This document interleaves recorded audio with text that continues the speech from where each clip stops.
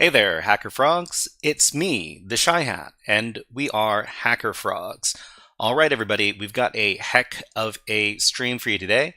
We've got three different topics as per usual for today's stream, and let's talk a little bit about what we're going to be doing today. So the first thing we're going to be doing is we're going to be doing HackerFrogs after school. So this is going to be the first session of network hacking. And this is a new little course that we're going to be doing for the next, something like maybe two months or so.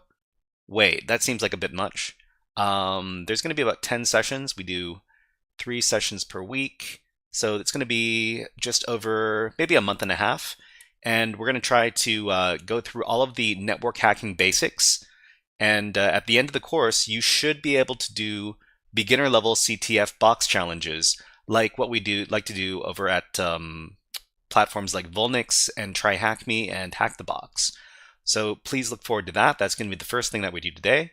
The second piece of content for today is we're going to be doing a walkthrough for all of the beginner levels of the Natas CTF. So the Natas CTF is a web app security challenge laboratories, and you can find them over at Natas Overthewire. Let's search for that. Okay, and a description of these particular war games is over here. So we're going to be going over the first few levels of the Natas CTF game, and we're going to be demonstrating how to solve them.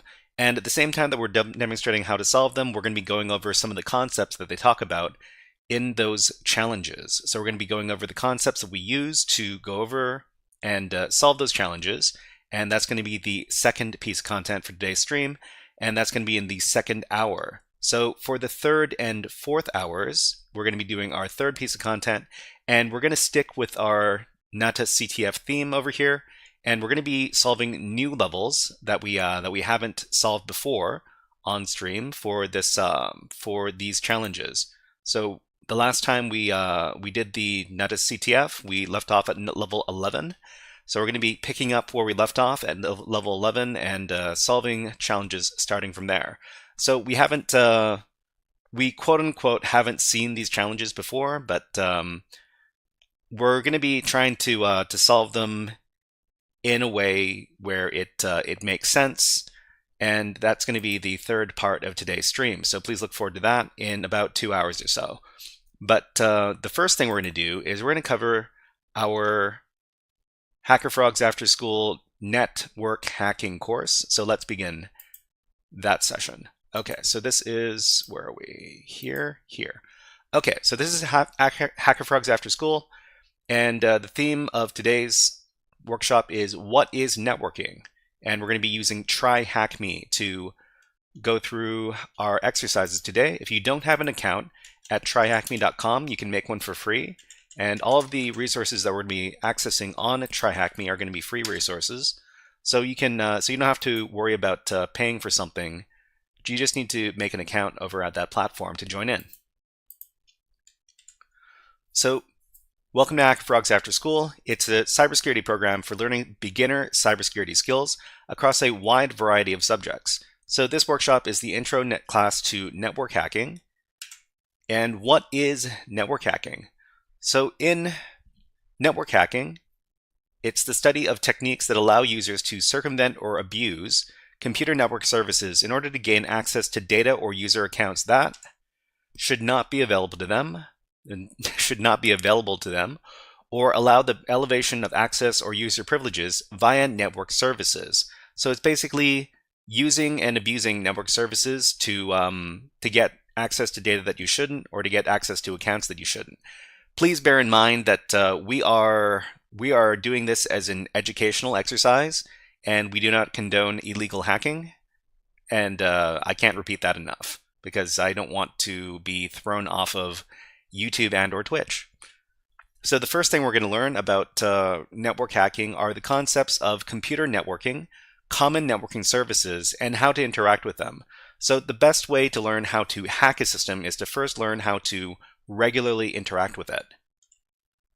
So we're going to be talking about CTF games and HackerFrogs after-school classes prefer to incorporate CTF games into classes for a more interactive experience. But what are CTFs? Cybersecurity Capture the Flag, that is the CTF in CTF, games are training exercises where the goal of the exercise is to capture the flag through use of cybersecurity skills. So you're going to use your technical skills to navigate through the exercise and to capture the flag. In this context, capture means to gain access to a file or other resource, and flag refers to a secret phrase or password. So the CTF platform we will be playing to learn network exploitation is called Tryhackme, which is a very popular and content-rich platform for learning cybersecurity skills across a wide variety of topics. So Tryhackme learning modules are called rooms, and they're split up across different topics, different difficulty levels, as well as free and subscriber-only content. So if you don't already have an account, you can register one at the following link. So that's going to be tryhackme.com/signup. Let me go ahead and grab this link. And let me make sure that this link still works, because sometimes websites change up links on us. Okay, so sign up leads to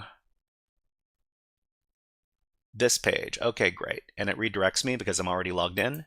That is also okay. All right.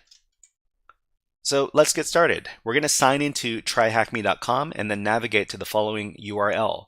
So sometimes we have to be creative in our use of which resources we use to learn about things. And today we're going to be going over the Tryhackme Christmas event room. So this is tryhackme.com room. Hack the planet! Hack the planet! Shut up and get in.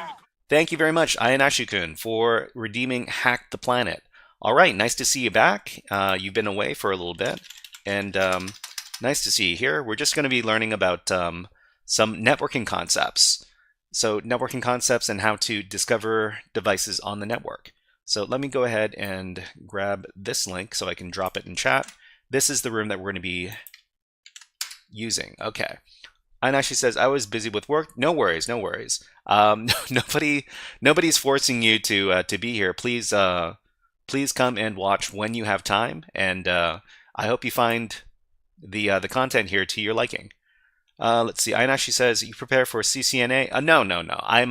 I'm not very interested in getting certificates. It's just that I'm trying to teach people how to do basic networking so that they can do CTF exercises like the ones on Hack the Box and Tryhackme. Okay, so once you've arrived at that room, we want to take a look at task number 10. So everybody, let's take a look.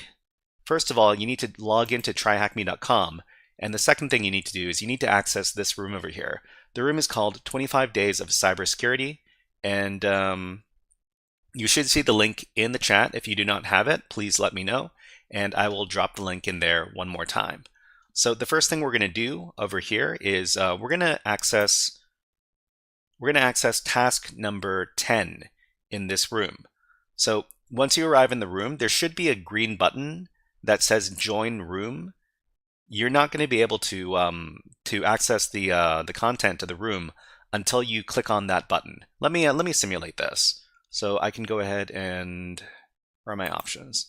Options, I'm going to leave the room, and then I'm going to come back so I can show everybody how to join the room. So that was 25 Days of Cybersecurity. Get that link. TG Artist is here. Nice to see you here, TG Artist. And why don't you have one of these Nyan cats?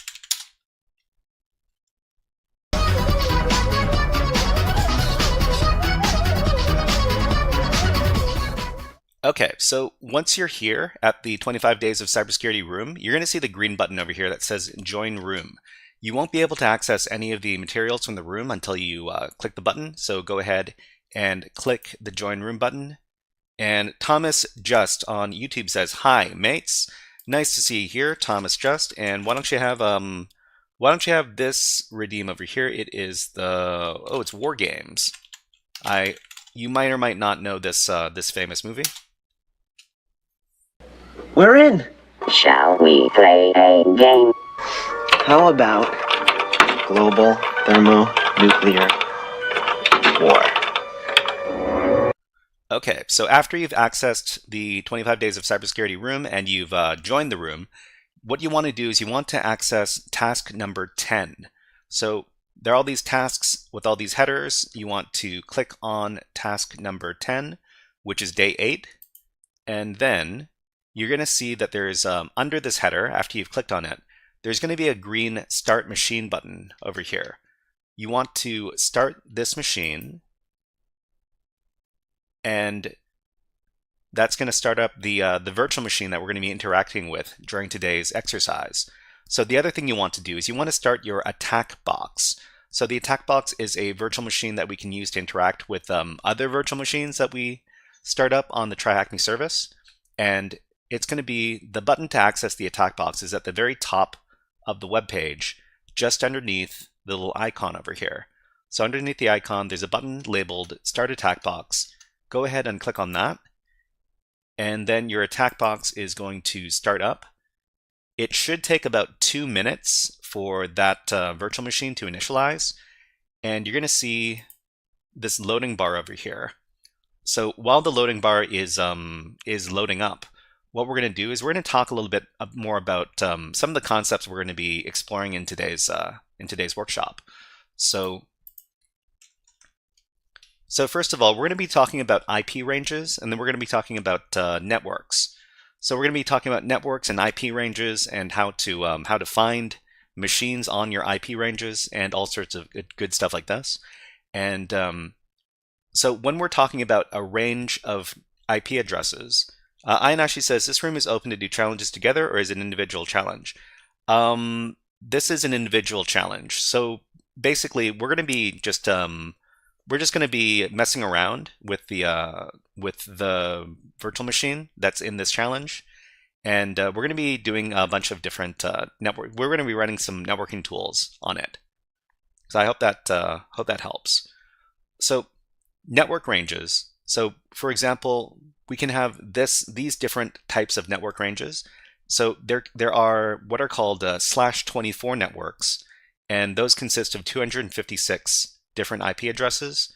There are /16 networks, and those consist of 65,536 IP addresses, and there are /8 networks. So there are also larger networks than this, but these are some of the typical network ranges that you're going to see when you're dealing with networking. Jedediah says, I'm really trying to get into InfoSec, but I always end up back in development.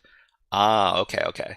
Well, I mean, I hope you can find some time to focus on security stuff if you're really interested in getting into security stuff. But I can see how you might get pulled back into development if that's your job, and I guess your passions will kind of guide your development towards one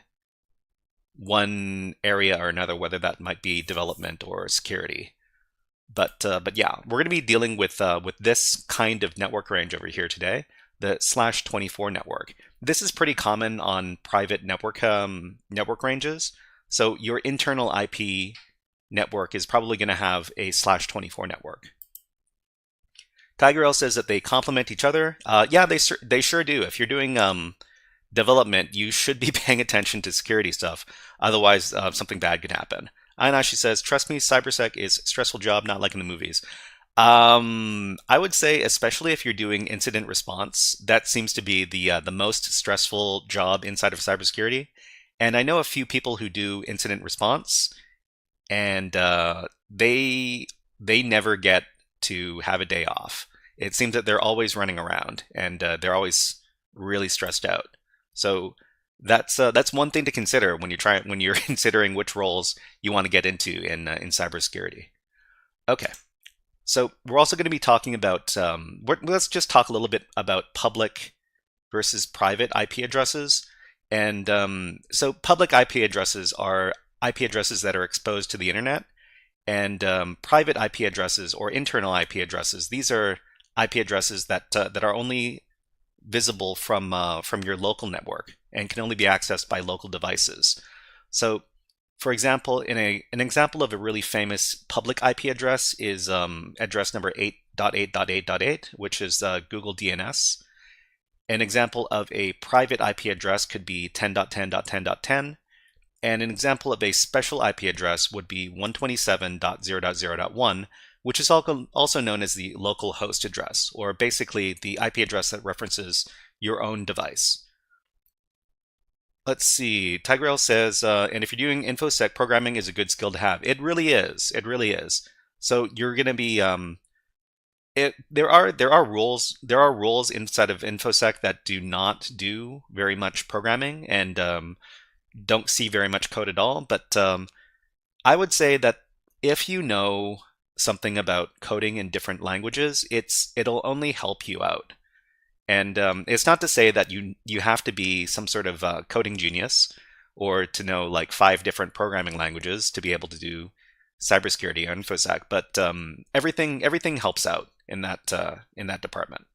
Ayanashi says red teaming and pen testing is a little bit more fun, but let's see, doesn't have as much freedom like most people think. The greater the expectations, the greater disappointments. Yeah, I would say that when you're doing pen testing, you're doing a lot of the same stuff over and over again, because you're going to be finding the same kind of vulnerabilities, and you're going to do the same kind of testing for over and over again for a lot of your clients. A lot of people think that that pen testing is really, really glamorous and that it's just nonstop rock star hacking. It's not exactly like that, but it is something that you can get better at, and it is something that it is something that is required. Okay, so we're talking about internal and external IP addresses. So just keep in mind that when we're doing these kind of cybersecurity exercises, we're never going to be dealing with public IP addresses. Well, for the most part, but we will be dealing with private IP ranges. So when you're talking about internal IP address ranges, you have to recognize the pattern, the common pattern for these IP address ranges. So these are the 3 most common IP address ranges. So there's the 10 dot network, there's the 172.16 network, and there's the 192.190.168 network. So basically, whenever you see an IP address that starts with these values, that's a pretty good indication that these are private or internal IP addresses. Shabala says, let's see, oh, emotes, great. Nice to see you here, Shabala, and let's give you a fun little redeem. How about we do another Hack the Planet? And thank you very much for following Denied Firewall. Thank you very much for following, and you are now HackerFrog. Okay, so these... Hack the planet! Hack the planet! Shut up and get in the... So these are private IP ranges, and if you ever do like a cybersecurity exercise and you're not dealing with a private IP address, then you should really pay attention, because there's probably a very good reason. Okay, so let's talk about this next topic after we access our machine. So over on Tryhackme, our attack box is now initialized, and what we want to do is we want to set up the machine so that it's a little bit easier to look at. So once our attack box is initialized, click into the terminal and then hit enter. That's going to dismiss that terminal message over there. The second thing we want to do is we want to click on this button in the middle of the screen at the bottom, and it's called View in Full Screen. So basically, go to the middle of the screen, go to the bottom, click on the button that says View in Full Screen. It looks like 2 arrows pointing away from each other. So when we click on it, you will see that the attack box interface, the desktop, is going to appear in full screen on your browser, and that's what we want, because we want our interface to be nice and big. Thomas just asks, do you need a university or other degree to work in InfoSec? You do not. You do not need there are degrees in cybersecurity. You do not need to have a degree in cybersecurity to work in cybersecurity, but I would say what you do need to know is you need to know which role you're aiming for to do in cybersecurity, because the training and the education to do a cybersecurity job is going to be very different depending on which job you're aiming for. And there are a lot of different jobs that you can get in cybersecurity. And let me, not to toot my own horn or anything, I've got a short little video that talks about the different jobs in cybersecurity on my YouTube channel. And it's not, I wouldn't say it's a very great video. I made it a long time ago. But let's see if I can look it up. The oldest video. It's one of the oldest videos on the channel. How do I get into cybersecurity? So you might want to take a look at the video and take a look at the different roles that I talk about in the video, and think about like which one do I want to aim for, and which one seems like it would be a good fit for my personality, my skill set, that kind of thing.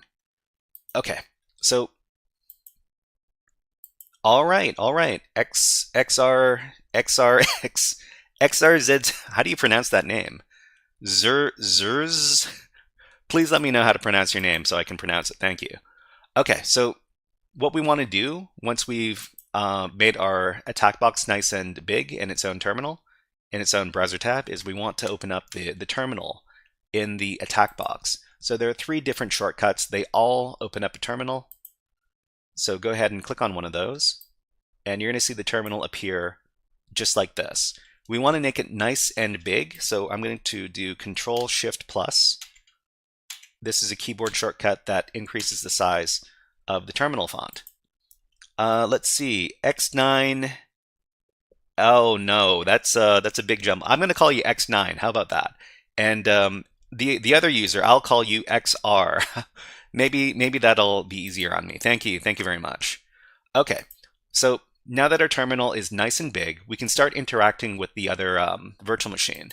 Okay, so we can go back and forth between our attack box terminal here and the Tryhackme website. So on the Tryhackme website, we can go ahead and close up this split view by going to the bottom of the screen. And then over to the left, there's a big minus symbol here, and it's labeled Exit Split View. You want to click on that. Okay.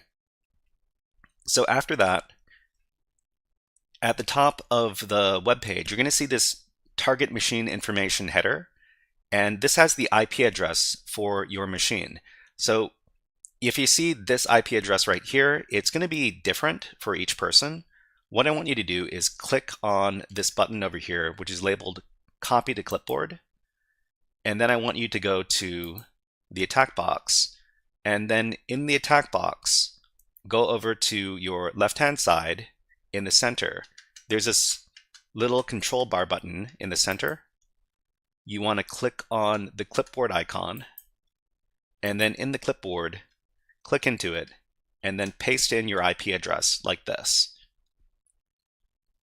After you've done that, close out the clipboard, then go over to your attack box terminal here, and then paste in your IP address. Remember, because you're dealing with Linux, you have to do Control, Shift, and V to paste it in, not just Control V. If you do Control V, it doesn't do anything. Another way you can paste it in is to right-click and select Paste. That's probably the easier way to do it if you're not used to using the keyboard shortcuts. So that's the IP address that we're dealing with. And what we want to do is we want to see if we can contact this machine. So in order to do that, we're going to use the ping command. So it's just going to be ping, whoops, that's pring. So ping-c for count, and then we're going to give a very small number like the number 4, and then the IP address like this. So what this command is going to do is it's going to ping out, which is a term that means just try to communicate with the device on this IP address. It's going to send 4 ping packets with this argument here, and we're going to see if we can communicate with the device. Okay, so we see that we received 64 bytes from the IP address, and it says 4 packets transmitted, 4 received, 0% packet loss. This means that we can communicate with the device. All right, so we should probably save this as some sort of variable. So over here, I think we can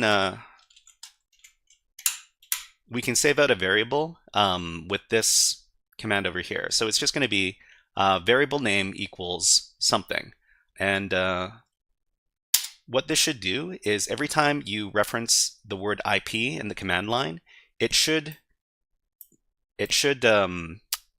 have the value of this IP address. So for example, if I do ping C4 and then IP like this, actually I think you need to do it like this, $IP. This lets the terminal know that you're referencing a variable. Okay, so this works. So every time we do $IP in the terminal now, it is now referencing the IP address that we specified over here. Okay? And anytime your terminal becomes a little bit too cluttered, you can always use the clear command. So just type clear and it'll bring you back up to the top. So just remember, when you want to clear up your screen, just type clear. Okay. All right, so let's talk a little bit more about how else we're going to be communicating with these devices. Over here. So we can do what is called a ping sweep on a network. So we're given the IP address over here of the machine that we're going to be communicating with.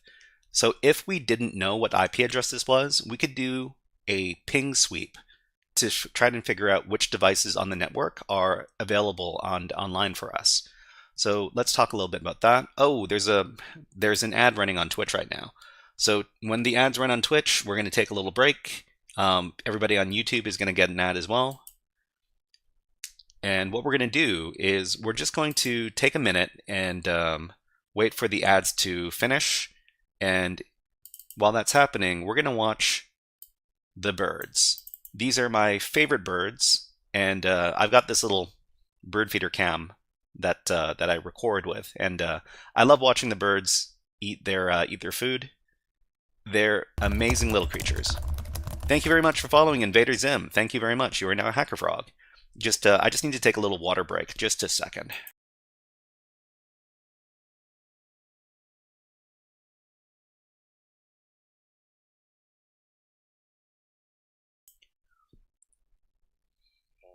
Okay, about 30 seconds of ads left, but enjoy the birds. These are Stellar's jays, if anybody was wondering. They're the blue jays of the West Coast. So if you have blue jays on the East Coast, and everybody knows what a blue jay looks like, they're those beautiful white and blue birds. These are the West Coast versions. They're black and blue. All right, so I think the ads are just about up. So let's put the birds away and continue. So we were talking a little bit earlier about about network address ranges, and we see here that the IP address range is 10.10.11.156. So this is the IP address, but we can see that the IP address is in this range right here. So it's 10.10.11. something. So there should be IP addresses that in anywhere from the 0 address to the 255 address in this range. What we can do is we can do a ping sweep to figure out which of these machines are online. So ping sweeping is the act of sending ping packets to each address on a network range for the purpose of determining which IP addresses are online. There are many different ways to do ping sweeping with different programs, including Netcat, Python, and even Bash scripting. But we're going to be using the nmap method. So we can use a program called nmap to do ping sweeping on a network range to figure out which machines are online. So Anna, she says, explain the difference for SYN and ACK. SYN is connect, I think, and ACK is acknowledge. Those are different flags for your TCP packets. But SYN is, what is SYN again? SYN is connect, ACK is acknowledge. or to acknowledge that you've received a previous packet, I think. But anyways, let's use the Nmap program to do a little bit of ping sweeping right now. So back on the attack box over here, we know that the IP address range for our machine is 10.10.11. So let's figure out which of these addresses are online. 10.10.11. So we're going to do nmap-sn, and it's going to be 10.10.11.0/24. Let's see. Ian actually says that's the handshake process. Denied Firewall says, the other day I saw you on stream. I want to build an InfoSec portfolio before and end high school. I can't find a format to guide me. Do hackers build with portfolios like web devs? I only have some GitHub with Python scripts. So Denied Firewall, I would say, so people who do cybersecurity also use GitHub, and one of the big things they use GitHub for is they do write-ups for previous cybersecurity CTFs exercises that they've solved. So basically, I've got a bunch of walkthroughs over here, and for each one of these walkthroughs, for example, over at let me grab one. So CryptoHack, I've got a bunch of Python scripts that I use to solve different cybersecurity CTF exercises. And this is what people in InfoSec do. They do a lot of write-ups, and they also, if they work on projects or tools that they also develop for solving different exercises, they also put that stuff on GitHub as well. So Tigrail says the SYN packets stand for synchronization. Okay, that's good to know. I need to remember that term. Thank you. And Severed Prince says, when you do ping sweeping, I would recommend using PN not to get your pings blocked. I thought that's an interesting point, Severed Prince. Sometimes you get so there's some servers that are configured to not respond to ping packets, and so here are the machines that are online on this network range. So we see that there's 21, 76, a bunch of different ones are online, and theoretically we could interface with any one of these devices on these network ranges. We're not going to, because well, those machines might be associated with other students, and we don't want to disrupt them. So we should only interface with the IP address that we're taking a look at over here. But we should know how to use to discover devices on the same network range. And in fact, let me teach you about a common command that we use to figure out some information about our own networking interface. So we can use the IP-A command, and this is the modern way to figure out your own networking configuration. So over here, when we do the IP-A command, we see that we get a lot of information about the different networking interfaces we have. So we've got 5 of them, 7 of them. We have a lot of them, and we've got, I think this is our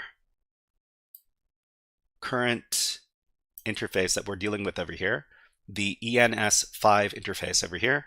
And we have an internet address. So our own IP address for our current machine is this one right here. It's 10.10.109.239. And you can see that this is a /16 network. So remember that /16 networks they're very large. They have 65,000 something hosts that could be on the network, which means that the potential number of devices that can be online on this network at the same time are pretty big. Severed Prince says -SS works by not completing the 3-way handshake. I'm pretty sure that the -SS flag is the default one on Nmap, and unless you specify some other type of scan, the -SS scan is the one that you're going to be doing. But thank you very much for the info, Severed Prince. Femyuki says, I was able to ping your attack. You were able to ping my attack box. I hope you don't hack my my attack box on stream. That would be embarrassing. Thomas just says you should put the GitHub link at the video description or channel info. Video description. Oh, you know what? Maybe. Let me think about that. Thank you very much for the suggestion, Thomas Just. Femyuki says, I don't have sufficient knowledge for that. Don't worry. Okay, I'm safe for now. Thank you. -SS is sin stealth. So okay. Let's talk a little bit more about some of the other functions that we can do with Nmap a little bit later. So the Nmap ping sweep syntax looks like this. It's nmap-sn for do not scan ports, and then the IP address range. So for example, in this screenshot, we're doing it on this /24 network, 192.168.10.0/24.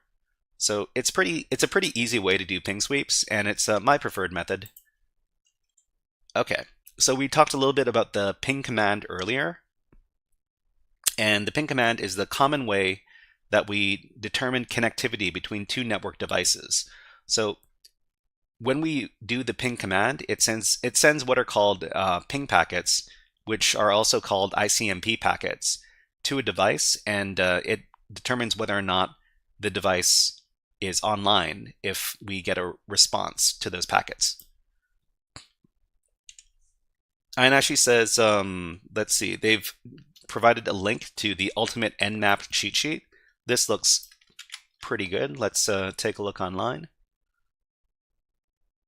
Over here. Okay, ultimate Nmap cheat sheet, great. So what is Nmap and why use it? So basically, if you're doing these kind of network CTFs where you're trying to get access to a machine and to hack it, you're pretty much going to use Nmap. There are a couple of alternative programs to Nmap, but Nmap is by far the most popular one still. And Nmap is a very, very old piece of software.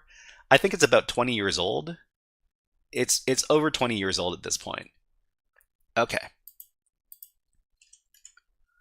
So Severed Prince says, I've got to go. Have a good day, everyone. By the way, hack the planet. Hey, good to see you here, Severed Prince. And here's a hack the planet just for you. Hack the planet! Hack the planet! Shut up and get in the... Hope you have a great day. All right, so the standard ping syntax for Linux is going to be ping and then the number of pings you want to send. In this case, it's 4, and then the IP address. So let's demonstrate this one more time over on Tryhackme. So we're going to ping C4 at the IP address. So remember, the only reason this works is because we created a variable inside of our terminal that corresponds to the IP address here. TG Artist says, I'm doing a junior pentester learning path and I'm on passive and active recon and doing the Nmap modules. Let's go. This is going to revise what I learned. Oh, great. Nice to see TG Artist. Yeah. Let's see. We're going to be going over a couple more things. Let's talk about actually using Nmap. Oh, this is talking about looking up your network info. So there are 2 commands that we can use to look up your own network info on your own on your computer, and this is the IP and ifconfig commands. So Tigreal says Nmap initial release was September 1997, which is 27 years ago. That makes everybody, well, it makes certain people feel very, very old. I know that Nmap was featured in the original Matrix movie, which everybody thought was really, really cool back in the day. And the original Matrix movie is also very, very old. I think it came out before the year 2000. It was it 1999? Or was it 2001? It was one of those. Okay. So it's either IP space A or ifconfig. These are both going to get you your networking information for your current machine. So we can do ifconfig, and this is also going to get you your networking information. So all of the information for your interfaces. So remember, the most important thing that you're going to get from this command is your own IP address. So in this case, this is the interface, ENS5. It's going to be different depending on your own setup, but it's going to be the name of interface like this, and it's going to be INET, and this is the IP address for your specific machine. 1998. Oh, wake up, Neo! It was back in 1998. Yup. Well, it has to be after Nmap came out, right? Anyways, so this is so that was the ifconfig command. The more modern command is the IPA command, and IPA will also get you your INET address like this. Okay. So the last thing we're going to be learning today is how to actually use Nmap to figure out what's on the network or what services are exposed. So you can also get similar info by using the older ifconfig command. And ifconfig is it's just easier to use because you only need to use the name of the command itself. You can get more information by using different flags and parameters, but most of the time you just need to type in ifconfig to get your information there. Femiyuki says, follow the white frog. Follow the HackerFrog. Yep. Okay. So the last thing we're going to be talking about is enumerating open ports with Nmap. So Nmap is a very common network security tool that can be used to determine which networking ports and services are open on remote servers. So when we're talking about remote servers, we mean that computers on the network that are not your computer. So remote means it is on the network, but not well, I guess remote. Well, okay. Remote can also reference computers that are on the internet as well. But remote server, you can just think of it as just not your computer. So another computer on the network. Okay, so Nmap has a lot of different options, flags and arguments that can be used with it. And if you wanted to figure out all of the different Nmap flags and variables and other alternate output, you can spend a lot of time messing around with that. But for now, we're going to go over a very typical method of using it, which is the way I use it. And thank you very much for following Grafritter. Grafritter. That sounds German. Is it German? I'm not too sure. But thank you for following on Twitch. You are now a HackerFrog. And let's go ahead and give you a Nyan Cat. There you go.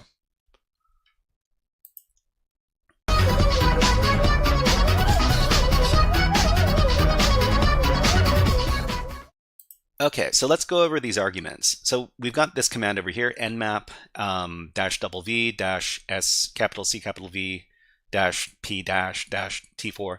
This might seem very, very intimidating to someone who has never used the program before. No, it's from Graffiti. Oh, Graffiti Writer. Okay, great. Good to know, thank you. Okay, so how do we make sense of this nmap command here? So the -v is going to produce very verbose output. So basically, this is going to let the scan give you information before the scan finishes. When you're doing very, very complex scans, the scans can take a long time to come back. If you use very verbose, then the program is going to give you the information as it gets it, which is very, very handy. The next part over here is -s capital C capital V. This is going to run common scripts on whatever services that Nmap discovers, and it's also going to give you versioning output. It's going to try to figure out which version of the service is running on any open ports.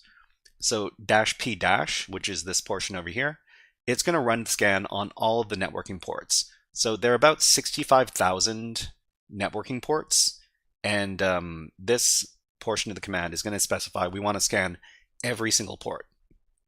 The last part of the command here is -t4, and this instructs Nmap to run with 4 threads, which is going to run very fast, but that's not the fastest. That's not the fastest setting on the program. But anyways, let's go ahead and try using Nmap. So down here in the attack box,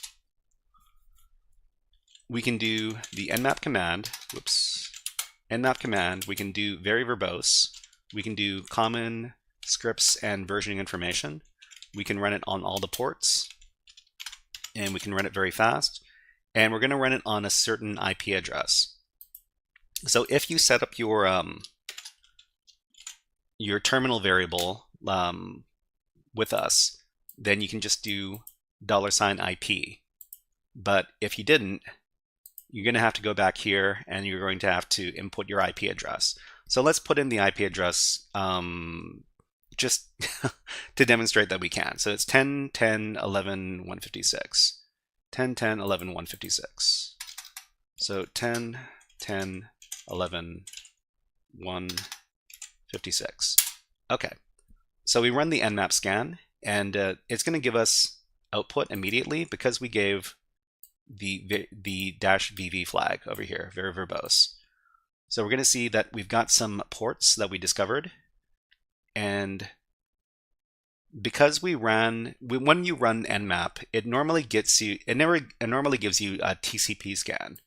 So TCP ports and TCP services are services that give you a response when you send packets to them. So the alternate to TCP, the TCP protocol, is the UDP protocol, which just gives you information and does not confirm whether or not you got that information. But TCP is slower but more accurate, and UDP is faster but much less accurate. Anyways, we've discovered 3 different ports, and we've discovered TCP port 3389, TCP 80, and TCP 2222. So here's the thing. Unless the TCP ports that come back to you are well-known ports, you're not going to be able to guess what is running on those ports. So Femyuki says user datagram protocol worst name. Well, you know, TCP stands for Transmission Control Protocol. So it's kind of not super intuitive either way. Anyways, after nmap finishes, it's going to give you a report on what it found. So on TCP port 80, and port 80 is a well-known port that usually houses the HTTP service. The HTTP service is basically a web page, an unencrypted web page. So this is basically the original form of internet web pages, and it usually runs on port 80. And here, because we gave the -V flag, it gives us versioning information as well. So this is running the Apache web server software with this version right here. It also tells us that it's running the Ubuntu version, and Ubuntu is a version of Linux, and that means that we can probably guess that the server is running Ubuntu as its operating system. So it's Linux Ubuntu. So this was port 80. We also have this report from port 2222, and this is reporting that it's running the SSH protocol. The SSH protocol is basically remote login, and this is not the standard port for SSH. The standard port for SSH is port 22, and this is something that that you can put any network service on any port. So your web page doesn't have to be on port 80. You can put it on port 1234 or 4567. It doesn't really matter, but it's much more convenient to put your services on well-known ports, just so that people are able to find it easily. Some people might think that hiding services on random port numbers is something you can do to keep your services safe from people discovering them. That's not the case. Thomas just says it's already 2:30 in the morning here. I should go to bed, but it's so interesting. So Thomas, you can come back and watch the you can watch this live stream after it's over. But if you need to go to bed, then by all means don't stay up on my account. But yeah, it's great seeing you here. And if you have any other questions, you can always leave comments in the YouTube chat or on one of my YouTube videos, and I'll try to get back to you. Okay? I'm very interested in talking to you if you want to talk more about learning cybersecurity stuff. Okay. But anyways, we were just talking about how you shouldn't be putting these services on non-standard ports as a way to hide them. That doesn't work, because we can always just run nmap and then discover what's on every port.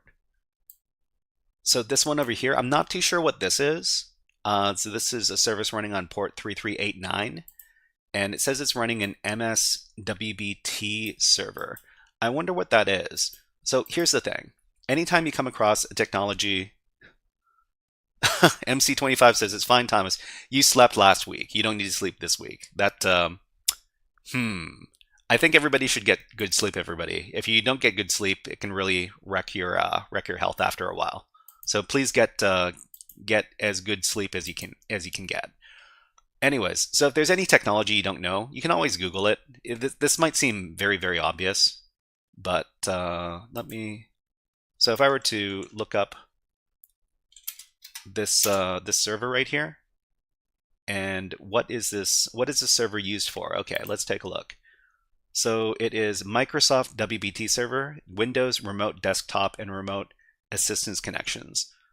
Why is this kind of service running on a Linux server? That's a little bit strange. But I don't think. Well, the good thing is we don't necessarily need to investigate this. We're just trying to figure out how to use nmap in today's lesson. All right. So Femyuki says -p- does it mean that nmap sent a SYN packet to all 660,000 ports? Yeah. That means it did try to communicate with all 65,000 ports. So it's actually, if you're on a very, very slow connection, sending packets to all 65,000 ports can be a little bit slow, but I think it is good to be thorough. If you run nmap without specifying which port you're going to scan, it's going to scan a number of very common ports, and for most of the time you're going to be able to get all the open ports on the system. But the thing is that when you're doing these CTF exercises, it's very often that you're going to come across some services running on ports that aren't used very often. So that's why we scan more than 1,000 ports when we do our nmap scans.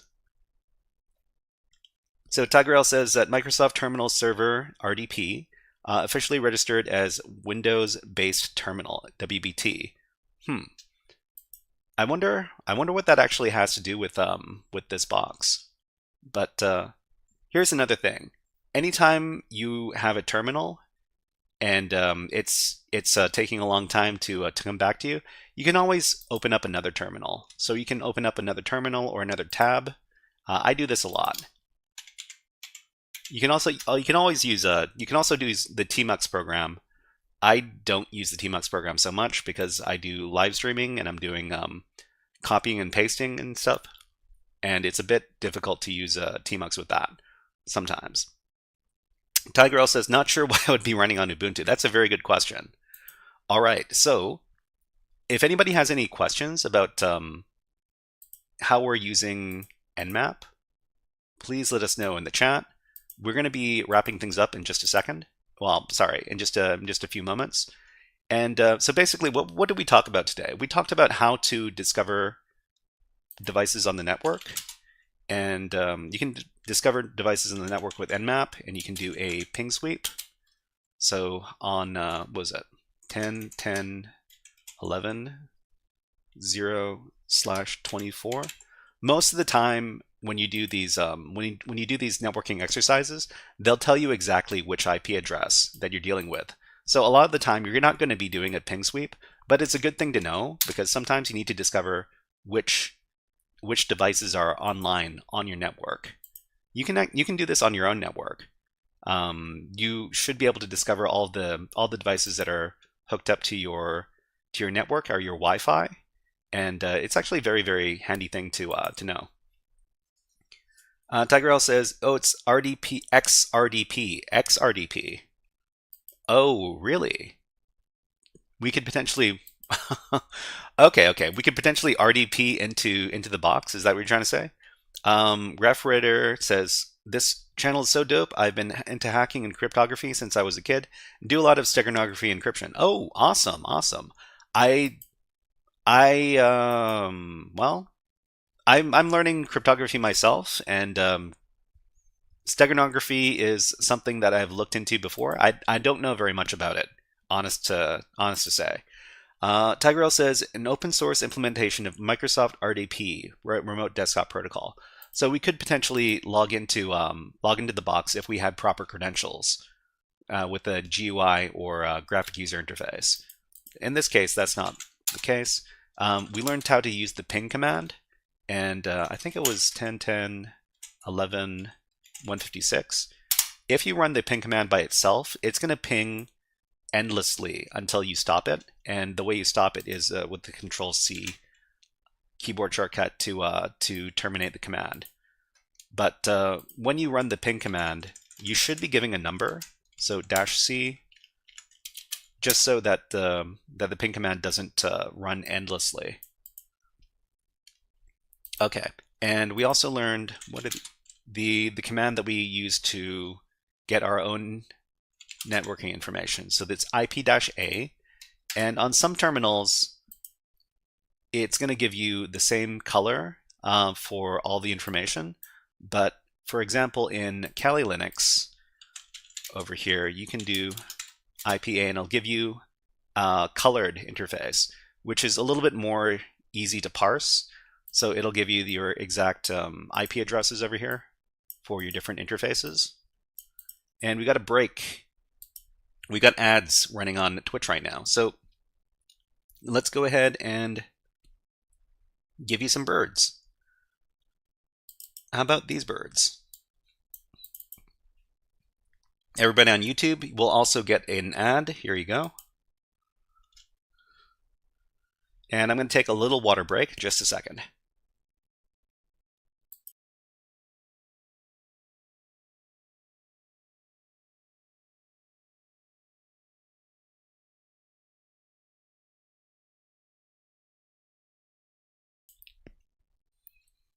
So anybody who's wondering what kind of bird this is a spotted towhee. It's a beautiful little bird, but it's also very, very shy.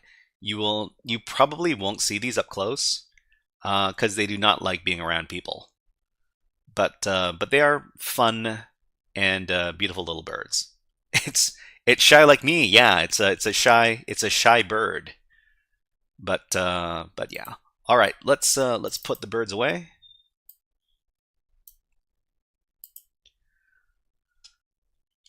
Okay, so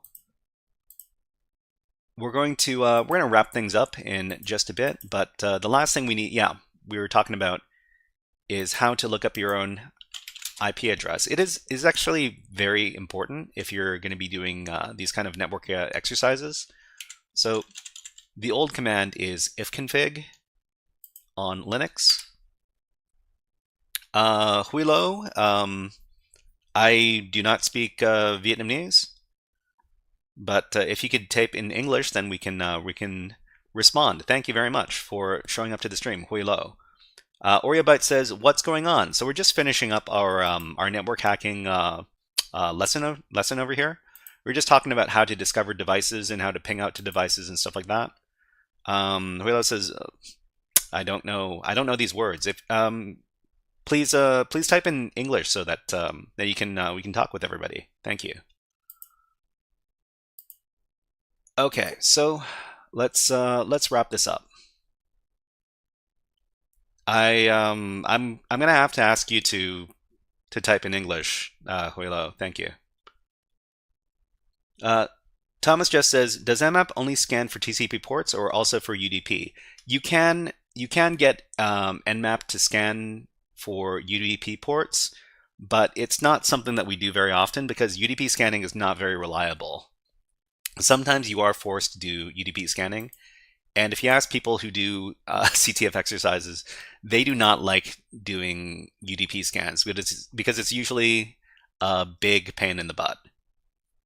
But anyways, let's wrap up our lesson.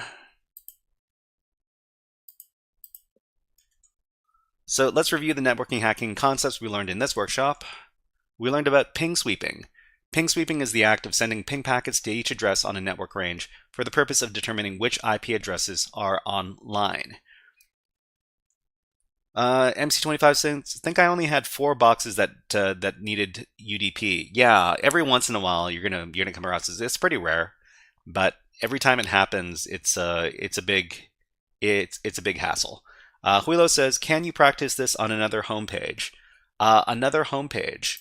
So we're using this room over here to learn about these concepts. You don't necessarily have to use this one, but you can use your own. In fact, if you wanted to do this for free on some other website, you could use JS Linux. And JS Linux is a I think it's a Java-based Linux terminal, and you can practice over here as well if you really wanted to. So there are some limitations to using JS Linux, but it is a fully functional Linux virtual machine, and I'll drop the link for that over here. There you go. So this takes a little bit of time to start up, but inside the JS Linux terminal, you can do all of your Linux stuff. You can do all the commands that we used over here. Whoops! We can run ifconfig, and we can get our networking information. I don't think this machine is internet capable, but you can also ping. Oh, why don't you try? We could try ping ourselves by doing this. Okay, it looks like something weird happens when you try pinging yourself. All right. Huilo says, I started studying with you. Thank you, thank you. Yeah, just you can watch. What are you? I'm system root. Thank you very much, Femyuki, for redeeming I'm root. Yeah, I am root. Who am I? I'm root. That's true. Okay, but yeah, Huilo, thank you very much for following over here. You can watch the live streams, you can watch the videos, and you know what my YouTube channel is. Okay, great. All right, let's finish up. So we did ping sweeping. We did the ping command, which we use to communicate with other devices. This is a very common command, and we figured out how to look up our own device information by using the IPA and the ifconfig commands. The last thing we learned about is how to use Nmap to scan for open ports on a remote server. Okay. So OreoByte says, seems like the machines do reach the internet. You mean over at JS Linux? Yeah, but I think that the connection is very, very slow. So we could try reaching out to 8888, for example. It's kind of spotty. Sometimes it is able to interface with the internet. Sometimes it's not. And I'm pretty sure that the creators of this JS Linux box don't want people to do too much internet stuff with these machines. JS Linux is just DigitalOcean, it seems like. Sometimes you can use JS Linux to communicate with the internet, but other times it's just it just doesn't connect. It's not very reliable. Okay. So what's next? In the next HackerFrogs After School Network Hacking Workshop, we're going to be learning how to interact with a few common networking services, which include the SMB service, the FTP service, and the Telnet service. So that's going to be next time. It is going to be on Friday, and please look forward to that. But until next time, HackerFrogs out. Not really. Okay, we're just going over to the next part of today's stream. So what are we going to be talking about in the next part of today's stream? We're going to be talking about Over-the-Wire Natas. if anybody's interested, the Natas game over at overthewire.com. This is what is called a CTF wargame. Wargame is basically a CTF that is online and consists of multiple levels that you can go through. So before we start, this is stuff that we went through last week. So if we're going to work through these levels, and this is going to be a demonstration. If you watched me do this last week, it might seem like stuff that you've all seen before. I'll try to explain. I'll try to do a lot of explanation. And Huilo says, "Excuse me, could you speak slowly for me?" I think so. If you were watching on YouTube, you can slow down the live stream. So if you go to let me demonstrate. Okay, so this is the live stream here.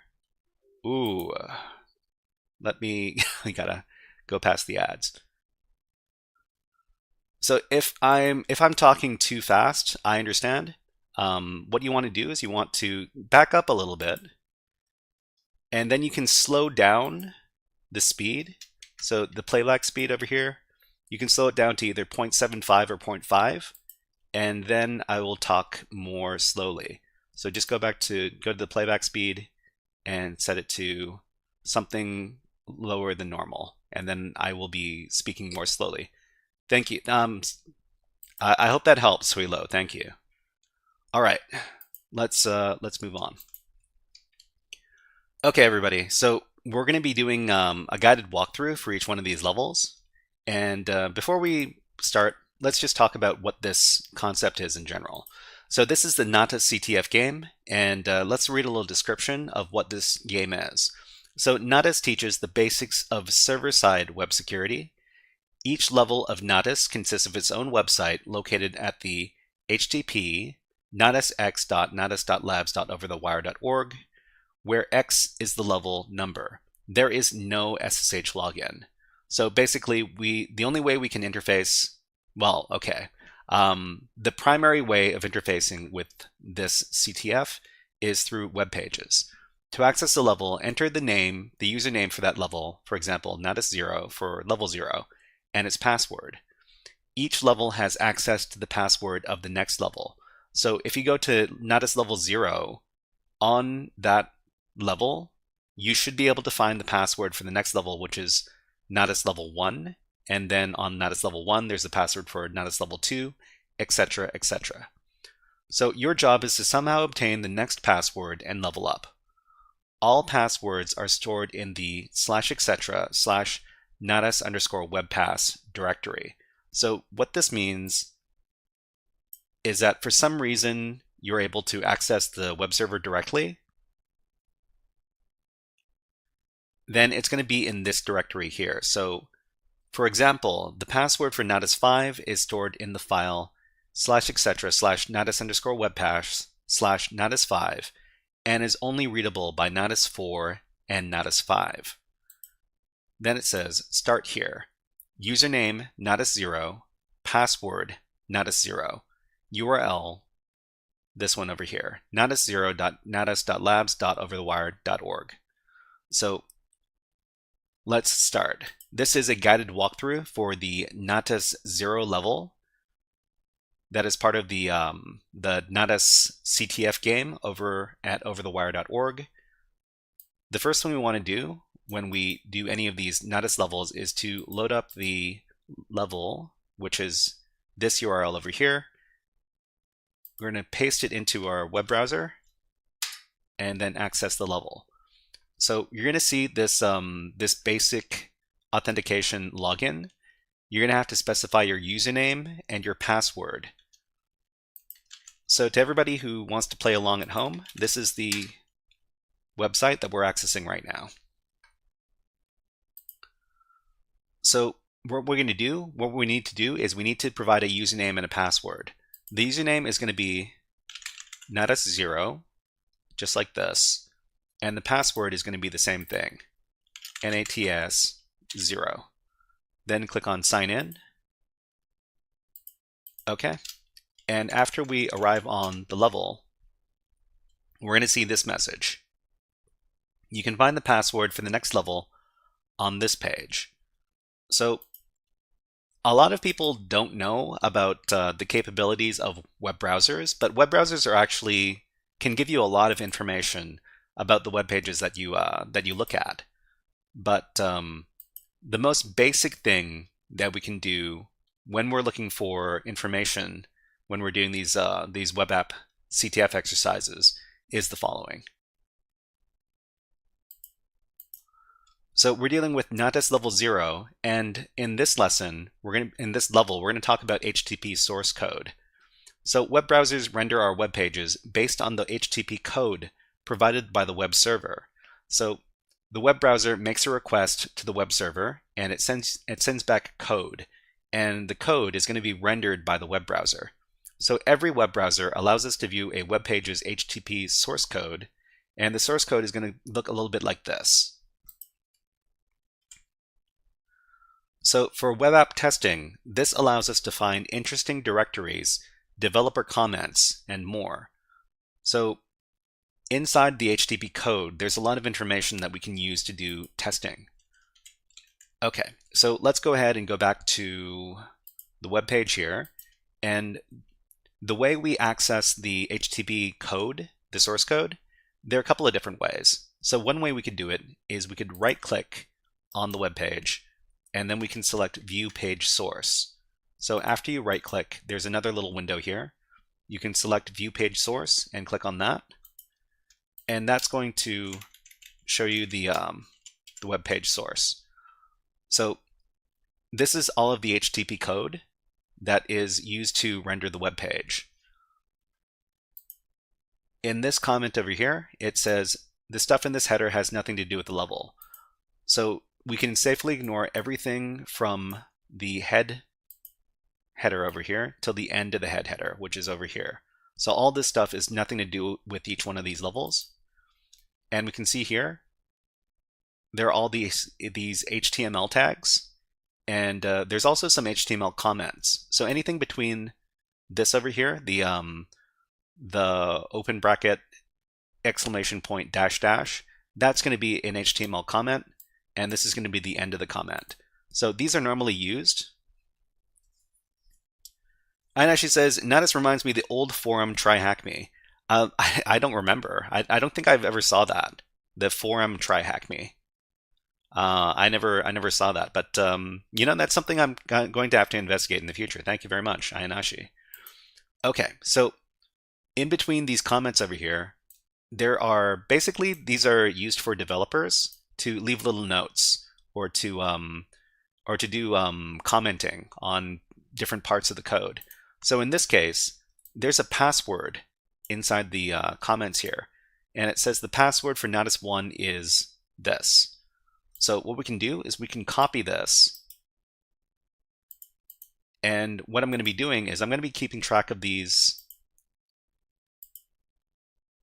I'm going to be keeping track of these passwords in my walkthrough file over here. Whoops. So for each one of these levels, I'm going to create a little entry in GitHub, and I'm going to keep track of the username, the password, and what web vulnerability we found on here. So on this page, we found the web vulnerability sensitive data disclosure in app HTTP source code. So the way we solve this is we either use the keyboard shortcut to view the HTTP source code, or we can do the right-click method instead. Huilo asks, how can it reveal the password or really? So this is a game.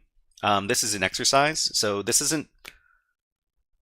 I'm not going to say that it's not possible to find real vulnerabilities or real sensitive information inside of these HTTP comments. Sometimes there is, but these days it's not very common to find this kind of vulnerability. It's just that this is the first level for a game, so the beginning levels are going to be very, very easy. Okay, so that was a guided walkthrough for Natas Level 0. Everybody, if you found this guided walkthrough useful, please click on the like and subscribe buttons on the video and leave a comment underneath the video. But until next time, HackerFrogs out. Okay, we're not ending. We're not ending. I'm just recording my YouTube videos. So when I do YouTube videos, I have to say HackerFrogs out. I have to say like and subscribe, all that good stuff. Ian actually says Tryhackme was an old forum with challenges inside. Try to hack. Interesting. Try to hack forum.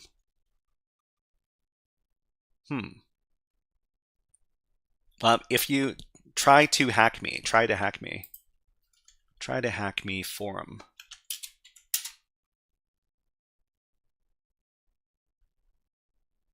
I guess Thomas just says I was about to go. No, you don't need to go. We're gonna keep on going. All right, so I'm gonna do my YouTube intro for the next level, and then we will continue on. All right, everybody, this is a guided walkthrough for the Natas Level 1 CTF. That level on. Sorry, let me do that one more time. Take 2. Okay, everybody, this is a guided walkthrough for the Natas Level 1. This is a CTF lab from overthewire.org, and let us continue. Okay, so everybody, for each time we want to access the next level of Natas, all we need to do is we need to go up to the top of the web browser and adjust the number. So Natas 1 is the level for the next level. So we can go ahead and manually navigate to that page. It's going to ask us for a username and password once again. So the username is going to be Natas1 because this is the Natas 1 level, and the password is going to be the password that we got from the last level. So we're going to paste in the password. Remember, you need to keep track of your passwords on your own. I'm keeping track of my passwords over here. Let's see. I'm keeping track of my passwords over here in my GitHub. But if you want to play the game, you need to keep track of your passwords for each one of these levels on your own. Okay, let's go back. So Natas1, password is going to be this. Paste it in, click on sign in. And this is the content of the level. Whoops. Okay. Tigrail says, actually leaving a password in the HTML code might be done when developing a website. Yeah, so Tigrail brings up a good point. So when you're developing a website, you might want to leave comments for either yourself or their developers. And these could include sensitive information like passwords or credentials for other services. But you would expect that by the time the application goes to production, that everything would be cleaned up. But the thing is that sometimes this doesn't happen, and that's actually a really big problem sometimes. Okay, but yeah, thank you for bringing that up, Tigrail. I really appreciate that. Okay, so what does it say on Natas Level 1? It says here, you can find the password for the next level on this page, but right-clicking has been blocked. So if you remember from the last level, we did the right-click method to try to access the HTTP source code. But when we try to right-click, we get a message over here that says right-clicking has been blocked. Okay, so here's the thing. If we know one method to do something, there could be another method to do it. And we have to think laterally. Every time we're blocked, every time a hacker comes across a wall, the hacker either figures out a way to get through the wall or figures out a way to get around the wall. Let's talk a little bit more about this. So we're talking about lateral problem solving on Natas Level 1. So the quote here is, when hackers encounter a locked door, they look for an open window. So we can look at web app security in terms of checking which doors and windows are locked and which can be opened.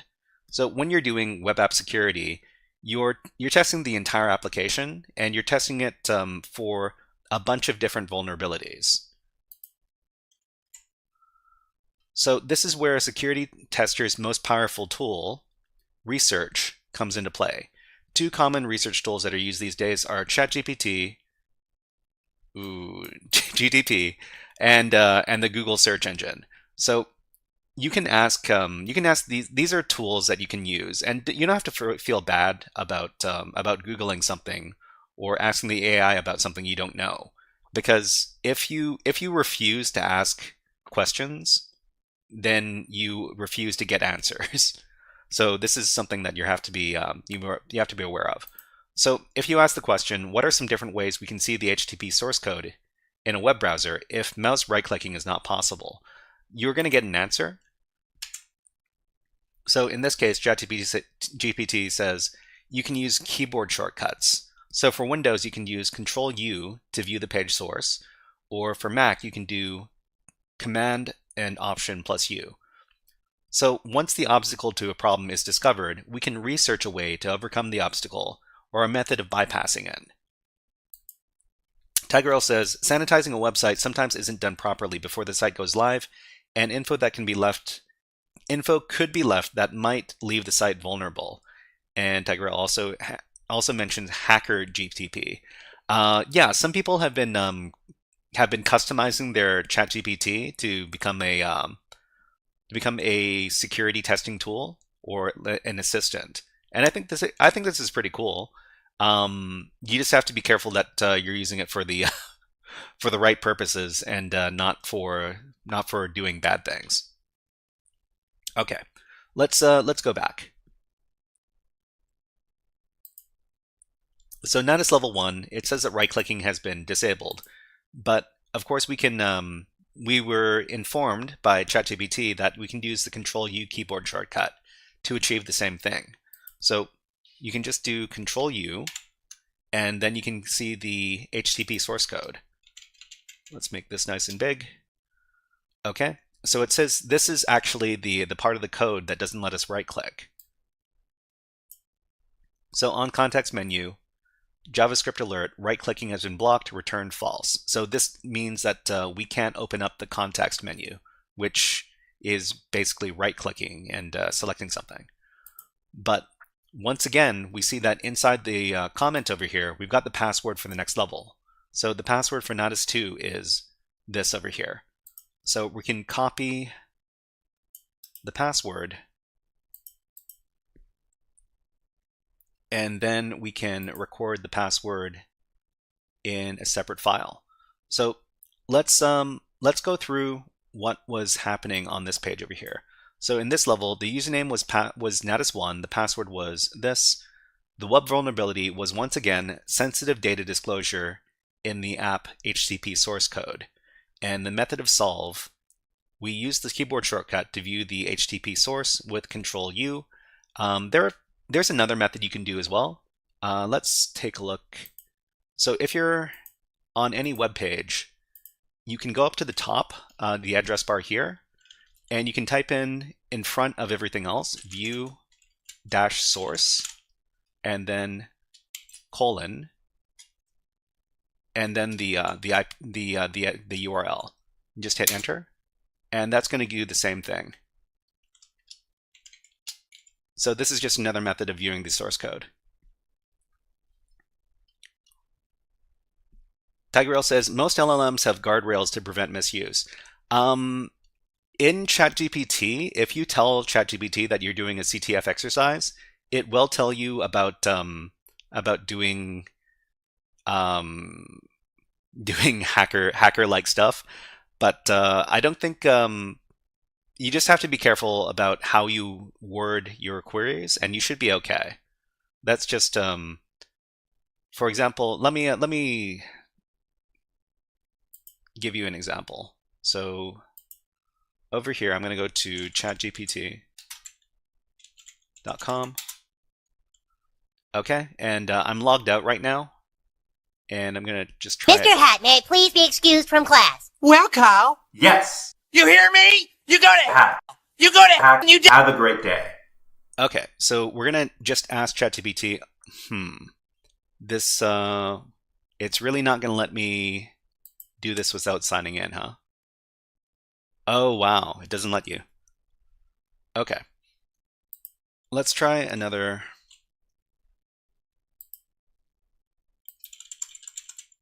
It's going to redirect me. Oh, man. Okay. It's boring to use, says Huilo. Well, ChatGPT, sometimes it can be rather boring. Okay, let's finish off the level. All right, so everybody, that was a guided walkthrough for the Natas 1 level from overthewire.com. It is part of the Natas series of web app security challenges. If you enjoyed this guided walkthrough, please click on the like and subscribe buttons on the video and leave a comment underneath the video. But until next time, HackerFrogs out.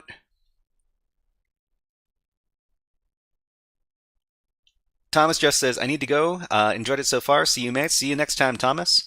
And how about you have one last Hack the Planet for the road? Hack the planet! Hack the planet! Shut up and get in. Okay, so let's go ahead and go to the next level. Okay, everybody, this is a guided walkthrough for the Natas 2 level from overthewire.org. This is a web app security challenge, and what we need to do is we need to access the Natas 2 webpage. So what we're going to do is go up to the top of the address bar here. We're going to replace Natas 1 with Natas 2, and then hit enter, and then we're going to access Natas 2. So make sure that it says Natas 2. The site is asking you to log in. You need to supply a username and a password. So the username is going to be Natas 2. And the password is going to be the password from the previous level. So remember that we need to keep track of our usernames and passwords. So I'm keeping track of my passwords and my usernames over here. But you need to keep track of your own usernames and passwords to do this to do these exercises. All right, we've got an ad running on Twitch. So while the ads are running, we're going to take a break. And people on YouTube also get an ad. And let's try this video over here. Oh, that's a pretty bird. Okay, let me have a little drink, and I'll be back in just a second.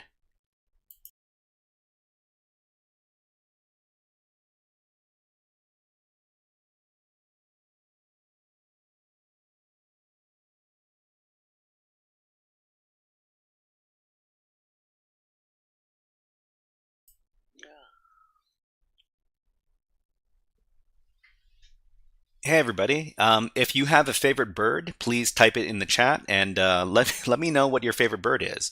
It doesn't necessarily have to be a bird that's indigenous to your area.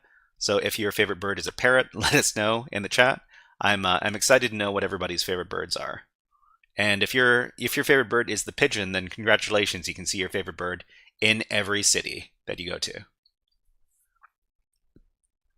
All right, let's put the birds away. And let's continue our hacking journey.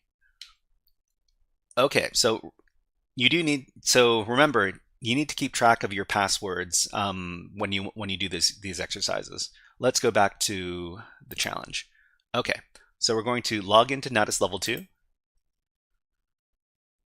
Huilo says, I have a bird like that too. Oh, are you talking about the sparrow? Because sparrows are sparrows are everywhere. Let's see.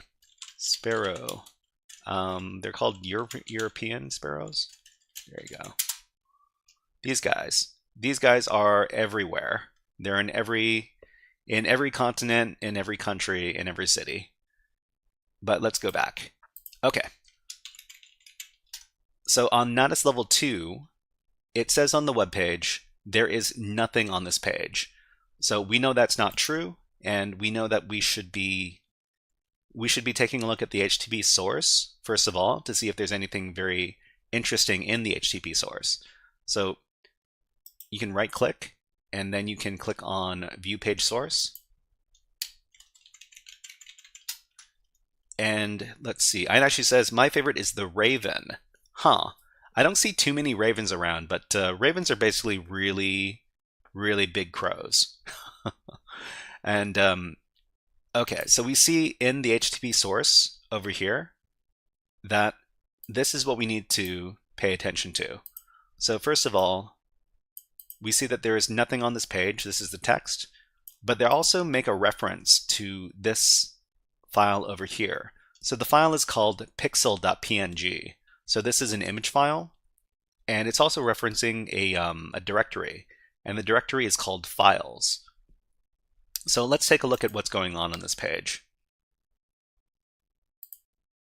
Oops, over here. So in Natas level 2, what we're talking about is directory indexing.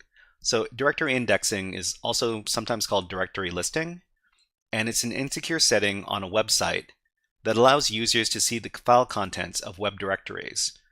Although it's quite rare to encounter this issue on modern websites, it's still very common to find it on older websites. So one thing that people get wrong is that they think that websites are now secure because the technologies we use to create websites are more secure than they used to be. The problem is that a lot of websites on the internet were created a long time ago. And if they were created a long time ago, the likelihood of those websites, those old websites, having security problems is very, very high. And directory indexing, it used to be a problem on a lot of old websites. So if you come across an old website, you're probably going to come across some directory listing. So if directory indexing is enabled, and a malicious user is able to discover different directory paths on the website, either through guessing, HTML source analysis, or directory busting,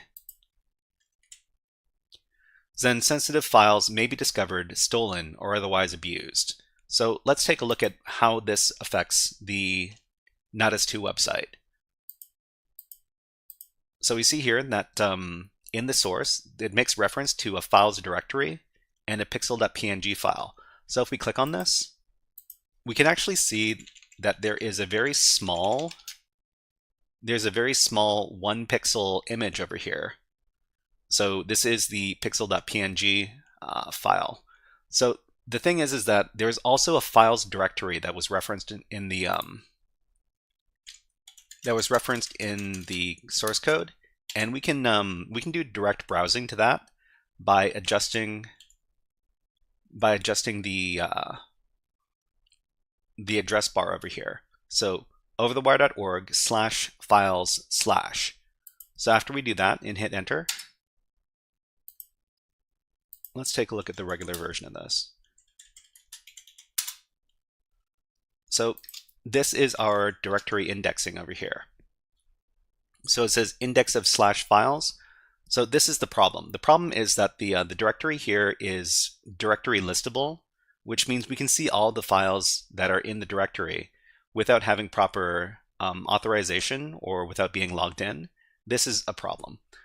So in addition to the pixel.png file in the directory, we also see that there's a users.txt file in here. And when we access it, we're going to see that there are a bunch of credentials in here. So we've got credentials in the format of username : password. So we've got Alice dash semicolon, sorry, colon, this password, Bob, Charlie.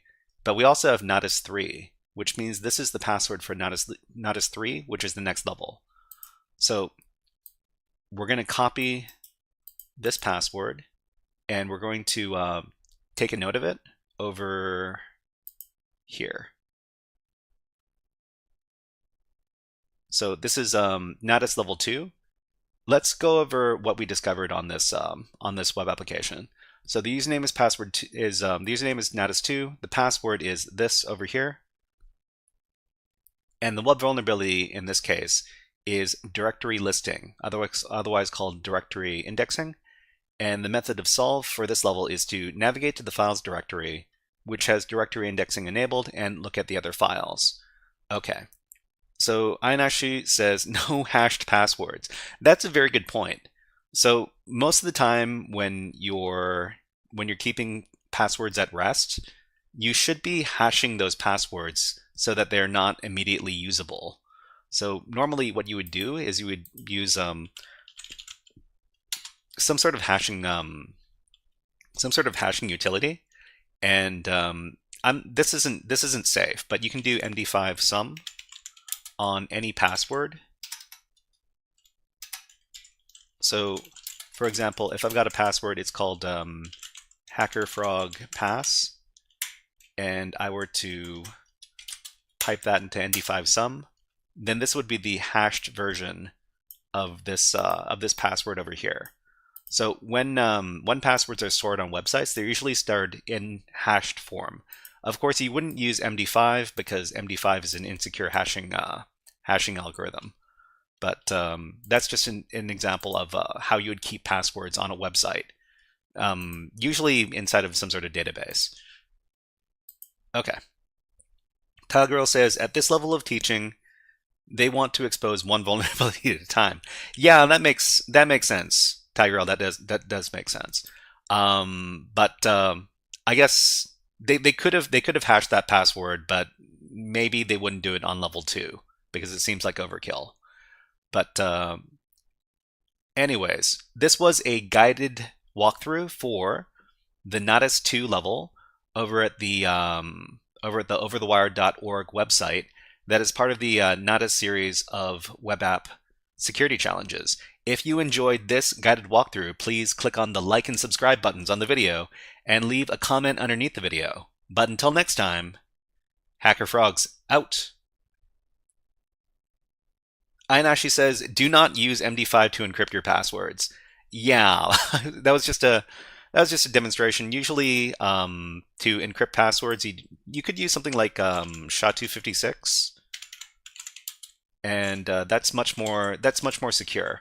So let's see, what does it look like in SHA-256? I think it's still like some sort of hex string, but it's a longer hex string. Okay. SHA-256 is also not secure. I thought SHA-256 was secure. I guess I'm behind the times. I use SHA-256 in prime number encryption. Okay. To 2048. I wonder what is SHA-1 more secure than 256? I don't know very much about hashing algorithms.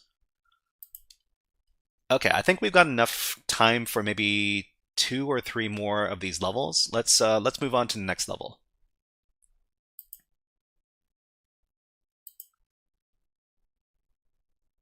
Okay, so let's go over here. Okay, everybody, this is a guided walkthrough for the Natas 3 level over at overthewire.org. The first thing we want to do to access Natas level 3 is we need to adjust the level number in the URL address bar over here. We change the number 2 to the number 3, and then we manually navigate to the page. It's going to ask us for a username and a password. Remember, this is Natas level 3, so the username is Natas 3. And the password is going to be the password you got from the last level. Once you've done that, click on Sign In.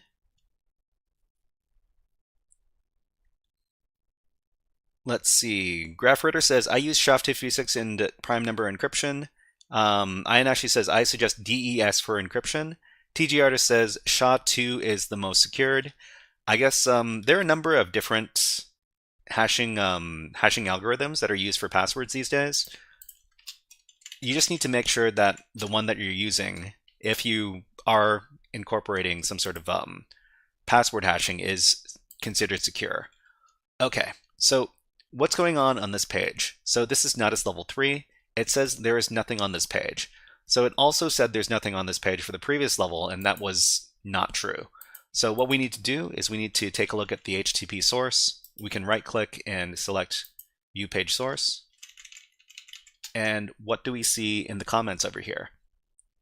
So in the comments over here, it says no more information leaks. Not even Google will find it this time. So here's the thing. The comment here refers to Google finding information on the website, and what they're talking about are search engine robots. Search engine robots are programs that are designed to go to websites and map out their contents. Let's talk a little bit more about this. So before we do that, let's talk a little bit about HTTP requests. So HTTP is the backbone of the internet, and all web browsers receive web page contents by sending HTTP requests to web servers. In return, the web servers send the web browser an HTTP response, which is rendered by the browser and presented to the user. So each HTTP request is made with a specific HTTP method, sometimes called an HTTP verb, which tells the web server what kind of interaction you want from it. So the most common HTTP method is the get method, which gets web pages. Most common of HTTP method is the get method, which retrieves the contents of web pages. Okay. And the web server will always return an HTTP status code with its response. So this is something that you don't see in the web browser because this is information that the user probably doesn't want to see. So it sends an HTTP status code with its response in the form of a 3-digit number. Any code in the 2XX range is considered a successful response. So let's, with that out of the way, with that educational little nugget out of the way, let's talk about Natas level 3. We're talking about the robots.txt file. Okay, I need to have a drink of water just a second.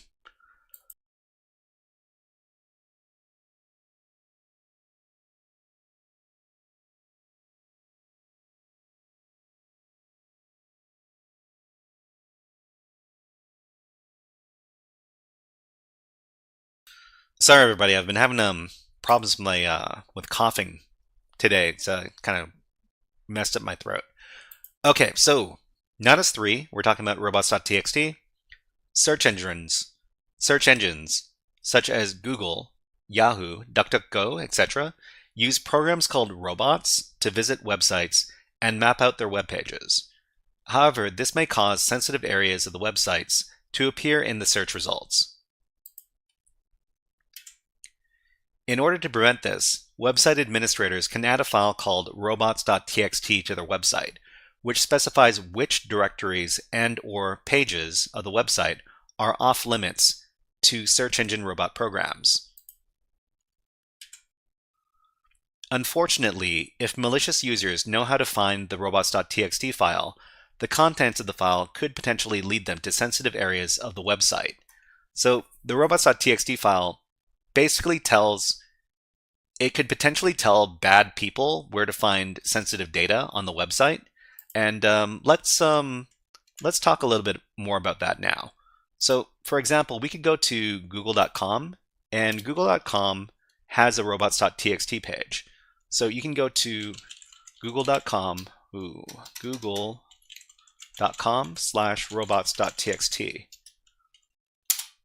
So when you access google.com/robots.txt, you're going to see all the directories that Google allows and disallows for search engine robots. So it's going to allow these directories here. It's not going to allow these sections to be indexed. And it's basically a long list of different endpoints that can and cannot be accessed by these search engine robots. So this is the case in Natas level 3. So in the comment it says not even Google will find it this time. This means we're going to be taking a look at the robots.txt file.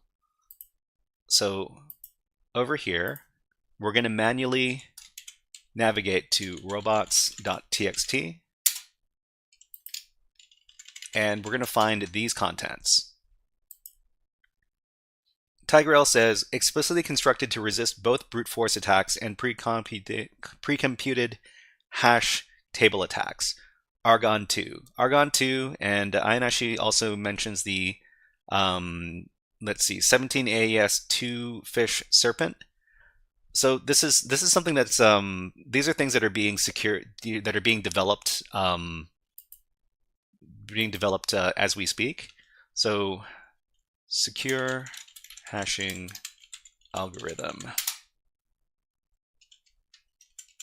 Oh, secure hashing algorithm is the name of the SHA hash. Okay, that's interesting.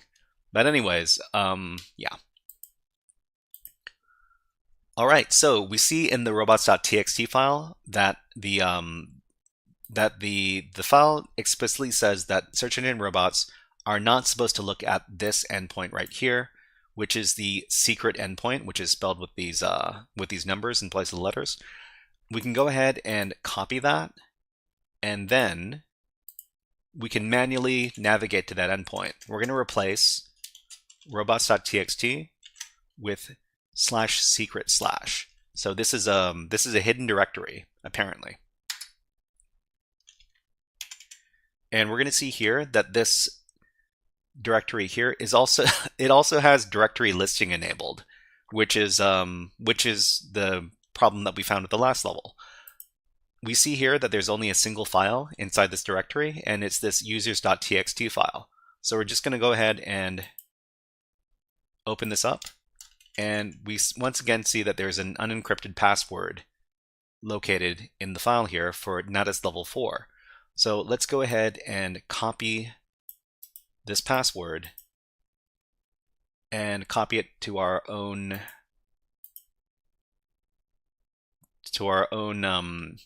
notes over here. All right, so everybody, that was Natas level 3. Let's do a little review of what we looked at on this level. So the username for the level was Natas level 3. The password was this. The web vulnerability that we discovered was the robots.txt file points to a directory with sensitive information. And the method of solve for this level was access robots.txt, then navigate to the directory indicated and read the users.txt file. Okay, so everybody, that was a guided walkthrough for the Natas 3 level from the Natas series of web app vulnerability challenges hosted over at overthewire.org. If you enjoyed this guided walkthrough, please click on the like and subscribe buttons on the video and leave a comment underneath the video. But until next time, HackerFrogs out. Okay, so let's see. Sigma says, is there a Discord? Let's see. I know she says maybe in the future. So yeah, I've been meaning to create a Discord for this for the HackerFrogs community. It's probably going to take a few months before I feel okay about creating the Discord server, because I want to create more content on the YouTube channel before I do that. But for right now, we do have a Reddit. So we've got Reddit r HackerFrogs, and on that subreddit over there, there's a weekly schedule. So if you're wondering when we're streaming, you can always find the schedule over there. It talks about what the different topics we're going to be covering on each one of our live streams. We stream 3 times a week on Mondays, Wednesdays, and Fridays. Okay, I think we've got time for one more of these levels. Let me copy the password for Natas level 4. All right. Hold on. Too many tabs. Covering Natas level 4.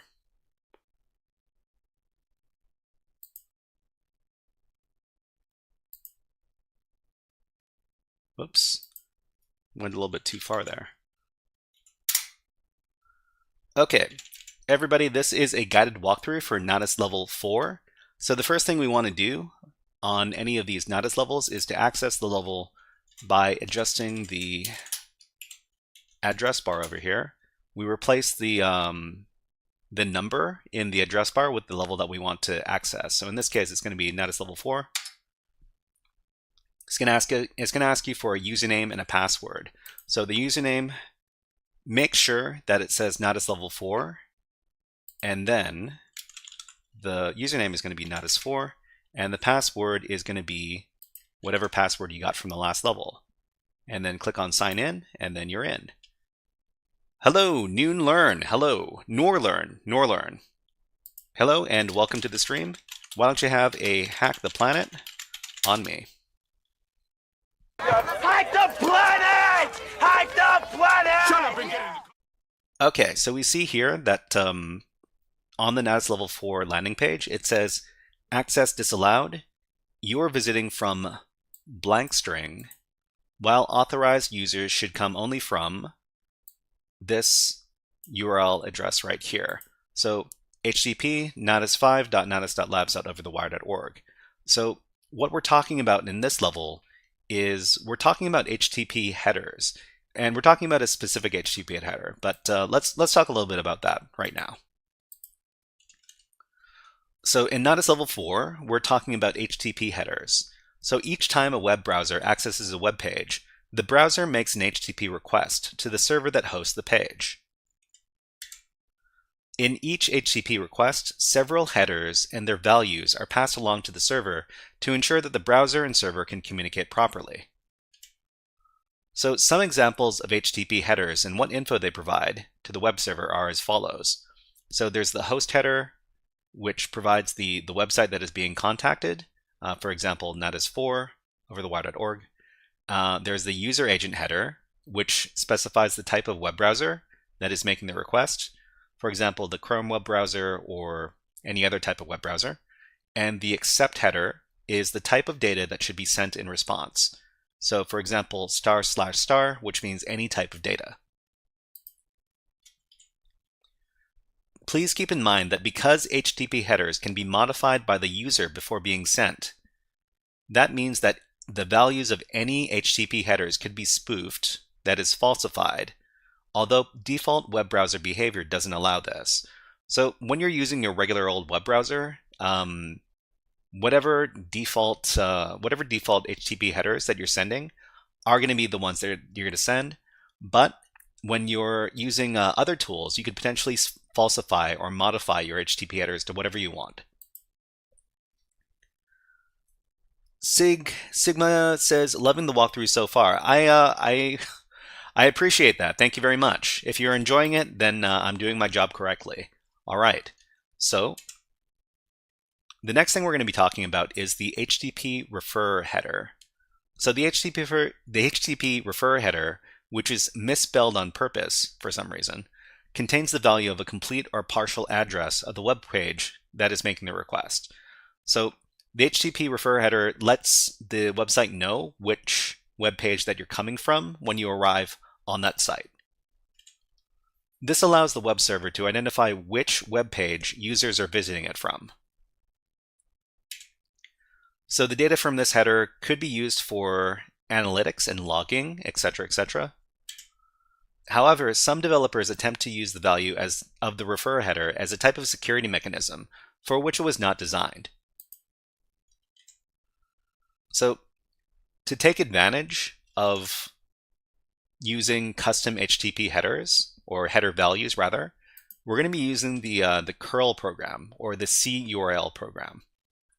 So the curl program is a command line interface, or that is CLI app, that is common to all major computer operating systems. So if you're using any regular desktop computer, so if you're using Linux, or if you're using Mac, or if you're using Windows, you will have the curl program installed on your computer. So let's go over to some terminal, and we could curl, and we can curl google.com. So what this does, oh, the document is moved. It goes to here. Okay, let's go to google.com using curl.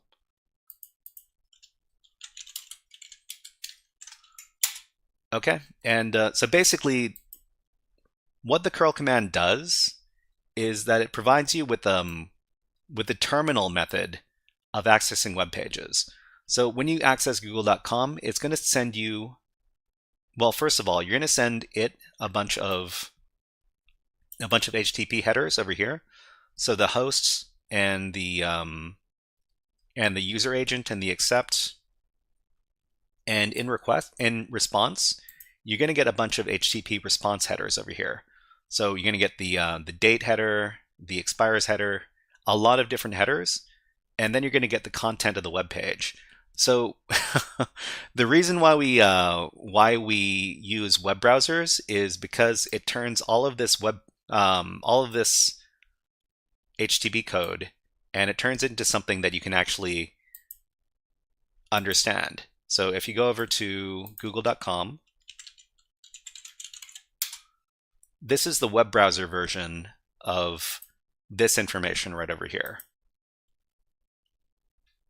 Sigma says, where can we access the documents you're reading from? Is this part of a course? So this is this isn't necessarily a course. This is I'm doing a guided walkthrough for some of these hacking challenges over here.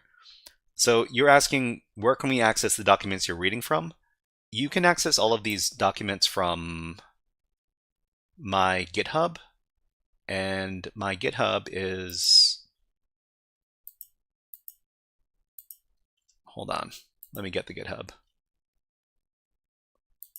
So for example, the stuff that I'm looking at right here is in this directory, and if you wanted to, you can take a look in the GitHub repository over here.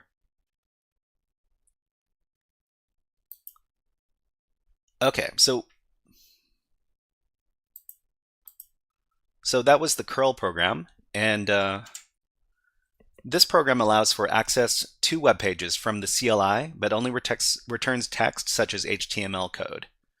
So this is the thing. Curl can be used to...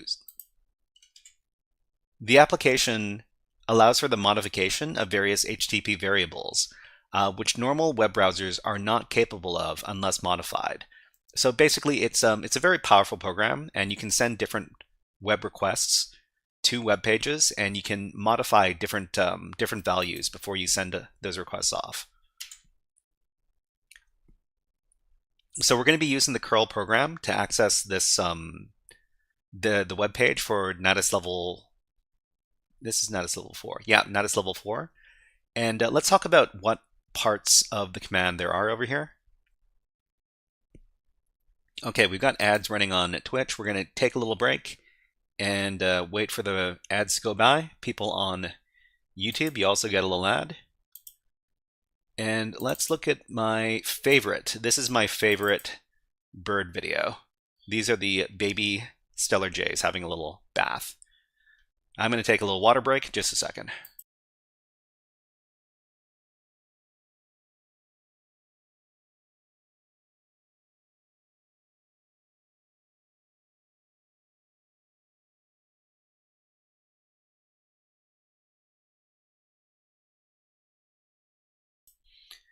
Ian Ashley says curl and wget are the best. Meow meow. Okay, curl, wget, and cat. Swiss Army. Yeah, these are very common networking tools, and I use these pretty consistently, especially when you're doing web app security hacking. All right, so birds are almost finished taking their bath, and we'll be going back to the lesson in about 10 seconds or so.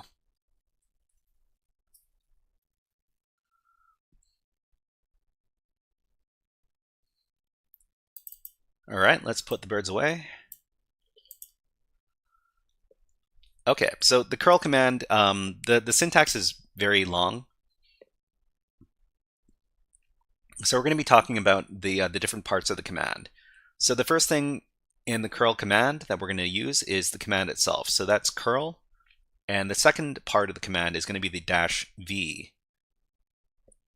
Sigma says, I was watching ad, where'd the birds come from? So I've got a bird. I've got a camera that I use to do bird watching, and so sometimes in the summer I've got a little bird bath that I'll put the camera on, and so I can watch the birds take baths and have drinks of water. I also have a bird feeder, and I record that. And during the breaks, we take a look at the birds because it's a fun thing to do, and I love sharing the birds with everyone. All right, so the second part over here, which is the -v.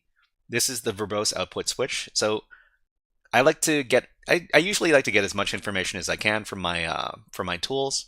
So that's where the -v comes in. So the next one is the -h, and this is the HTTP header argument.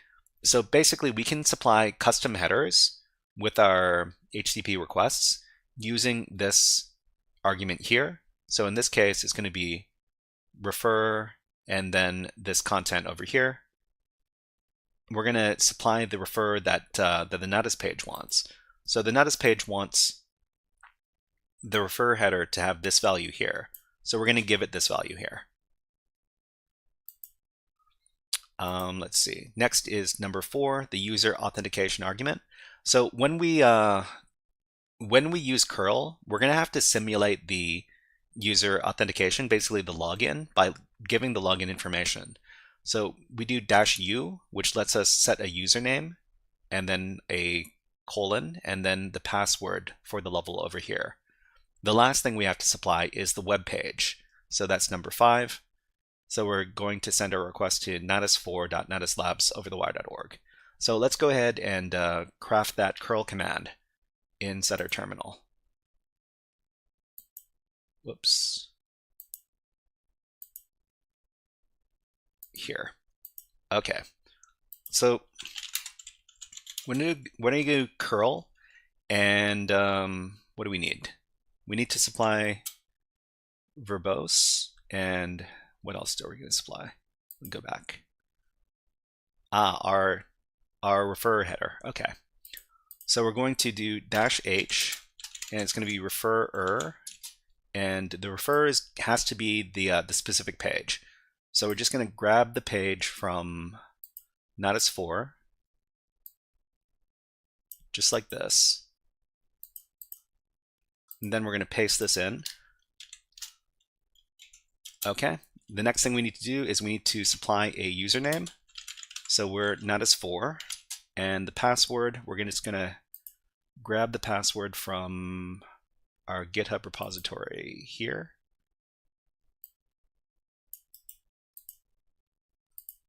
And supply that. The last thing we need to do is we need to supply the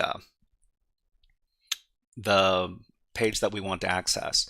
And the page we want to access is the Natas4 page. So we're just going to copy this from the Natas4 page,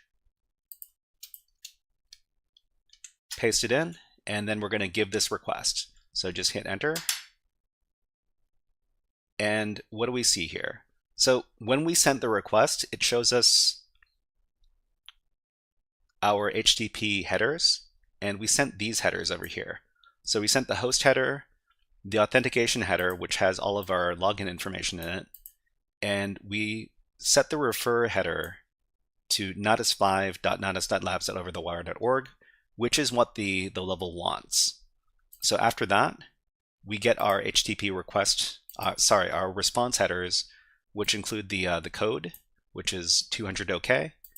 We get the date, the server information, the content length, the content type, and this is all very interesting.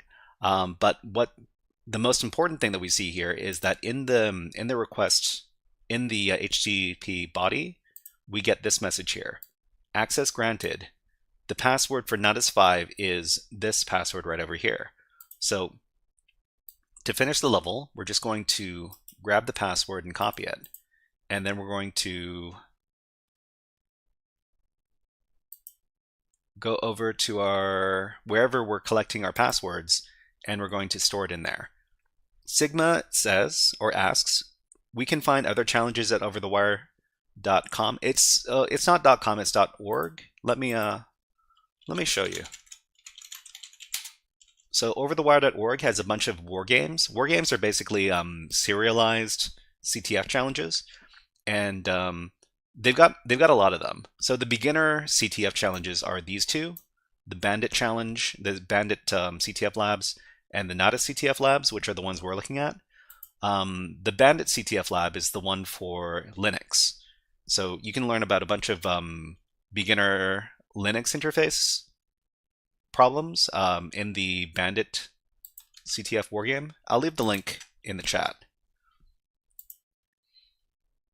Okay, let's talk about what we covered in today's, let's talk about what we covered in this level of the Natas CTF game. So the username was Natas4, the password was this. The web vulnerability in this case was the HTTP refer header was used as a security mechanism, which is not how it's supposed to be used. So the method of solve for this level is use curl to access the page to supply the custom HTTP referrer header. And we've got a command in curl that we can use to solve the level over here. All right, so everybody, that was a guided walkthrough for the Natas 4 level from the Natas CTF game, hosted over at overthewire.org. If you enjoyed this guided walkthrough, please click on the like and subscribe buttons on the video and leave a comment underneath the video. But until next time, HackerFrogs out. But we're not going away. Don't go away, everybody. That's just something I have to say when I record my YouTube videos. Sigma says, thanks again. Yeah, you're welcome, Sigma. If you're learning, then I'm doing my job properly. So that's what we're doing. All right, so everybody, we're gonna stop because we've already done an hour of these CTF walkthroughs. We're gonna do some CTF challenges now. So how are CTF walkthroughs different from CTF challenges? So in the walkthroughs, I've already done these exercises, and I'm just trying to present to everybody in a way where I can educate and create videos that I can put up on YouTube. So these are walkthroughs. The challenges are basically CTF exercises that we've never done before, and we're going to be. Sigma says bye. If you gotta go, you gotta go. But if you're going, let's give you one last hack the planet for the road. Hack the planet! Hack the planet! Shut up and get in the... Okay, so let's do our last part of today's stream. In the last part of today's stream, we're going to be doing we're going to be doing more Natas CTF, but we're going to be starting over at level 11 where we left off. Okay. Well, I guess you're not going then. All right. So everybody, we're going to be doing these are going to be more advanced challenges because we've worked our way up to Natas level 11, and this gets whoops. Let's do this. I'm going to confess to everybody that I've already done this level. I was trying to figure out how to do this level on my own, and it took a really long time, and it was a big pain in the butt. But we're gonna go through the how the level works. So this is Natas level 11. The password is, let me get the password. Where is that password? This is level 11. The password is this. This was this was a difficult level for me, but we'll see what's going on in just a sec. Okay. Nice and big. Sign in. Okay, so it says here that cookies are protected with XOR encryption. So XOR encryption or XOR encryption is it's a type of bitwise operator. You can basically use XOR to encrypt certain information, but if you don't do the XOR, if you don't set up the XOR encryption properly, it is vulnerable to certain attacks to try to figure out what the original cipher key was. So we've got this application here, and basically we've got background color. So when we do this, we've got some hex codes. If you've dealt with Adobe Photoshop, or like any other program which deals with graphic stuff, you might recognize these hex codes. So basically, the hex codes can be used to modify the color on this website. And let's do one that will change the color to something interesting. Okay, so we can basically change the background color. And we're going to see that the background color is actually stored in a cookie. So if we go over to our more tools, web developer tools, we're going to see that there are cookies for this website. And the cookies are encoded in this value over here. So if we take a look at what the value of the cookie here is, we don't know what this could be until we do some URL decoding. So when we do URL decoding, this %3d becomes an equal sign. And this is a strong indication to us that this could be a base 64 encoded string. So we can actually take a look at the source code for the web app. And on this level, there's a view source code link. Of course, this isn't something that you're going to see on a regular website. This is just a contrivance of the game to take you look to let you take a look at the code that was used to make the web application. So this is the code that was used to make this application. We can see that this is PHP code, because PHP code is uses a very specific brackets to start the code. Ian actually says, I need a coffee. Can we set this to coffee? I think we can set this this hex code to coffee. COFFEE. So if we set this to coffee, it sets it. I'm really disappointed that setting the color to coffee doesn't set it to brown or something. It sets it to this bright blue, or what is this color? Anyways, what do we have here? So we see here that there's a default array that is set to show password equals no, and it also sets the background color to this over here. Tigerel says that's teal. I've never been really good about using words to describe colors, but teal, yeah, that sounds about right. So this is a teal color that is associated with the coffee hex. Anyways, so we've got an array over here. It's set to show password no and background color FFFF. So FFFF, I think this is the hex for white, like pure white. Anyways, what we really want to do in this level is we want to set show password to yes. So we need to figure out how to do that. So let's take a look at the Zor encrypt function over here. So in this function in PHP, we've got Zor encrypt, and it's working on a parameter called in. So the parameter called in, we expect that this is going to be our user input. So in the function, the key has been censored, so we don't know what this is, and the text is going to be in. So in is going to be renamed to text, and there's also this out text variable here, which is an empty string. But what it's going to do is it's going to iterate over each character in the text, which is whatever we put in. And the out text is going to be that index, Zor the key. So basically, for each one of these characters, it's going to Zor.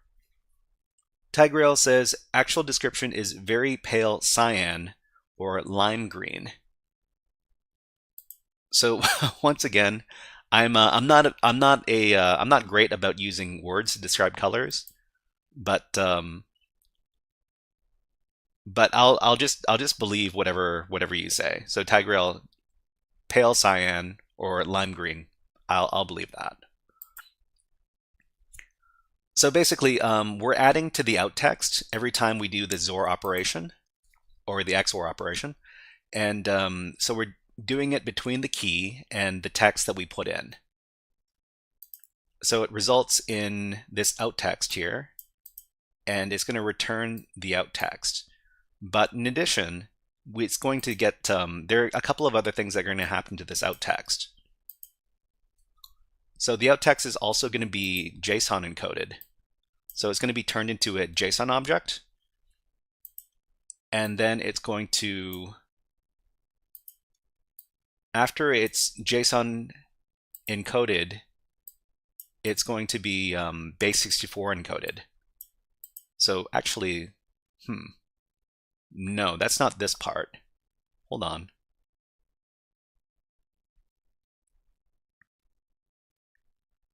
But basically, when you put in whatever you put in for the data, it's eventually going to be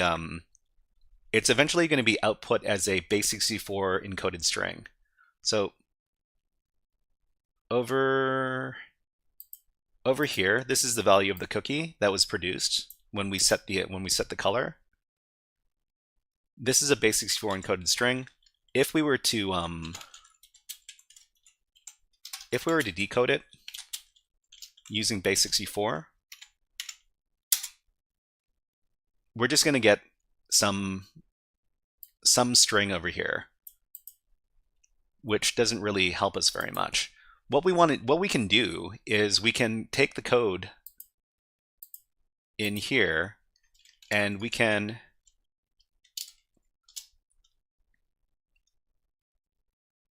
take this function and we can reverse engineer it inside of Hacka is correct. Right. Some Hacker is correct. We encoded it. We wanted to decode it. So if we decode it, we get a bunch of bytes that are not printable. So the thing is that this is the result of the XOR operation, which means we're gonna get some bytes that are not ASCII readable. What we need to do to get something that is ASCII readable is to XOR this data with the key, or with the plain text to get the key. So what we're going to do is we're going to reverse engineer the process. So we're going to get the XOR function over here. Hold on. We're going to get the XOR operation over here, and we're going to put this into another website. If we search for PHP online, so this is what we like to do. If we're dealing with PHP code, we keep using PHP code because the PHP code is already there. So we're just going to get rid of all this PHP code. If you want to play along at home, this is the website that we're looking at right now.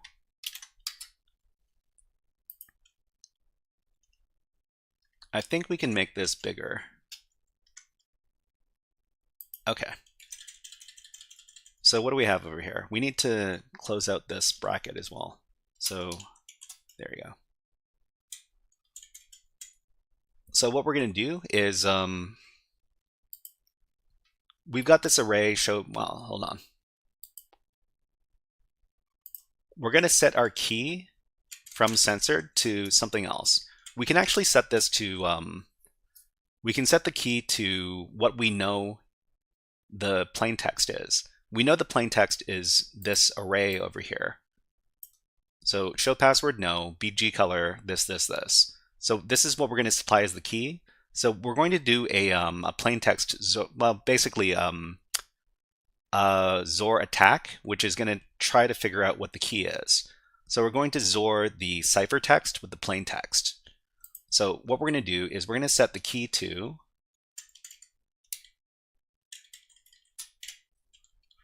JSON encode the array, which is this.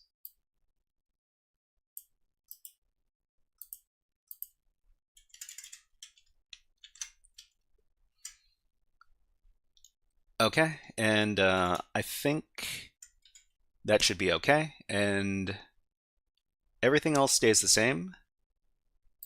We're going to get rid of this default data over here because we don't need it anymore.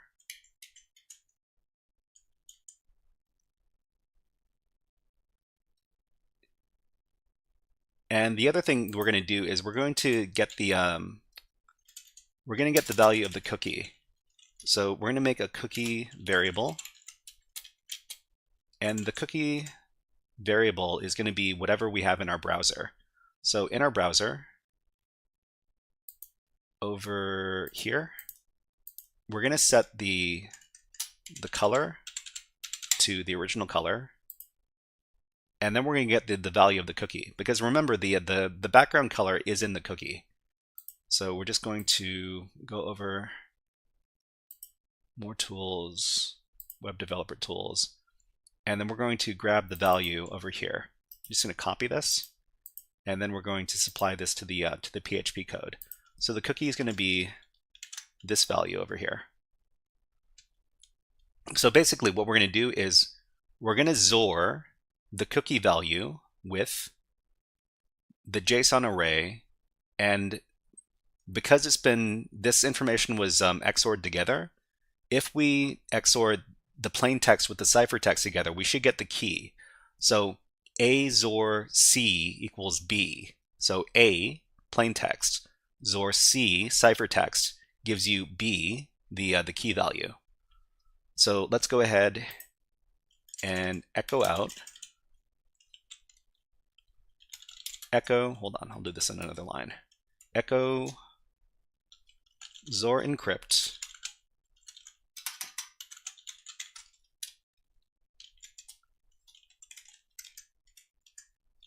base64 decode the cookie. So if we specified the cookie, then the cookie is going to be XORed together with the key over here. And it should give us, well, okay, this isn't the key. This is actually the plain text. And it should give us the value of the key. So base64 decode the cookie, $cookie. Okay. So when we run the code, unexpected token in line 17.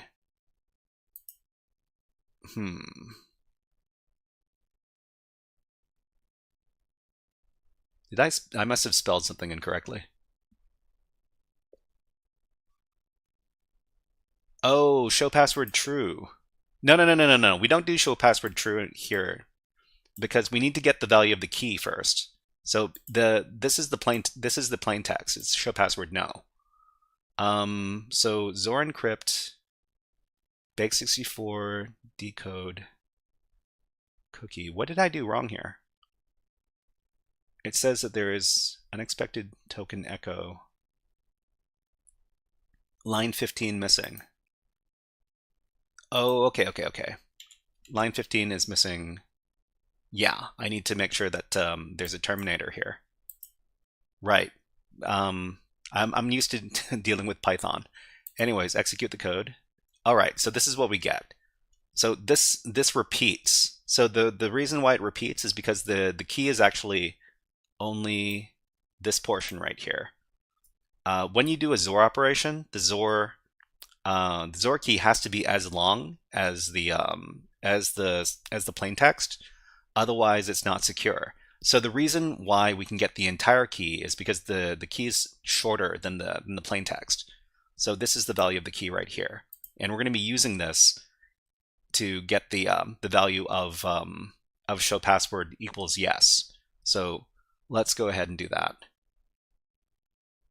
So what we need to do next is we need to get rid of. Actually, I'm going to keep this around. I'm just going to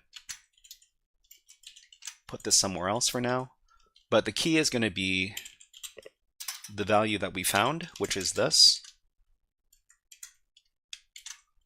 No, not this. What was the key? The key was ed this. Okay. We need to make sure that the text is the same thing, the output is the same thing. Okay. So what we're going to do is we're going to echo base64 encode with the XOR encrypt JSON encode the array, which is show password yes. Hold on. Show password equals yes. Let's see.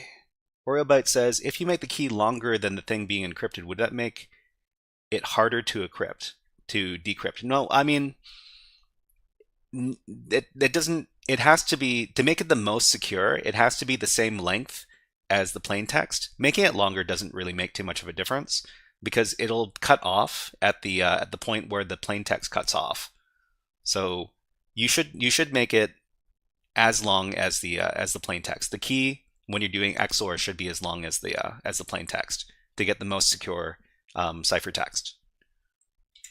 Okay, so show password yes. This is the array. Let me copy that. Okay, and then put it in here. Okay, I think that's all we need to do. And I'll get rid of this line on line 18. Okay, let's run the code. Uncaught error, call undefined function XOR in. You got to spell correctly, everybody. If you do not spell correctly, you do not get to hack. So XOR encrypt. Okay, let's. So basically, what is this doing? We're using the key to XOR together this array right here, show password yes, bg color FFFF, and we're going to get a valid cookie value, and then we're going to plug it into the web application, and that should give us the password. Okay, let's execute the code, and it gives us this. So this is the valid cookie value. So we're just going to copy it. Then we're going to go back to Natas level 11. And Natas level 11, we've got our cookie, the data cookie here. We're going to replace the value of the data cookie. We're going to paste in the value that we got from messing around the code, and then we're going to reload the page. So if we reload the page, we should get the password.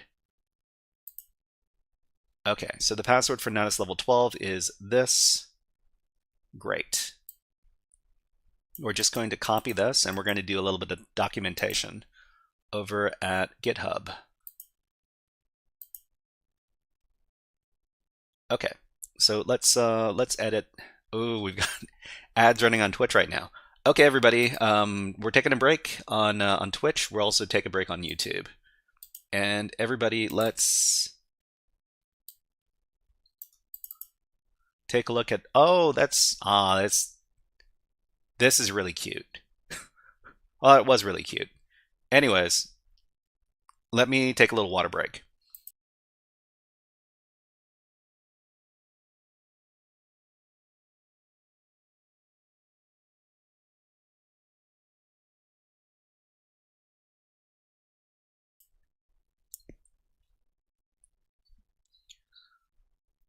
So one thing about these Stellar Jays is that when they pick up these peanuts, they shake them around to make sure that it's a good peanut. I'm not too sure how they determine if it's a good peanut or not, but they're very picky, and they want to make sure that it's the best peanut before they go and they hide the peanut.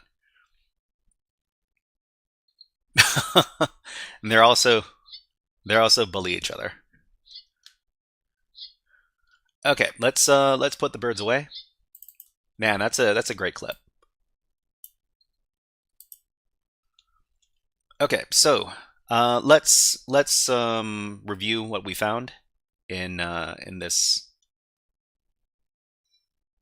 challenge. Actually, before we do that, I'm just going to record the password for Natas level 12 real quick. So Natas level 12, let me record the password.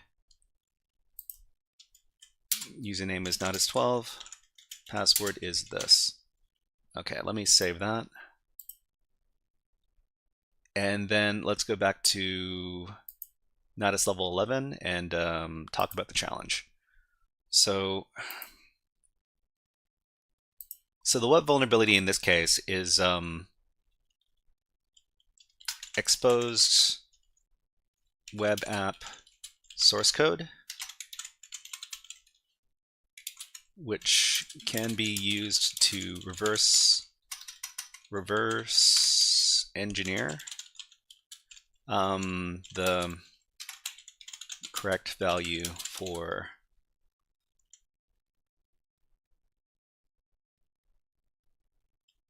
gaining password access. Sure. Okay, and the method of solve, use a PHP code IDE to reverse engineer the code, the PHP code, and I'll provide the PHP code that I was looking at over here. So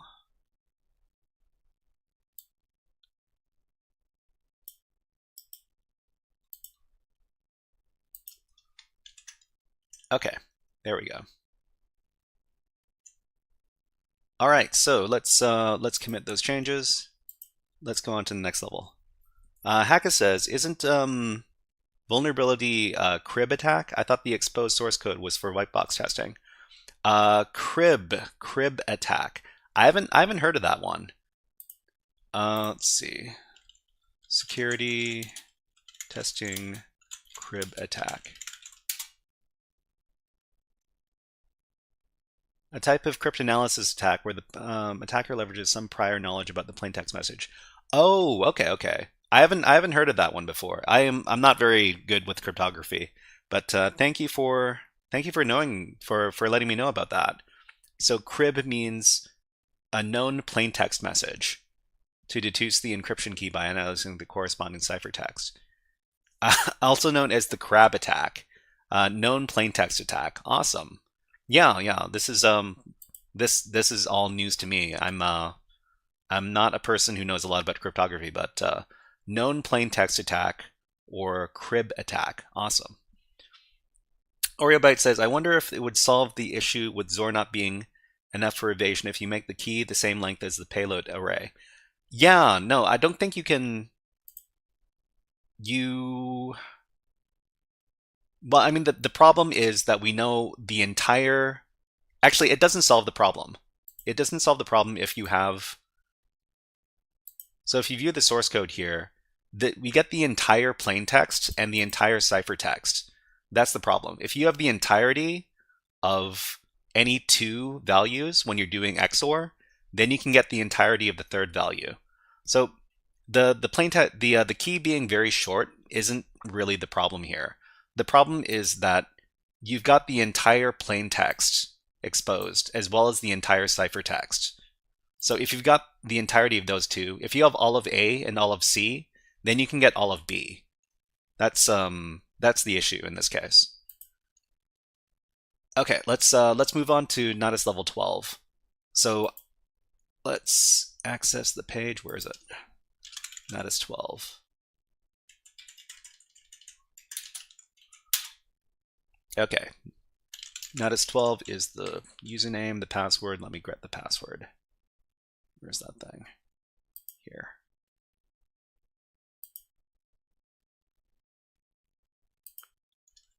Natas 12, this is the password. If anybody wants to play along at home, it is this. And the web page is this one.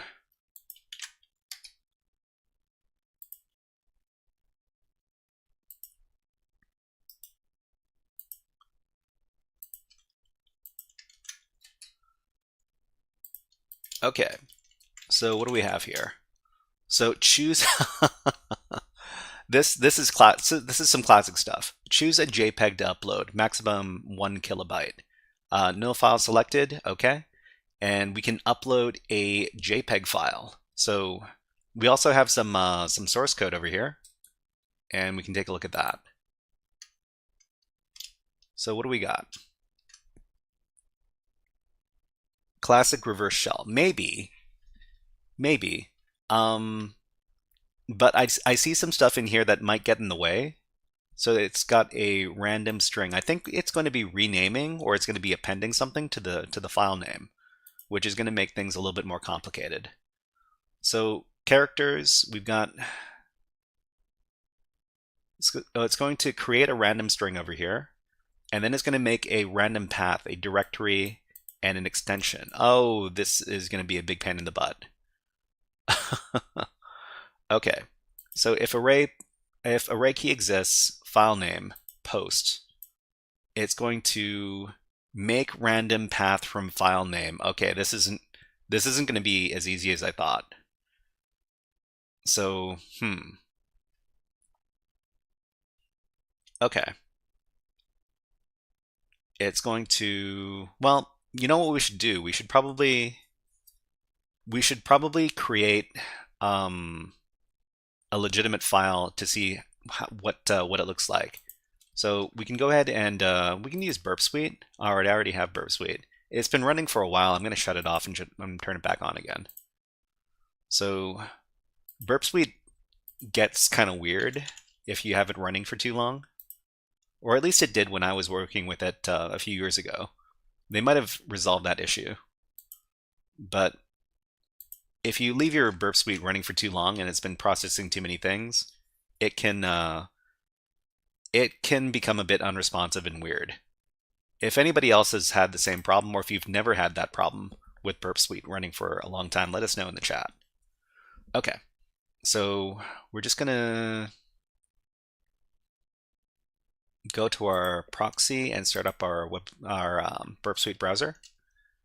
And the Burp Suite browser is connected to Burp Suite, so which means that anything that we put in the Burp Suite browser is going to be recorded by Burp Suite, and we can analyze that stuff later. So I don't need this anymore. Okay. Let's go ahead and navigate to this page inside of Burp Suite.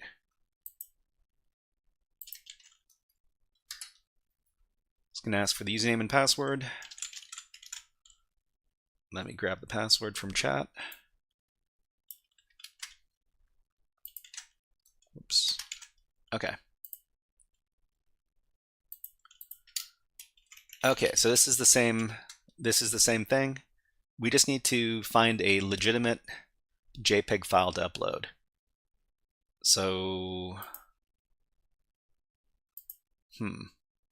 let's find a JPEG file. JPEG file, 1 kilobyte.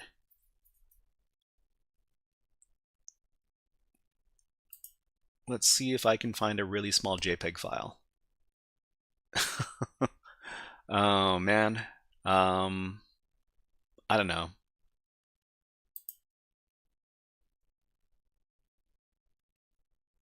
Let's take a look at this JPEG file. It's 1 kilobyte. Okay, this should qualify. Let's save it. Copy image link. Save this to our. And actually says, why not use the proxy Foxy add-on? I use it because it's annoying to Chrome. Okay. You don't like using Chrome. I mean, it doesn't really matter to me. It doesn't really bother me too much that it's using Chrome, but I see how it could matter to other people. But let me download this file. Okay, so is this? I get the feeling this isn't a JPEG file. Okay, let's put this in some quotes.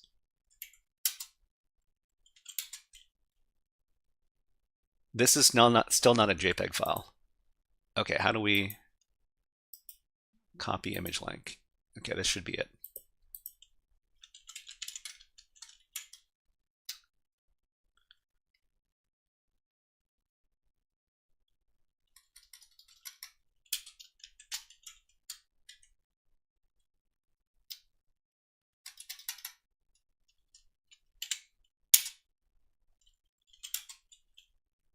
This is an actual JPEG file. Okay.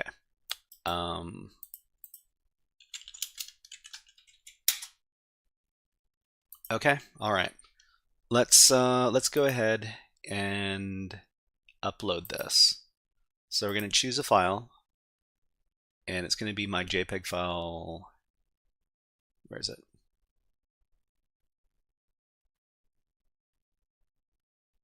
Here. Okay, upload that file. There's an error uploading the file. Please try again. Oh, okay, what happened here? I think it's still too big. Actually, the file name also might be too long.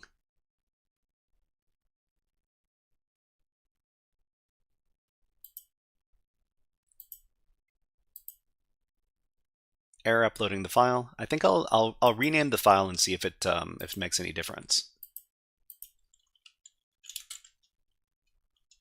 Okay, let's rename this. Oops, should be using MV.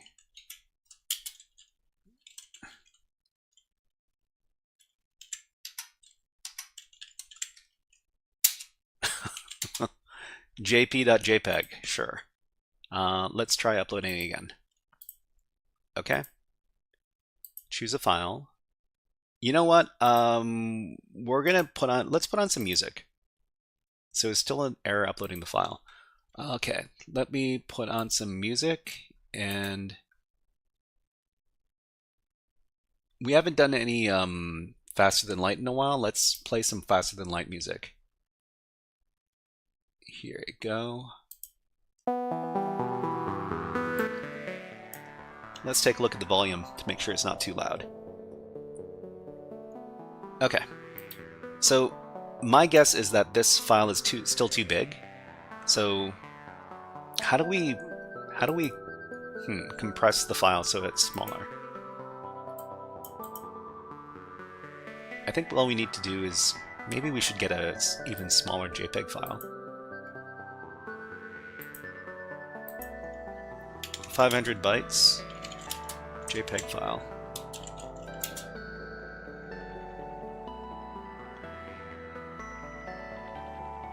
So download sample JPEG for demo use.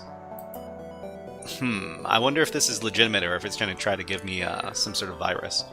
Anyways, 500 kilobytes. Let's try 50 kilobytes. That's really small. Okay, so that should be in my download directory now.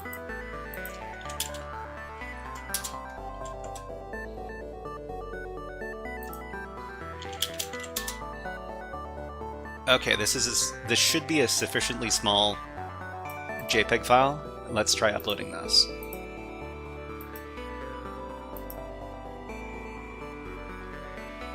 That's in the downloads directory here. There's an error uploading the file. Please try again. So what's wrong?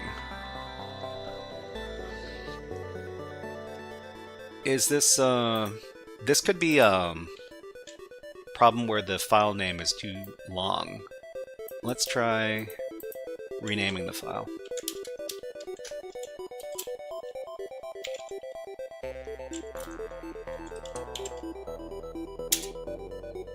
Okay. Let's try one more time.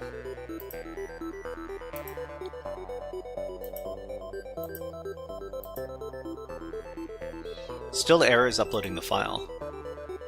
Let's take a look at that source code.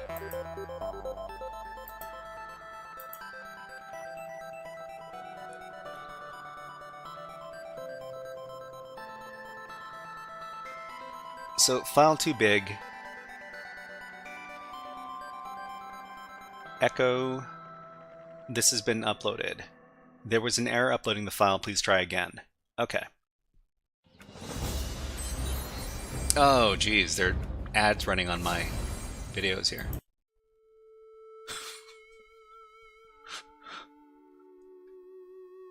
Okay. And for some reason my ad blocker stopped working. It's kind of annoying. Anyways. I wonder why we got the error message here.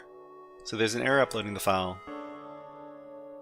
If temp name target path.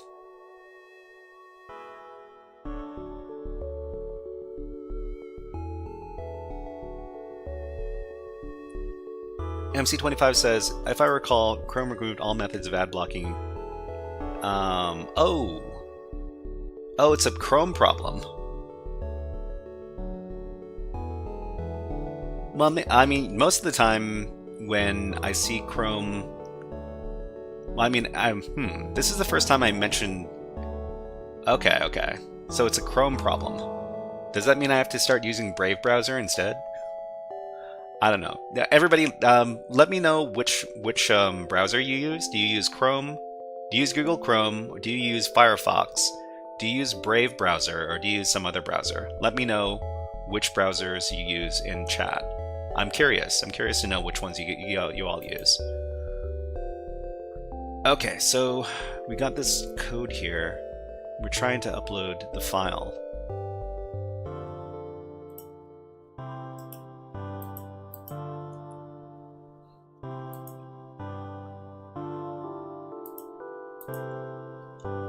Let's try asking DeepSeek what the problem might be.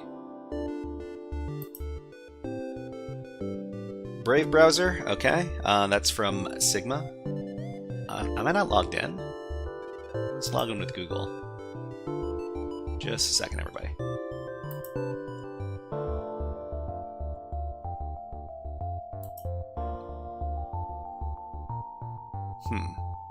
You know what? Let's actually, any one of these is going to ask for my for an account. I need to give an account. Hold on, let me log in.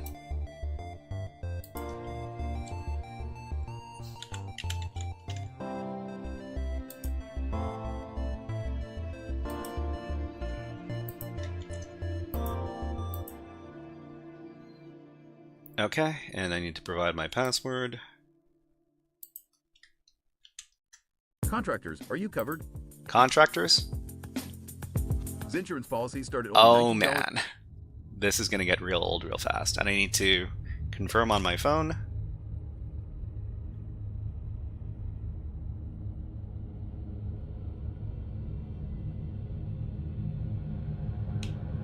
Okay.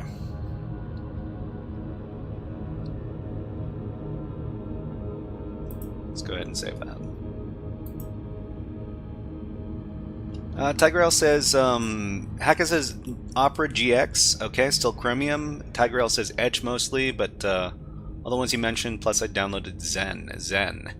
Huh, used GX but it's a little too resource heavy for the laptop. Understandable. Let's, what was that code? Grabbing code from here.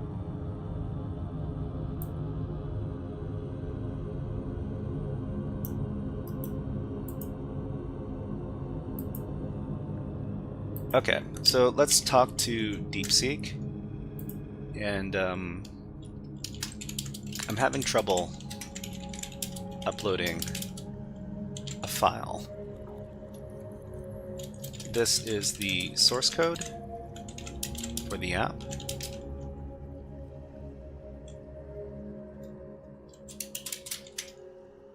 Okay, DeepSeek, work your magic.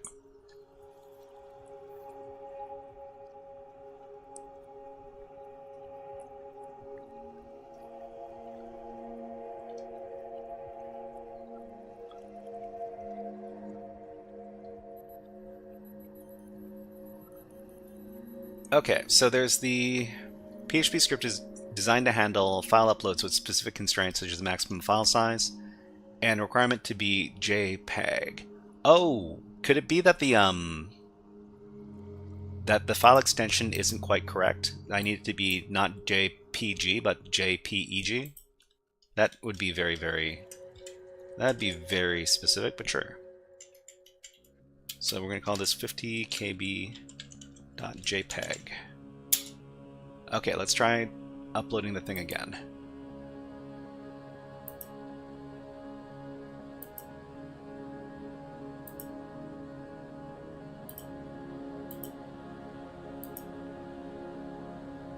It's still giving me errors. Let's try that one.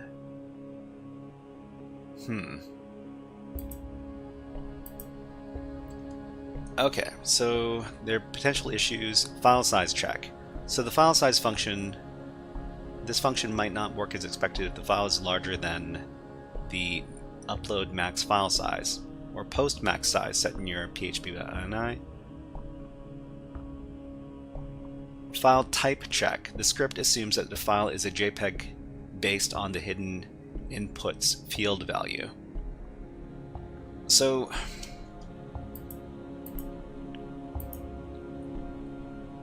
the JPEG I'm using is this many bytes. this many bytes over here. It shouldn't be more than... This should be 50 kilobytes. So the maximum file size is... Oh, the maximum is 1 kilobyte. Okay. I need to get something that's only... I need to get something that's less than 1 kilobyte in that case.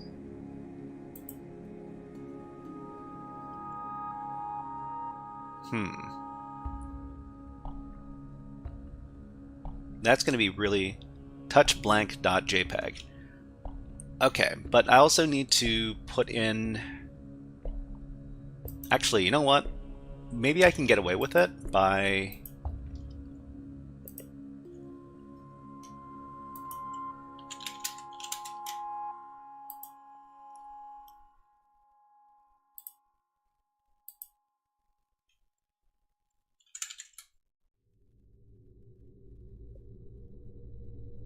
Let's read the JPEG file, then base64 encode it.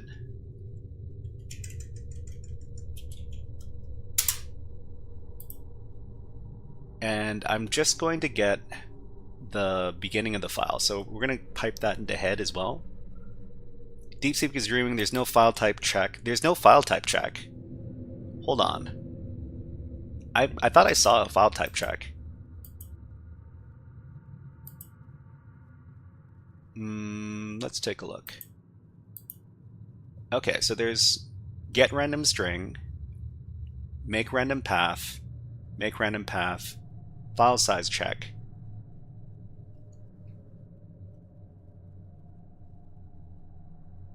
So does it say anything about a JPEG? I think it looks... It's gonna rename it to .jpg. Maybe there's no file type check. Yeah, I don't see a file type check here. Yeah, Hacker, you are correct.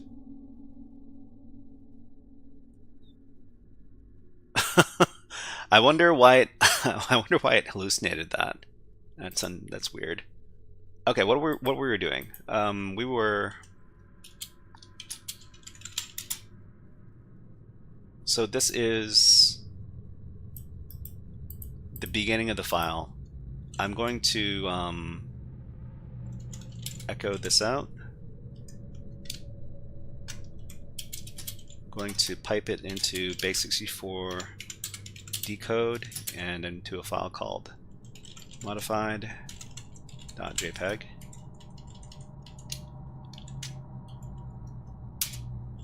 Okay.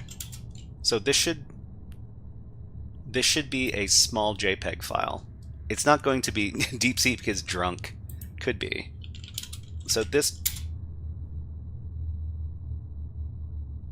is a JPEG. Well, you know, the magic bytes say that it's a JPEG image data. So how large is this thing? It's not very large. Okay, let's try uploading this thing. What I really want to do is I want to record a legitimate file upload so that I can... Okay, so it renames it to something random and then it calls it a JPEG. And I can access it from the upload directory. So something tells me that the upload directory is not directory listable, but we can check.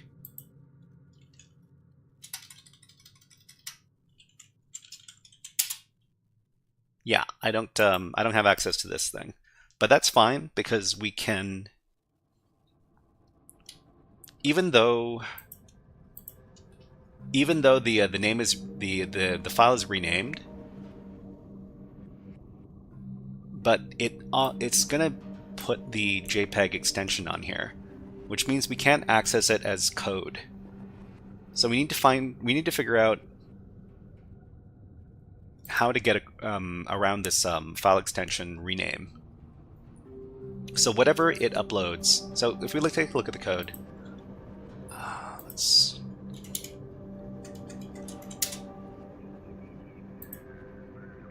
If we take a look at the code, there's going to be a rename that happens here. So it's going to, whatever it gets, it's going to rename it to .jpg.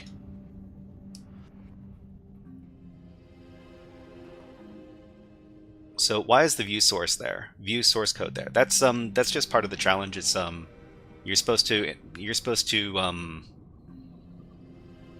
analyze the source code. So this is just because it's a game. This isn't. It's just a way of making the challenge a bit easier for us. But we do know the exact path where it's uploaded to. It tells us. So how do we get around this? This thing that that renames the file extension. PHP print get random string. So can we somehow inject into that? Obviously the key is within the source code. Hacker says not rename, auto-generate file name. Think of it as utility, but in reality it can be anything. Not rename, auto-generate file name. Think of it as utility, but in reality it can be anything. So can we inject? Can we inject into here? Okay, let's take a look at what it looks like in Burp Suite. So HTTP history, we've got the legitimate post for index.php, and let's send it to the repeater.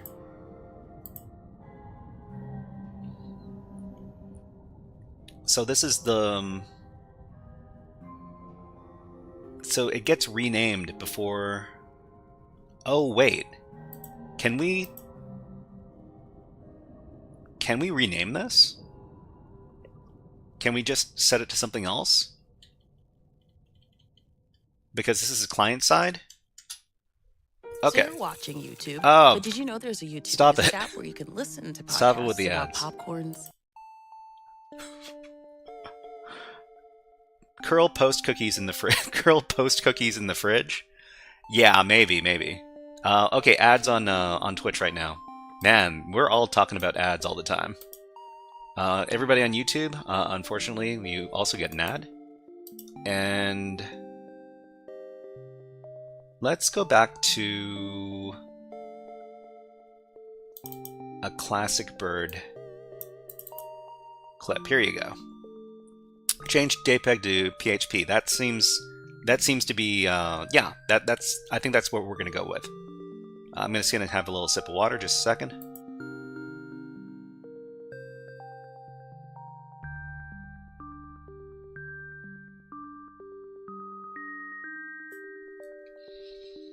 So Haka says, I'm on uBlock Origin Lite and AdGuard and haven't seen ads in ages. You know what? I'm gonna start up my Brave browser and I'm gonna see if I can watch YouTube on there without the ads. Just a second, everybody.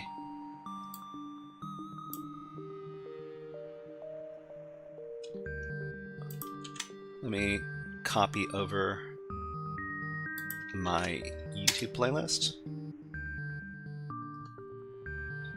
Okay, I'm gonna stop. And let's see if I can switch over to my Brave browser for my sound source.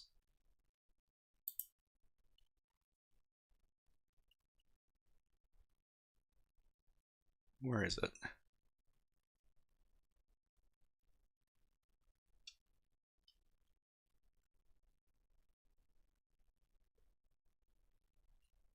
Huh. I can't. Why can't I switch this over to Brave? Just a second, everybody.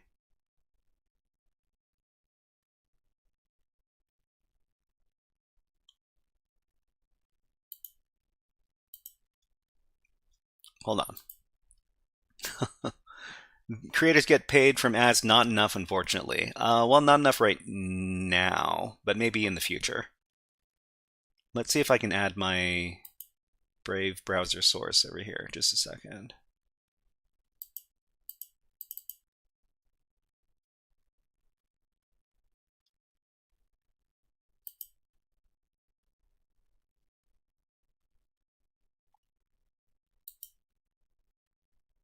I'm going to add some audio source.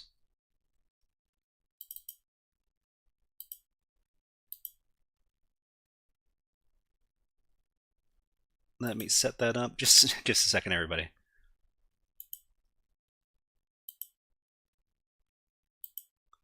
Okay, you should be able to hear the music in the stream now. Okay, sorry about that. Hacka says every ad is brain rot. Well, it is what it is. Okay, let's continue. So let's go ahead and rename this file. Let's make it a TXT file. Let's make it HackerFrogs.txt, and let's send this. Okay, so it says upload. Oh, it uploaded to. Well, the file extension was changed, but it gave us a random name over here. That's fine. If we can access this, it's fine. Let's see if we can access it from the browser.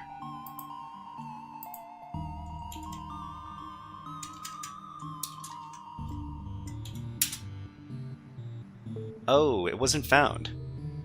The requested URL was not found. Oh, it's in the uploads directory. My bad. Let's see, uploads.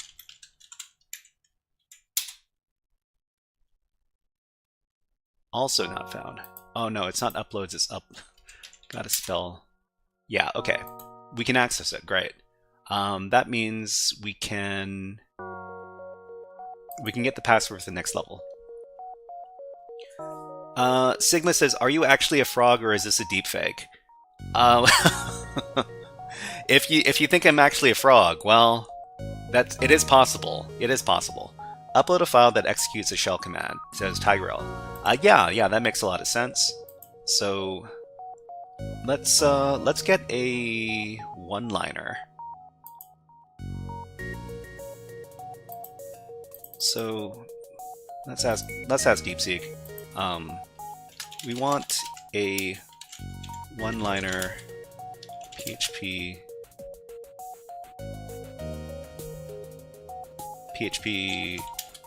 code that reads a file on the web server. For example, etc. password. So I think we can use something like pass-through. There are a bunch of different PHP functions that run system commands. So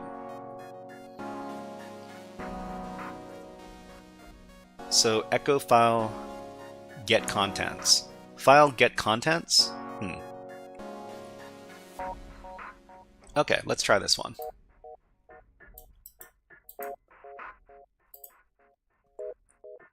And let's edit this on the command line. So it's not etc get etc password. It is going to be, what is the etc Natas pass, and it's going to be for Natas. This is Natas 12. We want the password for Natas 13. Let me double check that that file path.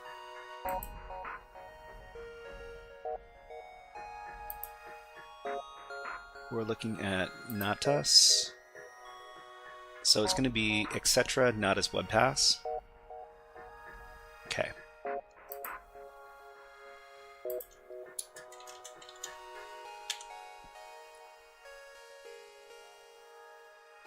Okay, so let's create that file.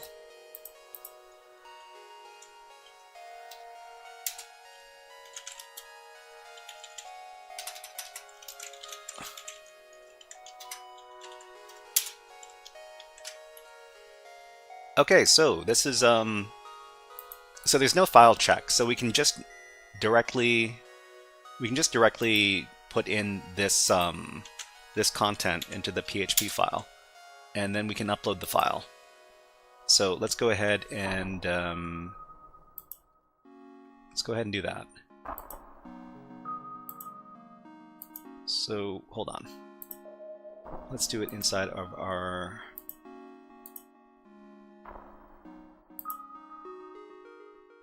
So we're going to choose our file. It's going to be hackerfrog.php. Select that. I'm going to upload it. And then it's going to change it to a random name .jpg. MC25 says should save this one-liner, op php things, read file.php or whatever. Get those files built up. Yeah, well, I mean, you know what? I'll probably save this save the one-liner when I do my write-up, and then I can look back here. Ooh, hold on. I didn't want to run that. I wouldn't want to play that. Gosh darn it. My playlist is going weird. Let's do that one more time.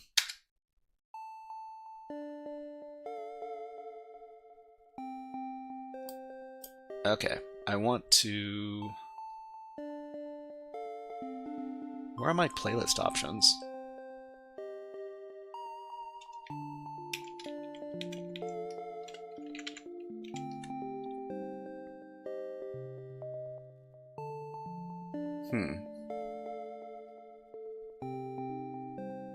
Sorry, everybody. I'm wrestling with my music settings right now. Just a second. Let's play some Castlevania Symphony of the Night. It's a great little game. It's got a great soundtrack. Playlist does not exist. Hold on.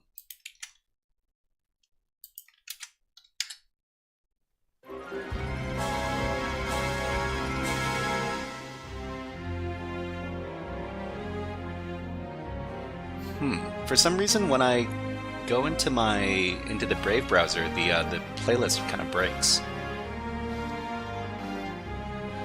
Tigerel says we need a way to keep the PHP ending. Yeah. So we're going to keep the PHP ending by replaying the request in Burp Suite.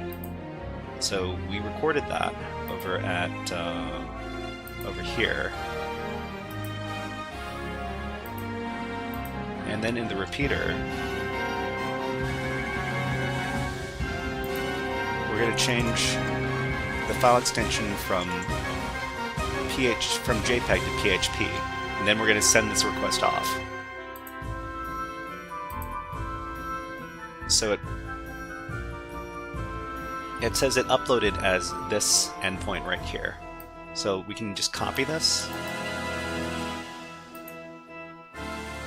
And then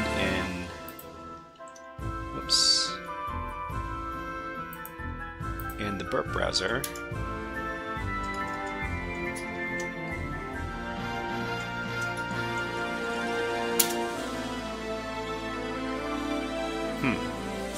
Oh, great, it worked. Okay, so this should be the password for the next level. I guess we can play this.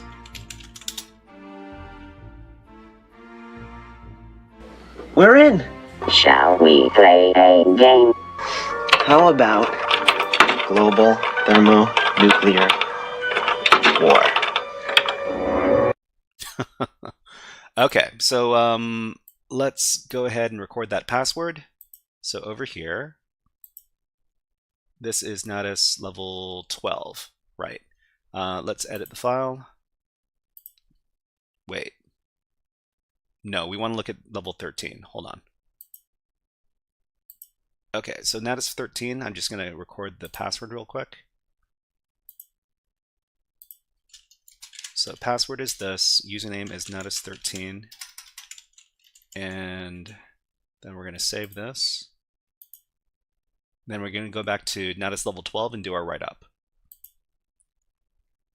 Natas 12. Okay, edit this. Why are my playlists not playing properly in the Brave browser? This is kind of it's kind of annoying. Let's try.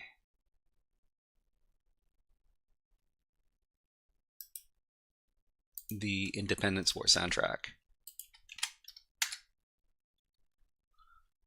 Why does it say that the playlist doesn't exist?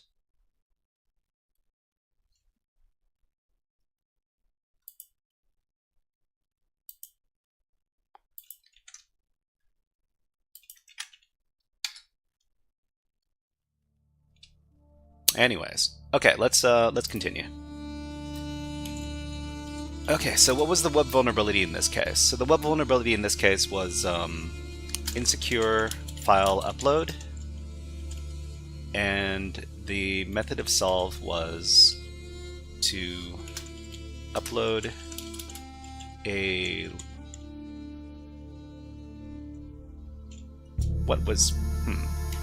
all we need to do is upload a malicious PHP file, but replay the request in Burp Suite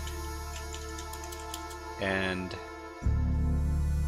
adjust the file extension, setting it back to PHP, then access the file in the web app because we are given the file path for the uploaded file. Bypass client-side filtering. Oh, you know, that's a good call. Client-side filter bypass. So it's insecure file upload, client-side filter bypass.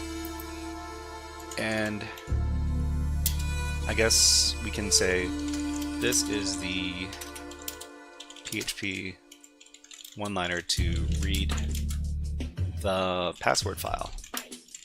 And we're going to give some code, and the code is... Hold on, this is getting a bit... This is all getting a bit messy.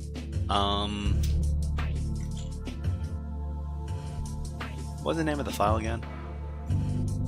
Ah, no, it's in the temp directory. Or at least I thought it was in the temp directory. Where'd I put that thing?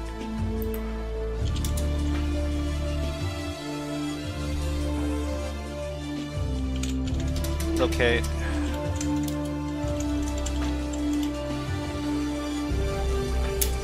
Actually find, right? Sigma asks, how long have you been into cybersecurity? Curl would have been much simpler. Yeah, it would have been much simpler.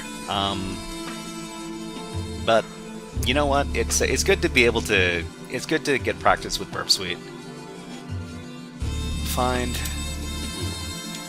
name. Find name.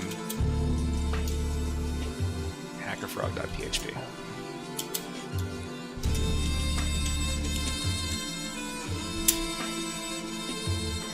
I put it somewhere around here.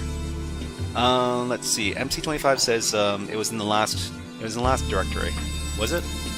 Was it in the? It was in downloads. Okay. Sorry.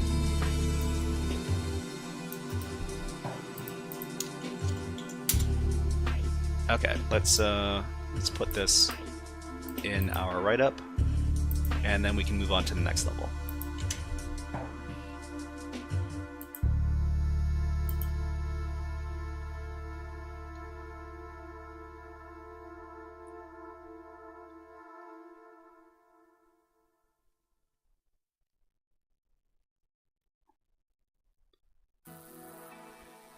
Okay, so let's move on to the next level, level 13.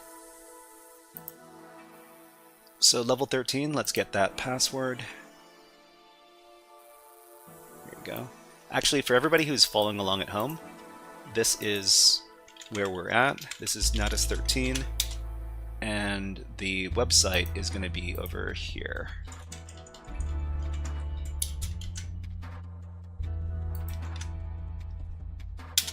Tigrel asks, did it save the one-liner? Did it not save the one-liner? Hold on. No, wait. We're looking at 12. That was in 12. 12. Yeah, it saved the one-liner. It's here. Okay, no problem. Natas 13.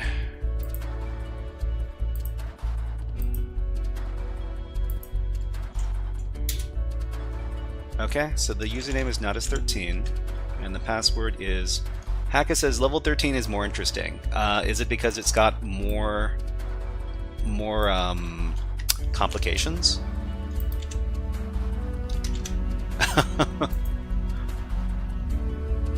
Just checking. No problem. No problem. Thank you for checking in. Okay. So for security reasons, we only accept image files. Okay. So let's. Okay. I've got to start up my Burp Suite again. So we're going to record a legitimate file upload, and then we're going to investigate it.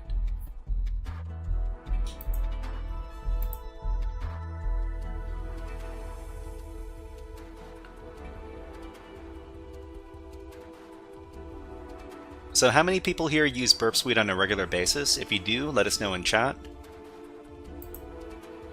Burp Suite is pretty much...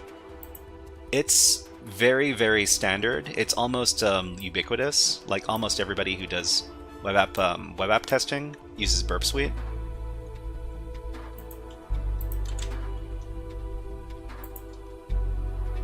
Haka says, is there an option on stream to force me to use curl developer tools? Not yet. Maybe one day. Are you thinking of have you been watching Tiberius? Tiberius has a redeem on his channel where he's forced to use Zap, OWASP Zap. Actually, it's not OWASP Zap anymore. I don't know who supports Zap, but to use Zap instead of Burp Suite. Anyways, Natas 13.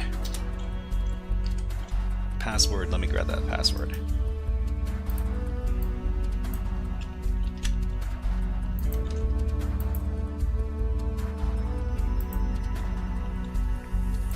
Okay, let's take a look. So for security reasons, we only accept image files. Let's upload a legitimate image file, which is this modified.jpg, and upload that file. Okay, it's been uploaded.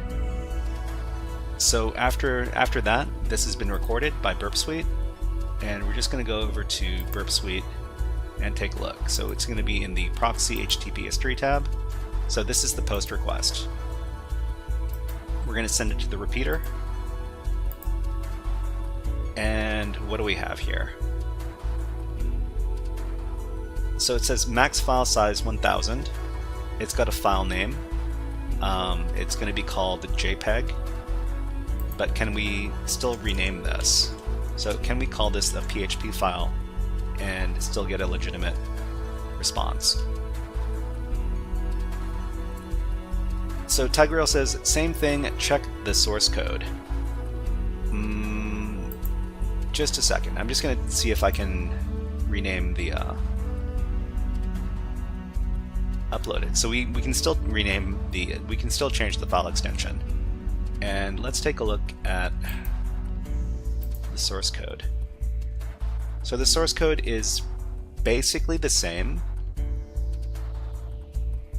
except that there's it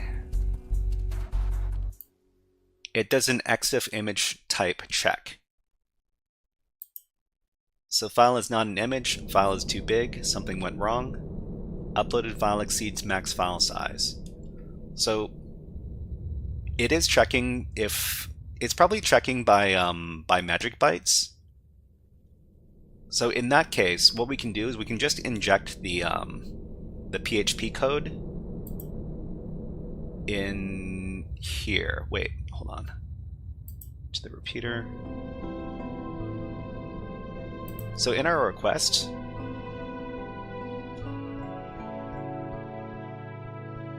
this beginning part of the file bytes, this should indicate that this is a JPEG file. Tigreal says you have to fool it into thinking it's a JPEG. So yeah.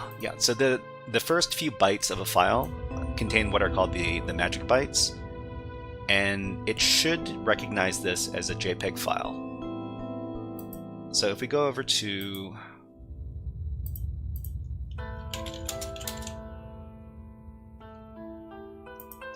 let me see, it's in the downloads directory. So this is the file uploaded. If we run the file command on it, it recognizes this as JPEG image data. So EXIF standard So if we just keep the beginning over here the same, yeah, it's the it's the yoya part, we should be able to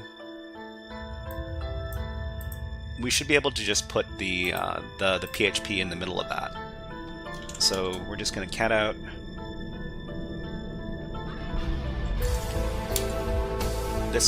these contents over here, and we're going to insert them into the end of the modified.jpg file over here by doing this.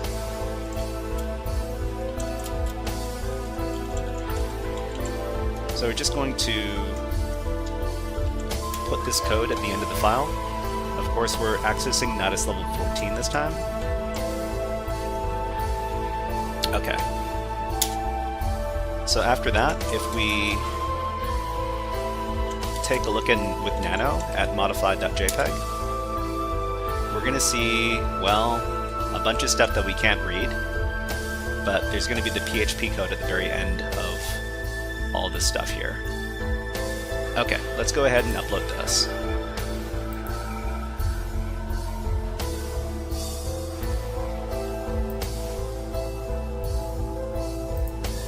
Okay, so we're going to choose modified.jpg again. Upload it, and it says it's been uploaded. So what we need to do is we need to go back to Burp Suite, and we need to modify the file extension so that it's not JPEG and it's instead PHP. So we're just going to go over to our proxy HTTP history, and we're going to modify this post request at the bottom. Oops. We're going to send it to the repeater. Then in the repeater, we're going to change the file extension from JPEG to PHP. So after that, you're going to see that the file contents are here. It's a bunch of bytes, a bunch of unprintable bytes. But at the end over here, there's the PHP content.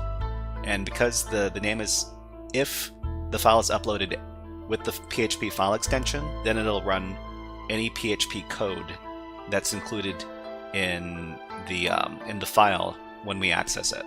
So let's go ahead and send this. And you go to response. Oh, okay. So it didn't. Wait, it says okay. It doesn't matter. It's still uploaded. All right.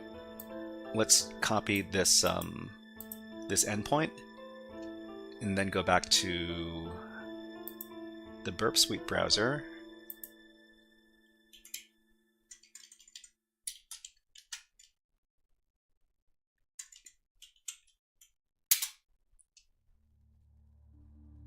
Are you going to give me...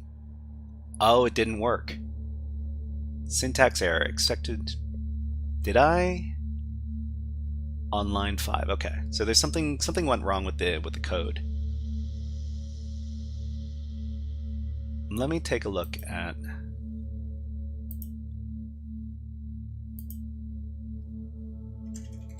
I think it might be because of this double quote over here. So I'm just going to get rid of the double quote. And I'm going to try again. Actually, can I put this on its own? I'll put this on its own line. Maybe that'll help. Give it just the header. Give it just the header. So just the header is this, right?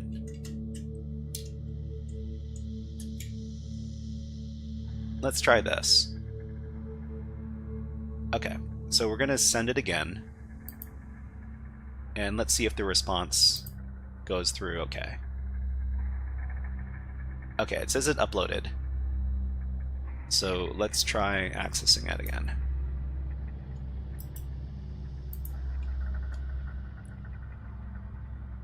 Right, okay. Burp Suite browser.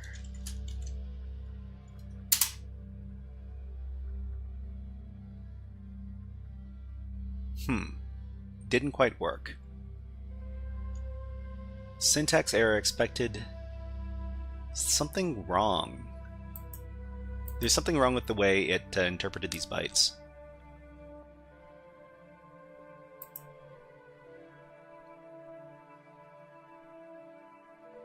Okay, so in my request,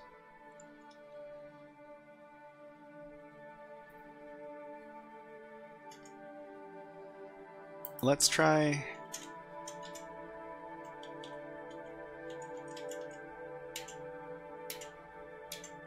Okay, let's try this. So it's just the file header, and then directly into the PHP code.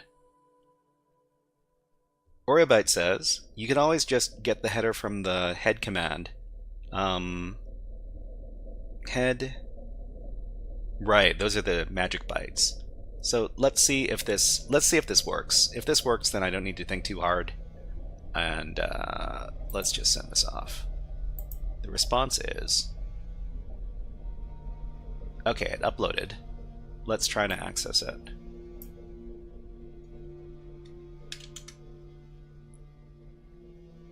Okay, so over. Let's try this one more time.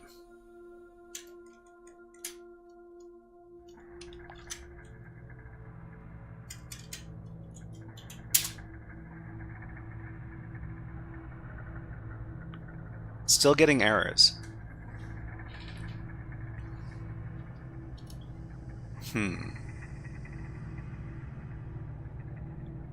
FFD8 FFDB should be the header for JPEG. Let me hold on. Link says .. Are you trying to local file inclusion me right now? Okay, so the request is this. Let me make sure that I just have these bytes. Okay, it actually tells you the bytes. That's awesome. Okay, so it is FFD8 FFE1. Who was Tiger L was talking about this, right? Yeah. Okay. So DB should be the last one. FFD8 FFDB FF. We got E1. So, Ronan says it looks fine. I'm not sure why.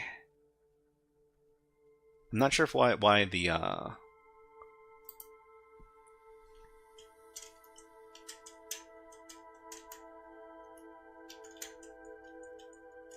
hold on. There are more bytes after this. So it should be the Yoya part over here should be the. Let's get rid of all of the extra bytes. So okay. There were 7 extra bytes in there.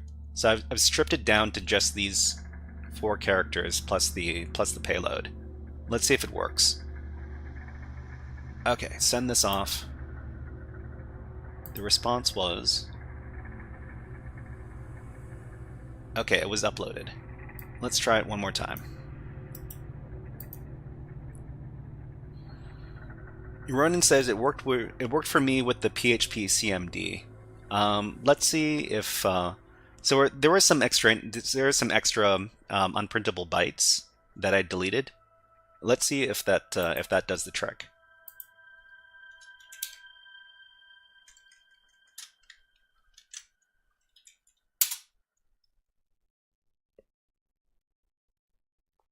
Still gives me an error. Tip of the day: remember to blink. Remember to blink sometimes. It's never been that much of a problem for me. This worked with PHP command. I'm pretty sure you forgot quotes in your PHP. Did that happen? Wait.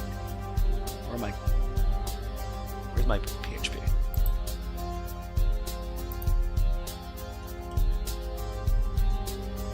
File get contents. This payload worked last time. Let me check my notes. Oh, I didn't. Yeah, I forgot the quotes. You're right. Hacker, you're right. When you're right, you're right.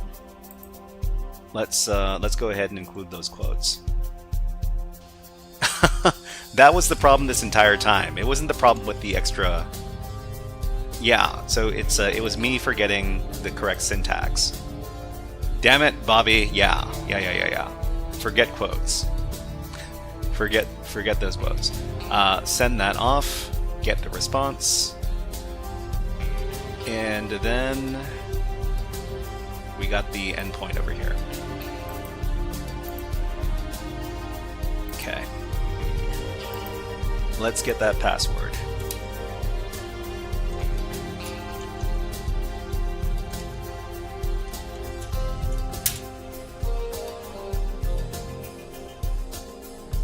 Okay, so it's so these are this is the header, and then this is the password.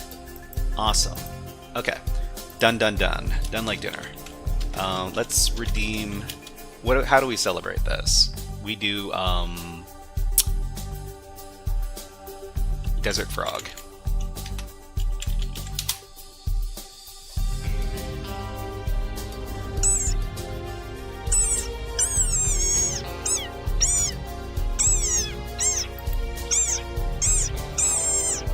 Okay, everybody.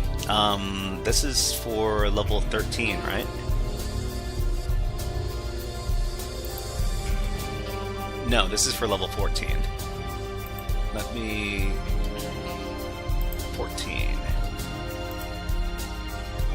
Okay, so username, Natas 14. Password this. And for everybody who's looking to follow us, that's the password. Those are the creds. And I think we're going into SQL injection next. Could be wrong. Ah, okay. I think this is SQL login bypass.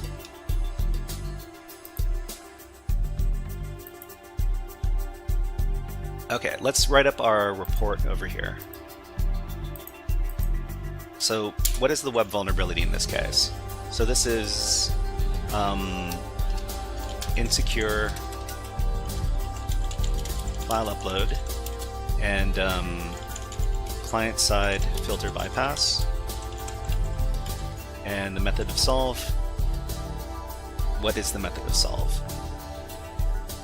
Upload a file which includes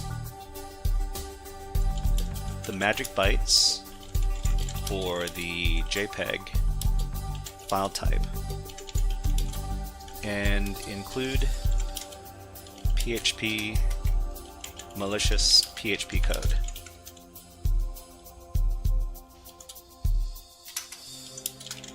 Record it in Burp Suite. Then replay the requests, modifying the file extension.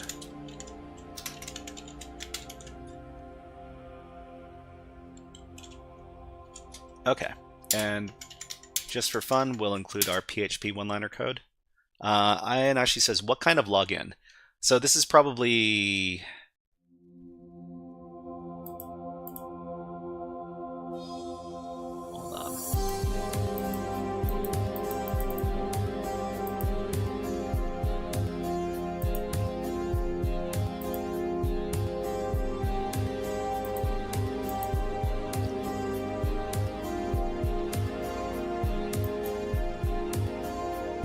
Oh, you know what?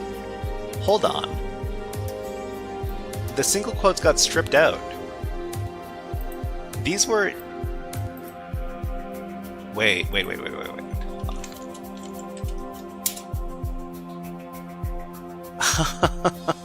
When I echoed this into the file, for some reason the single quotes got stripped out. That's weird. Oh, it's because I use single quotes for both sets. Yeah, okay. What I needed to do was this. That was my bad. I needed to... Yeah. This was my fault. Akka says you need to escape them in Bash or use double quotes. So you need to switch between single quotes and double quotes when you're using multiple sets of quotes in your strings. Otherwise, there's going to be a big problem. Yeah, so this is probably going to be SQL injection. I didn't take a close look at this, but let's take a look at what's going on in Natas 14. So there's username and password. This is probably going to show us some sort of SQL implementation. So what's going on in the source code? So link is going to be MySQLi connect localhost 14. Sure. MySQLi select database is going to be the link variable in the Natas 14. Query select star from usernames where username equals username and password equals password. If array key exists, debug get executing query. Yeah, so this is some SQL injection that we're doing here. I wonder if your bog standard SQL injection bypass is going to work. It might. So if we do single quote, it's probably going to give us a... Oh, it doesn't give us an error. It just says access denied. How about double quote? Okay, so this is using a double quote.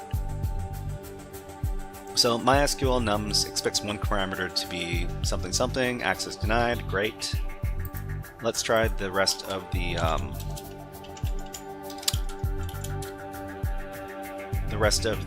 login bypass, which is this. Password is test. It was just that easy, huh? Okay. 1 equals 1. We didn't need to do very much to this. All we need to keep in mind was that this was using double quotes instead of single quotes.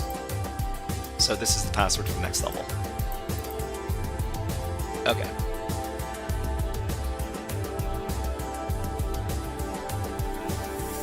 Well, hopefully it's a little easier. Well, hopefully it's a little harder next time, but not too hard. Okay, let's record this and do our. So this is the password for level number 15.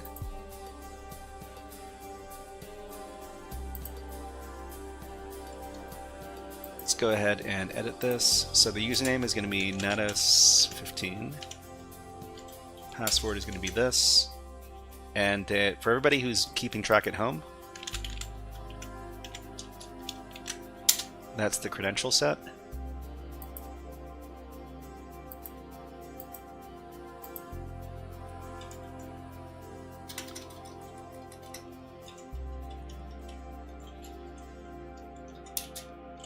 And this is the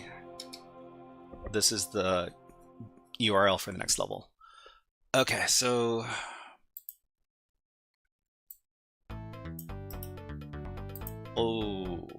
don't want to play this.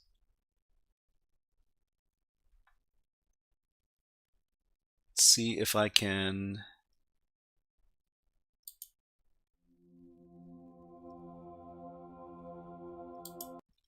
Let me see if I can play this person's playlist.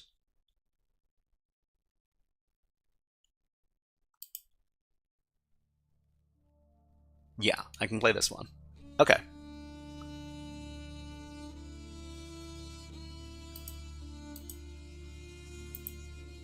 Okay, so this is level 15. We haven't done it yet. We're gonna do our write-up for level number 14 before we move on. It's not going to be very long because it's a pretty simple level. Oh. Wait. This was... Hold on. Which level are we doing right now?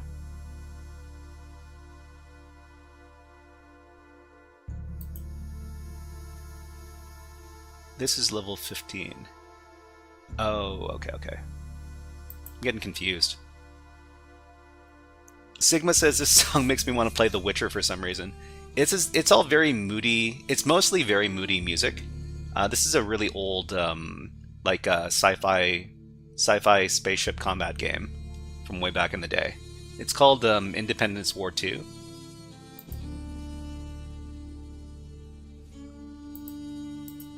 Okay, I was in the middle of putting this in my write-up when I got interrupted. Okay, so post this in, commit these changes, done. Okay, then we can move on to level number 15.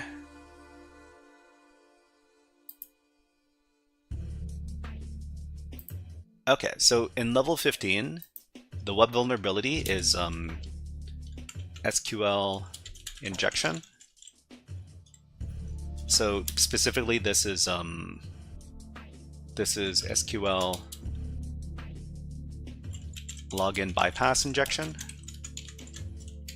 and the method of solve is use the classic SQL bypass payload, and the bypass payload is or 1 equals 1 this. Let's save this out.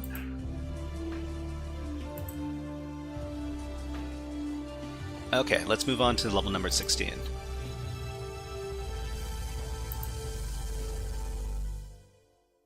I think I forgot to get the password.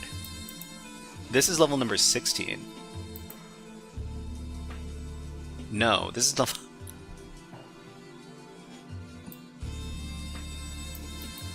Why am I so bad at this? This is level 15.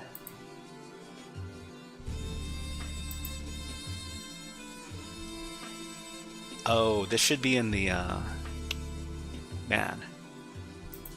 Let me, hold on. I need to do a little bit of copy pasting.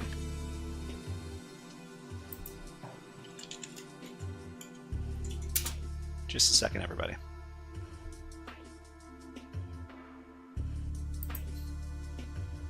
That was level number 14.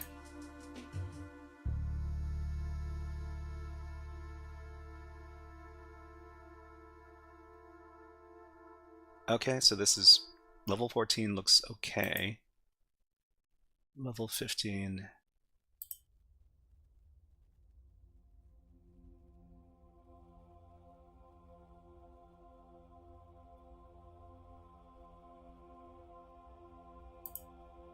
Need to edit this a bit.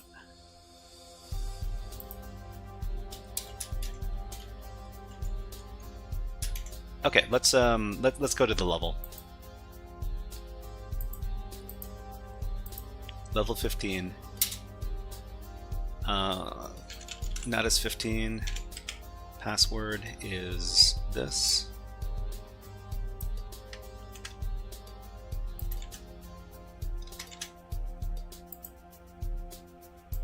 Okay. So this should be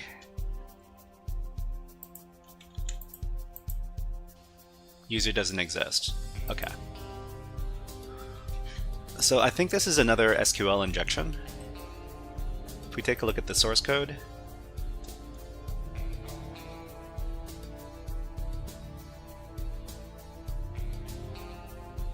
this is, what are we doing? So the query is going to be select star from users where username equals something something. If array key exists, echo executing query, and then it's going to echo this user exists, this user doesn't exist, error in query. So we're using double quotes in this query again, which means if we inject double quotes, we should get an error message. So username, we're just going to change it to double quotes. It says error in query. Oh, you know what? This might be Boolean. And I hate Boolean SQL injection. Okay. what do we need to do first? We need to get a valid query. I think there should be Natas 15. This should be valid, right? User doesn't exist. How about admin? User doesn't exist. How about Natas 16? This user exists. Okay, so we have a valid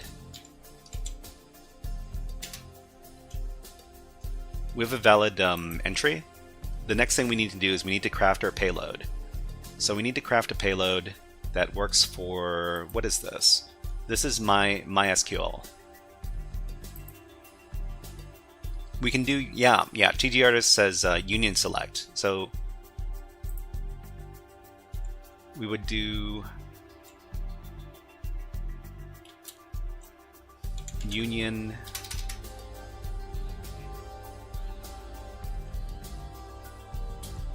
would it be union select? We're looking for the number of columns, right? So it should be one column. Union select null. Let me see if this works. 1 equals 1 or admin. User doesn't exist. One equals 1 or admin.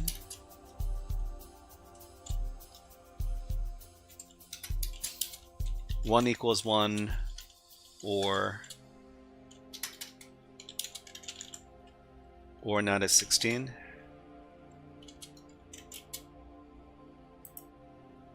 Error in query. Okay.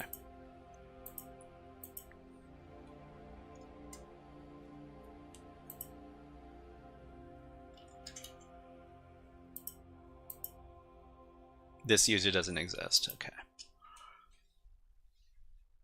You admin or let's see. We've got wouldn't you like to know in Twitch chat. Hello, nice to see you. And you know what we haven't done in a while? We haven't done a Hack the Planet. Hack the planet! Hack the planet! Shut up and get it! Okay, so we want to. I wonder if we should. Well, okay. I probably don't want to hit the Natas 15 website with SQL map because it's a bit heavy and intense.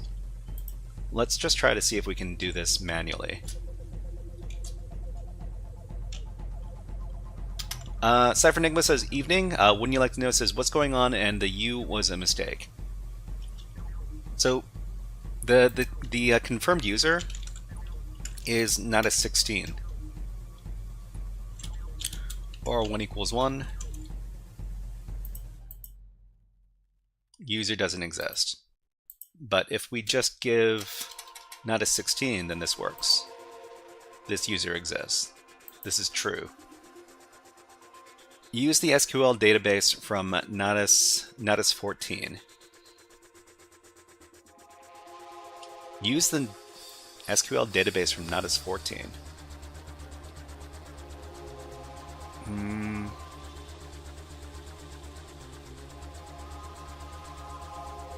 Wouldn't you like to know? Says no. Do the 1 equals 1 for the password.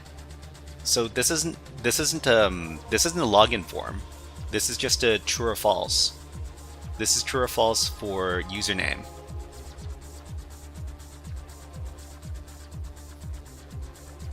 There's no password here.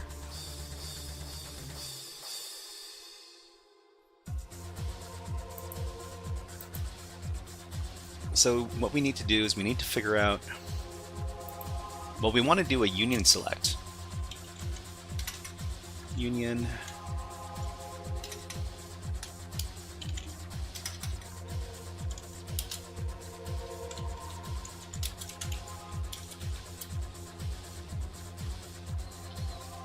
Link says you already escaped the query with the double quote. We already escaped the query with the double quote. I don't think we need to. Actually, let me check this. This user doesn't exist. If we get rid of this, it shouldn't. Yeah, okay.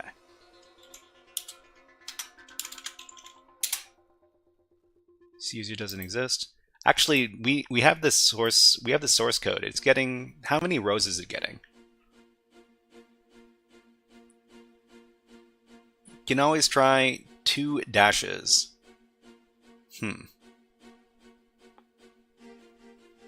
We know how many. Actually, it gets star from users. Oh, it gets star from users, which means that it might be more than one. It might be more than one column. Okay. So we need to check to see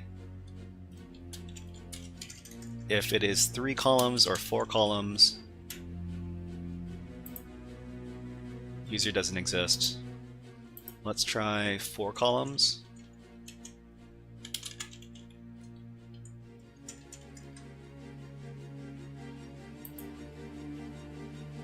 User still doesn't exist. I don't think it should be more than 4 columns. Try Natas. Natas and 1 equals 1. And why union? Well, if we can get union, a union select statement going, then we can output other contents from the database, right? Natas 16 inquiry. Try Natas 16 and 1 equals 1. Okay, let's try that. Union means all, really. Union means all. Well, I mean, I usually, when I do union queries, I usually have to figure out how many columns. So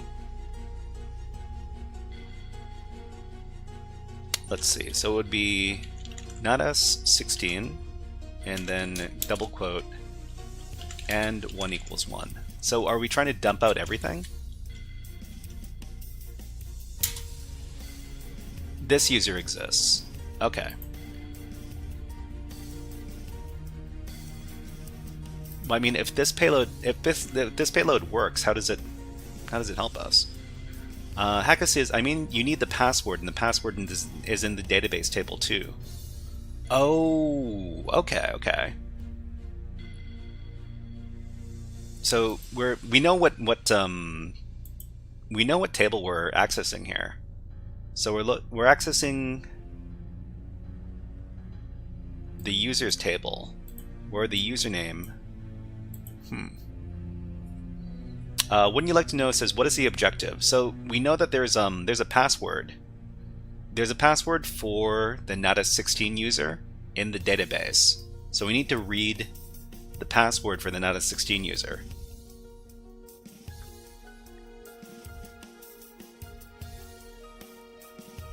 So if anybody's interested in what the statement looks like, I'll just paste it in the chat.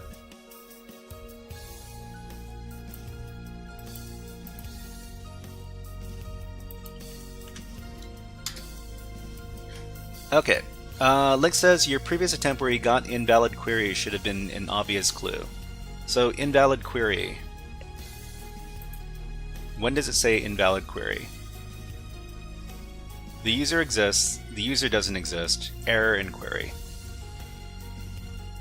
Hacker says append debugged in the URL and that will show your queries.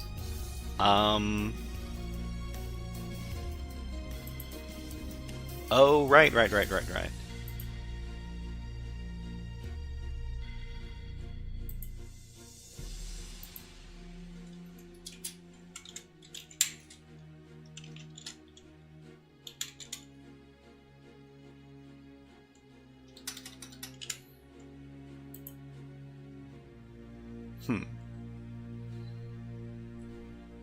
You had a double quote at the beginning of the text field. We had a double quote at the beginning of the text field. So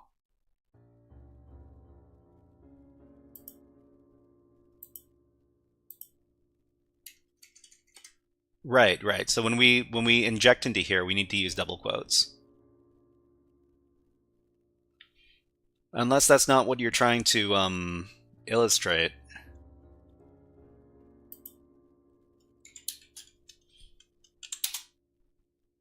Yeah, so that user doesn't exist.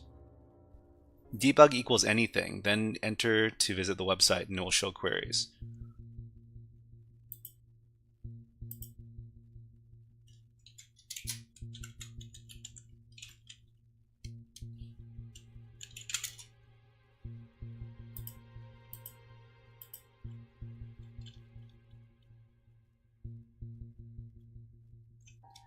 Wouldn't you like to say, and you said you're trying to read what again? So we're trying to read the password for the Natas 16 user, which is in the table that we're trying to look at. So Natas 16, this user exists, and it looks like the debug isn't really working in this case.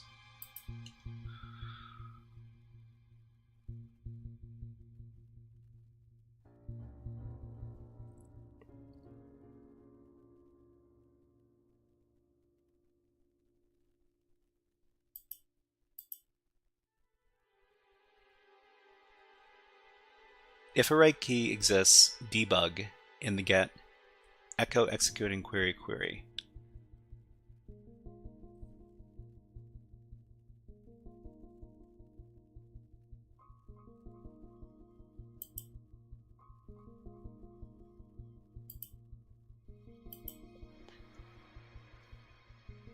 Okay, so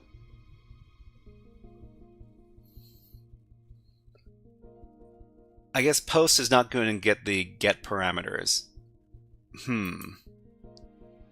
Yeah, I guess that's not, I guess that's the case. That's why it doesn't enter debug mode.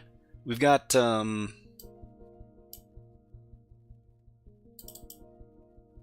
ads running on Twitch, so we're just going to take a little break. And on YouTube, we also get an ad. Just a second. There you go. All right.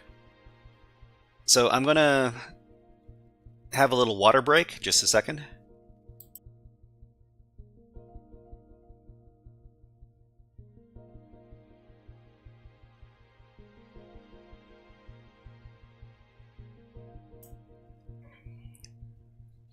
Okay, so running suggests we do Natas 16 union select null null null. Okay, let's go ahead and try that path. We're gonna wait another 30 seconds because we still have ads running on Twitch right now. Select star from where users equal Natas. I think it's easier than we well. We're the kings of overthinking these things. Let's go ahead and get out of here. Okay. So what was it? Let's try some suggestions. So Natas 16 union select null null. And then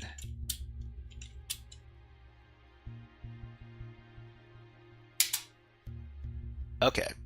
Oh, okay. Yeah, I think we got it. Okay, so we select null null, and now we can this union select works. Ronan, you've there you go. This payload works. All right, so. I think this is more easy than what we think. You see, well, I'm trying to figure it out right now.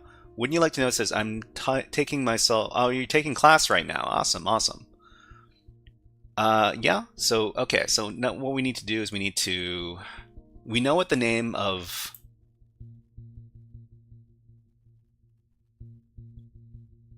the table is. So it's the users table. So select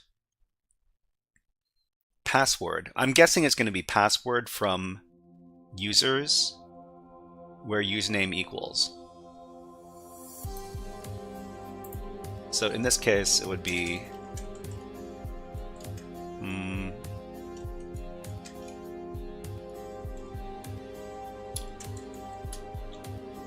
so null password from users, where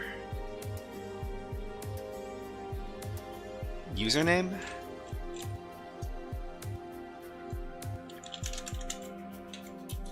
Username equals Natas 16. So I'm gonna guess this is gonna work. Hacka says union makes no sense. You need data from the same table, so why even join? So why even join?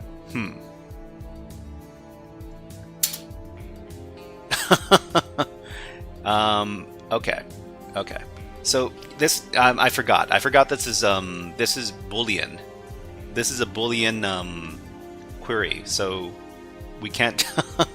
And actually says try SQL map and destroy all this. Yeah.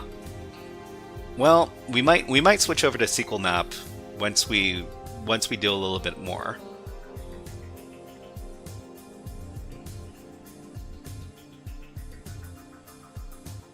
Make sure it's spelled the same way too. Yeah.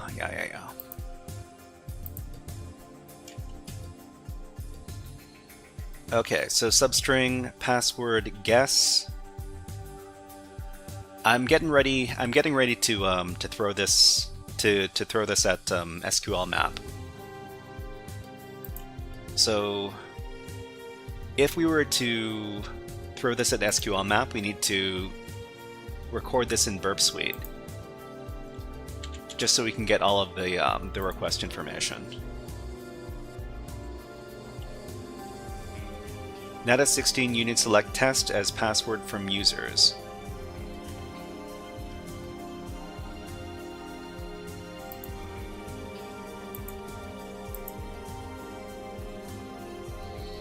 So because this is union, I don't want to. I don't want to do this manually, because manual Boolean or time-based SQL injection is hell. It's literal hell.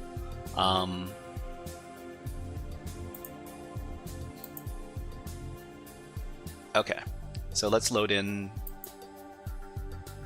Let's load in the Natas 15 website.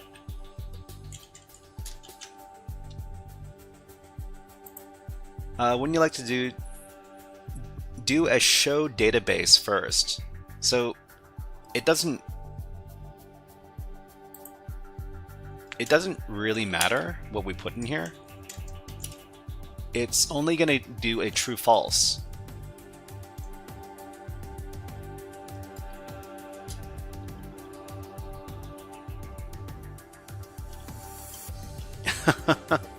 Destroy all the things. Let's see. TG Artist says union select test as password from users. Make sure it's spelled the same way too. I'm just gonna try doing this with SQL map.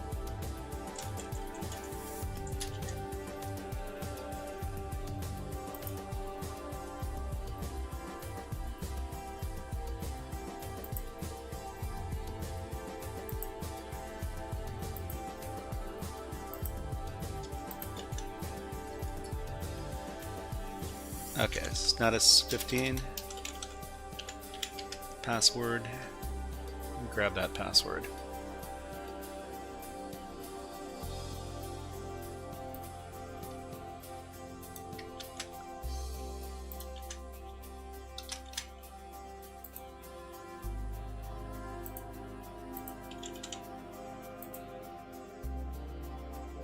Actually, wait.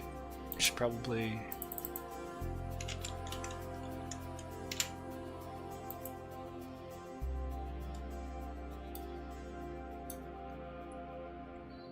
We can try to put all the Boolean sequences and stay here for until next Christmas. Yeah. All right. Anyways, let's go ahead and try out using. Oh, I forgot to get out of this one.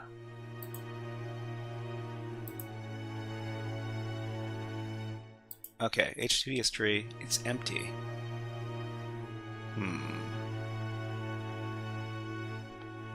Sorry, there's a problem because I started up 2 burp suites at the same time. You should not do that. Try double. Okay, so you just want to try double user does not exist.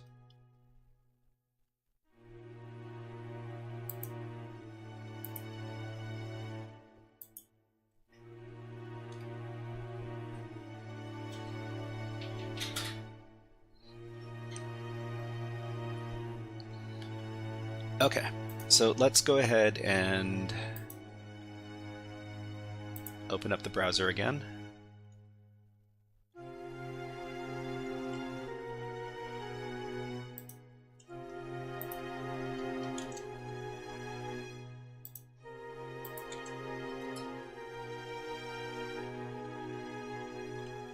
Natas 15 password.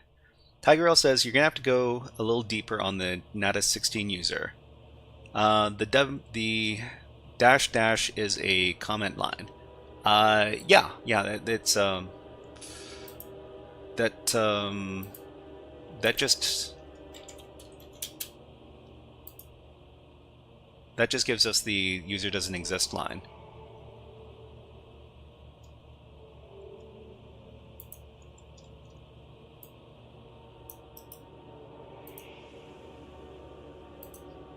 Okay, so where were we? We were trying to log in to Natas 15 again, but from Burp Suite. Let's see. So I think you can use dash dash as a comment, and you can also use the hash symbol as a comment instead of MySQL. Natas 16. Okay. So we should have this recorded in the history now. Here. Okay, let's go ahead and save this to a file. We'll call it request.txt, and we're going to feed this into SQL map.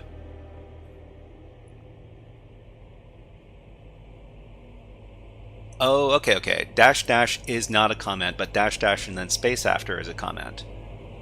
They both get the same results in this application.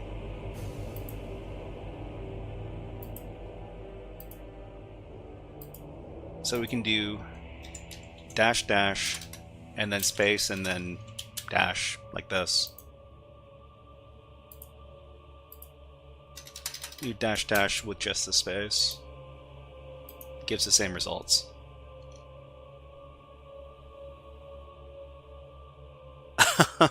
MySQL, right. Okay, so we've got our file now.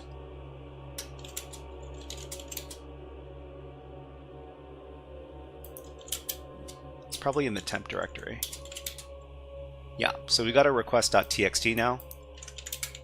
This has all of the information to connect to the website, and we can feed this into MySQL or SQL map. So let's go ahead and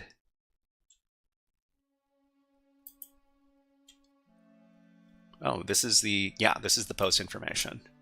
Username equals. Let's do SQL map,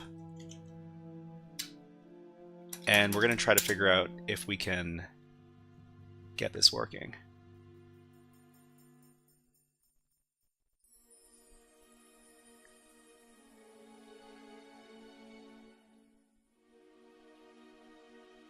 This should be Boolean based. It is recommended to perform only basic union tests if there's not at least one other potential technique found. You want to reduce the number of requests. Let's just say yes. The post parameter username does not seem to be injectable. That's not true. Hacker says, by the way, you are not escaping query without the, okay. All right, let's try this out.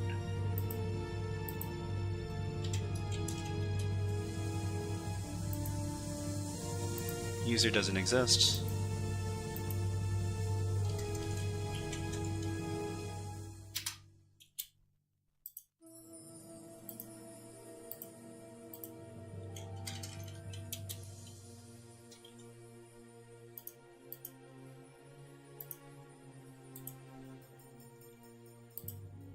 Okay, okay. Post parameter username does not seem to be injectable. That's not the case. Let's edit that file.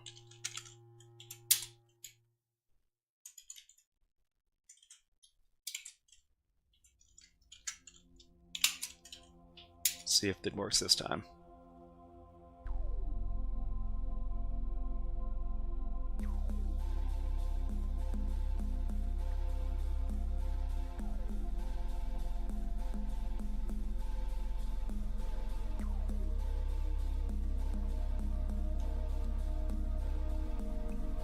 Okay. Generic union query. So it says it's not injectable. Let's try. Hacker says, to add to previous messages, you need a true positive query, something that exists. Means the empty username. Okay, so Natas 16 is valid because, okay. Let me go back. So we're trying out Natas 16 and then the quote out over here. User exists.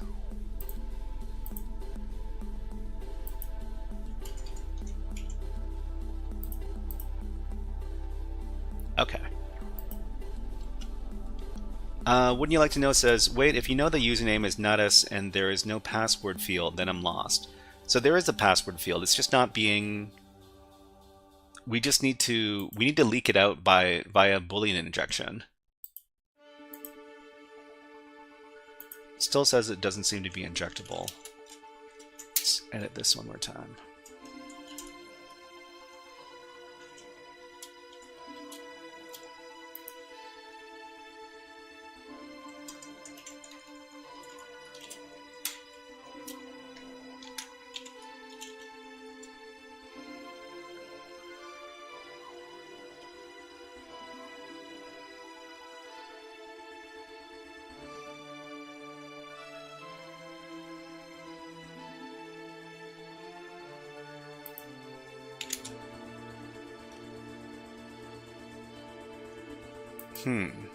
It still says that the posted parameter does not seem to be injectable. 1 equals 1.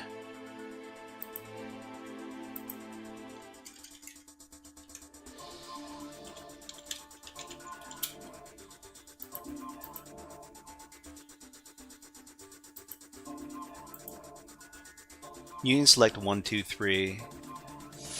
Okay.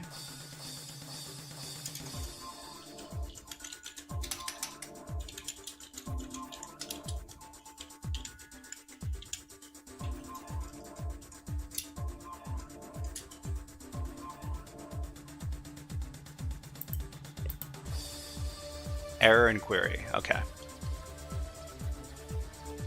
Apostrophe 1 equals 1. So this broke the code.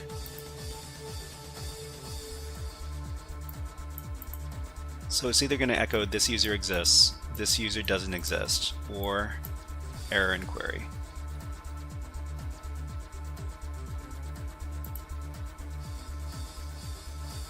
Let's see. ASQL map is weird with parameters. Try adding double V to see what it's sending, and you should identify the error. Okay, so let's do verbose.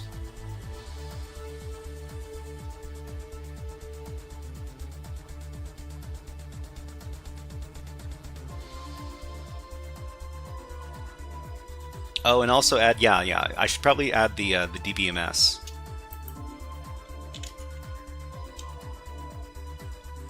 Hack Smarter, hello, hey, dropping in to say hi. Really enjoying the content lately on my channel. Thank you. And yeah, I've been appreciating the I've been appreciating all the late night streams that you're doing on your own channel as well, Hack Smarter. To anybody who doesn't know, Hack Smarter is a great content creator on both Twitch and YouTube. I'm going to give him a little shout out right now.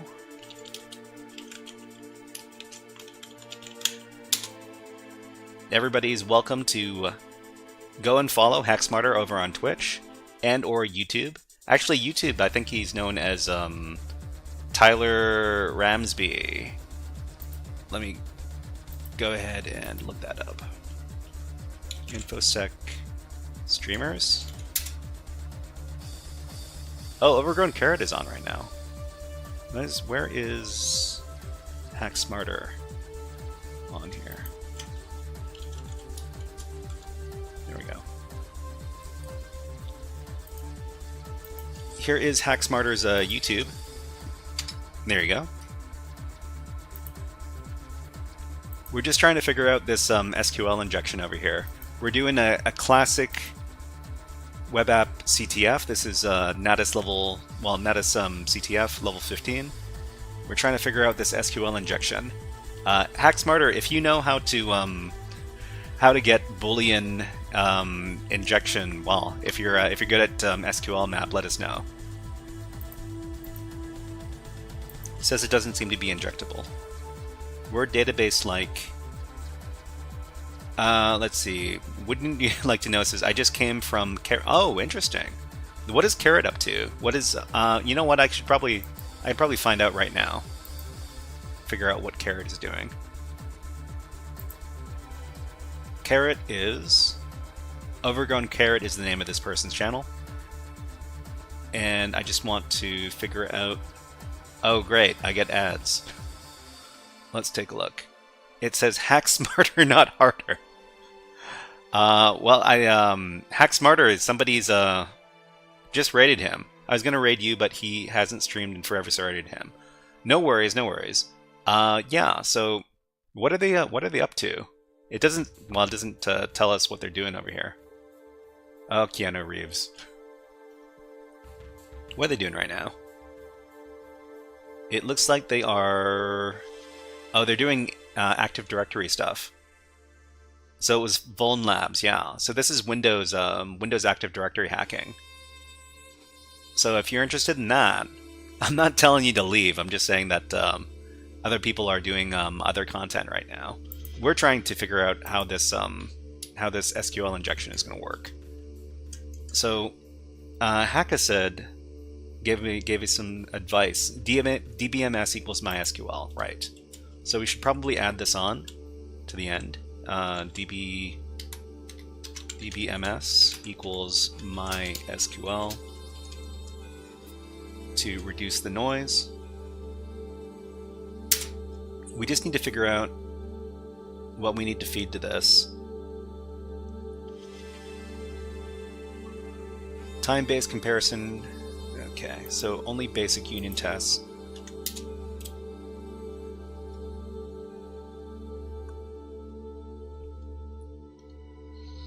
So, I think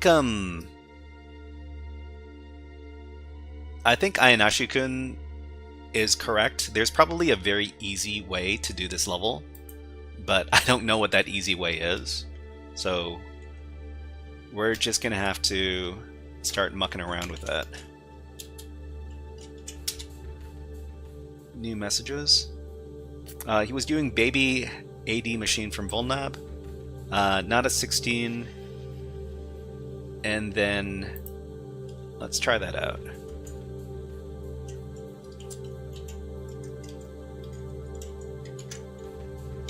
Okay.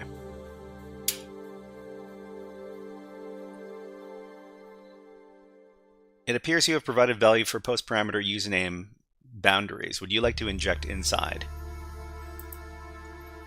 Let's just say no the first time. If it doesn't give us good results, then we can try yes for the second time.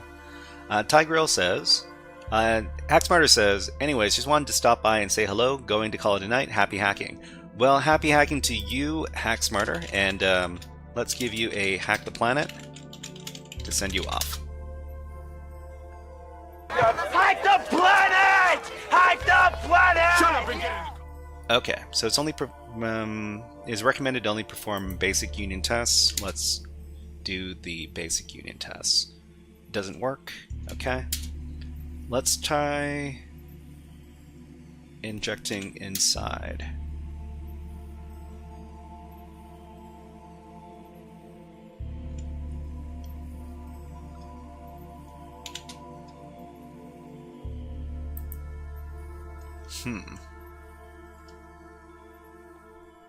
Let's see. Ian actually says because it's single quote, not double. I'm pretty sure. Hold on, let me check that. The source code here says it's double quote.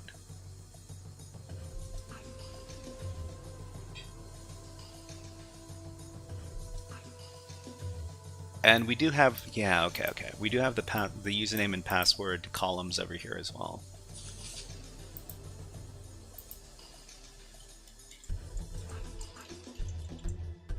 So this returns error in query. This returns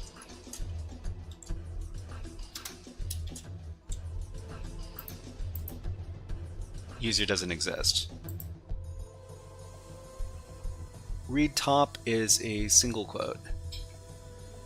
Okay, Ian, actually, why don't you give me the full payload? Why don't you give me the payload? Okay, so Natas 16. I think I see it. I see your message.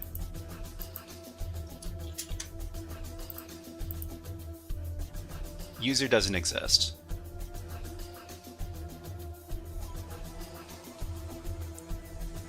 Threads to DBS level 5. That seems very, very invasive. You know what? I might try that out because I've been at this for a while. Okay, so threads equals to DBS level 5. Before I do this, I should probably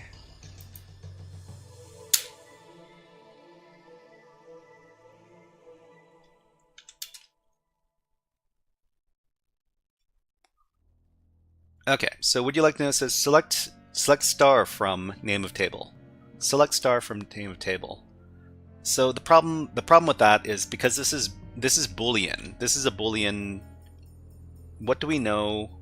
What we do know is that the user exists.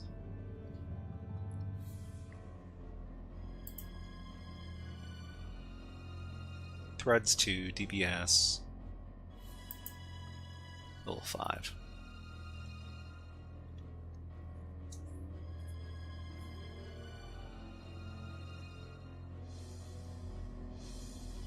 So I know that this is going to be some sort of this is going to be a Boolean based because this is a true or false. This SQL query gives us a true or false result. We can't get the answer directly from the web app, so this is also a type of blind SQL injection. So it's blind Boolean based. Boolean based bind. Blah, blah. Boolean based.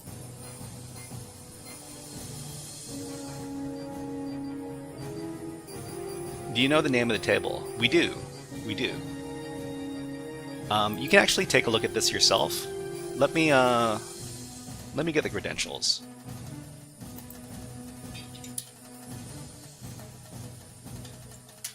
So this is the URL.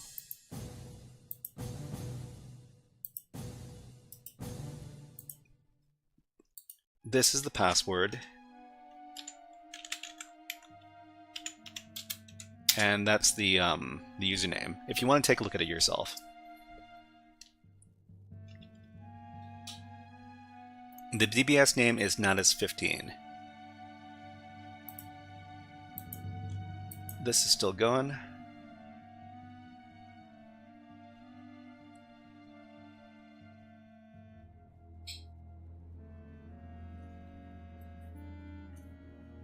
Begin unsigned.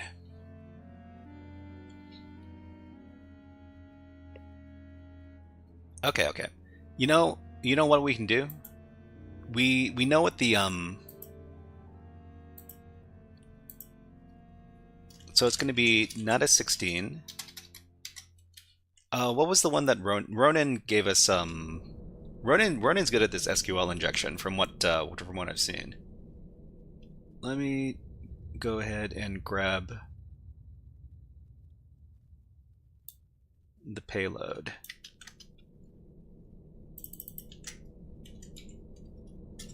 Union select null null null. This. So this user exists. So that's the correct number of columns.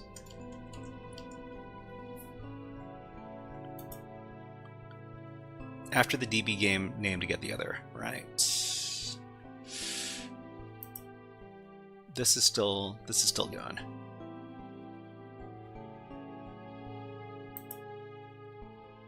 Okay, so we would do something like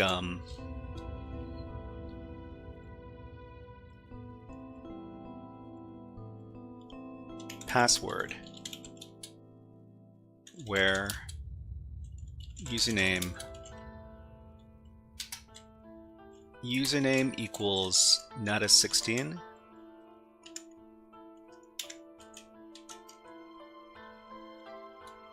And password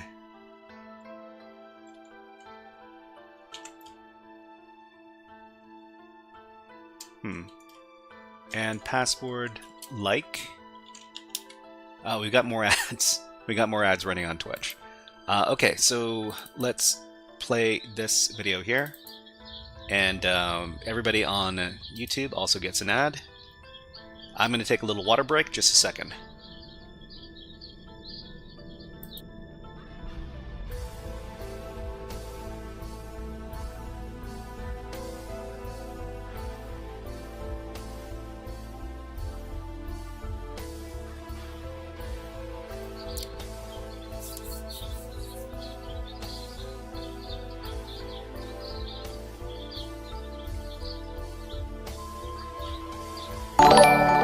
Thank you very much. Overgrown Carrot has just raided my channel with a party of 21. Hello, raiders. And hello, Overgrown Carrot. I saw you were doing some active directory hacking on your channel. How did that go? You were doing VulnLab, right?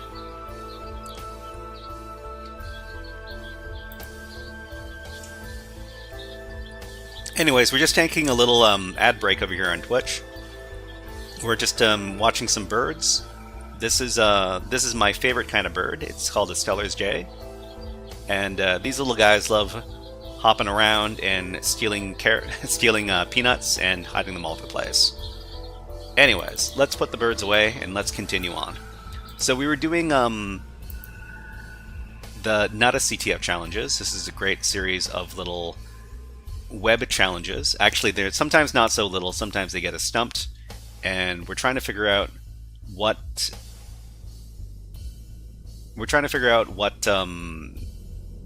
Boolean injection payload we should be using. We've also got SQL map running over here, trying to get the right payload for SQL map to work for us. So okay, so username equals Natas 16 and password like, what was it? Password like A? So we're trying to figure out if the beginning letter is the letter A or not. Check existence, error in query. Okay. So what caused the error here? Select null password where username equals Natas 16 and password like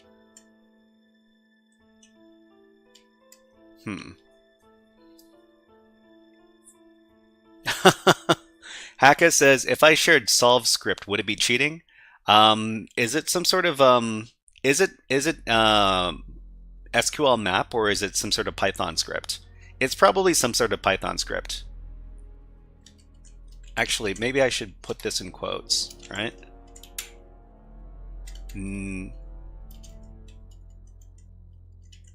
Should I be doing it like this? Error in query. Python script, yeah. Well, Hacka, can you tell me this? Do you think it's possible to get this done with SQL map?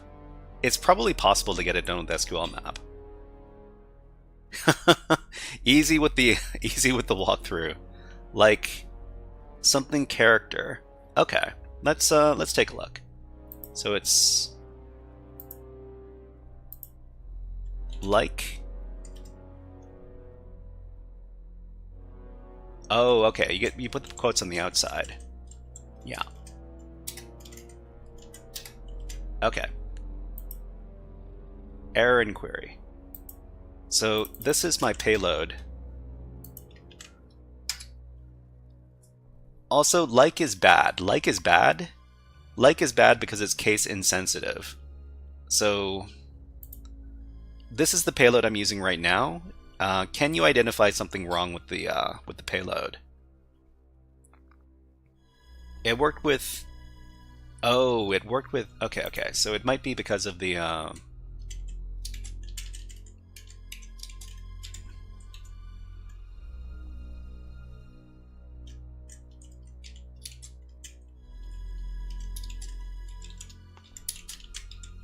Silly SQL error inquiry still.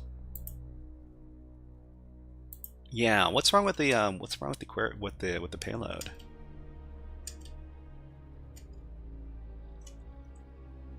Null password where username equals that is 16 and a password like.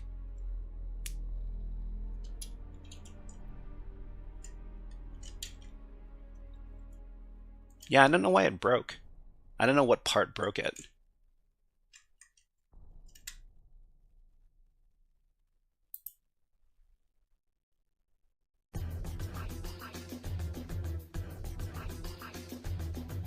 This is still taking a really long time.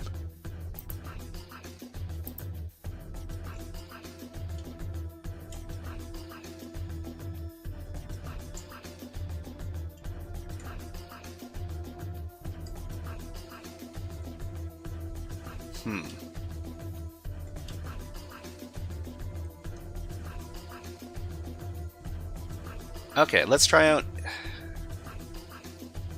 What is different between Ronin's payload and my payload? Password from. Oh, yeah, no, I forgot the from. Yeah. Okay. Alright. This user exists. So wait, it actually starts with A? So if we do AB, it's still true. What?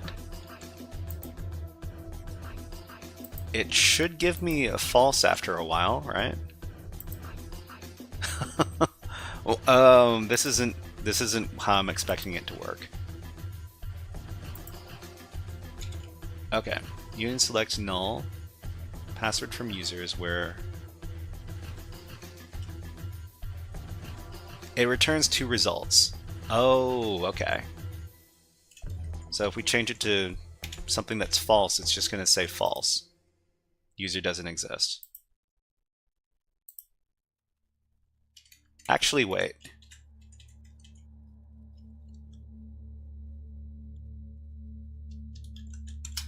What if we put our and here?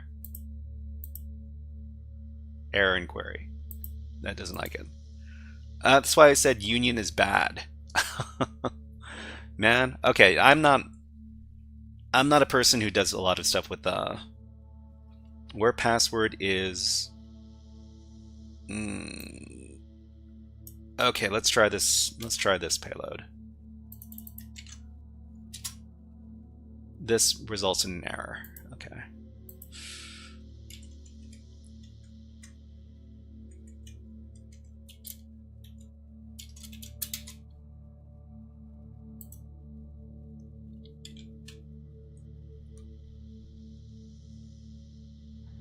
Oh, okay. So Ronin. So substring password 11 equals A. Okay, let's.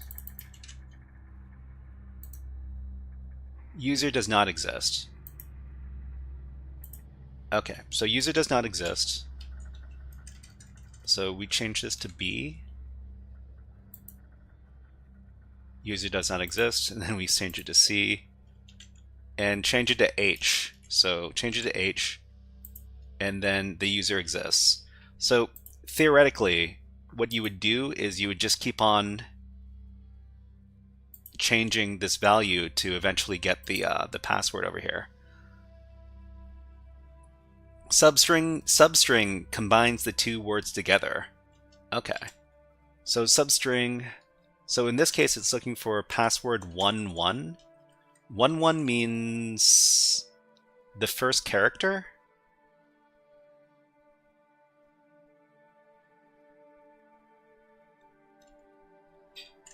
Because we can't do two characters here, right?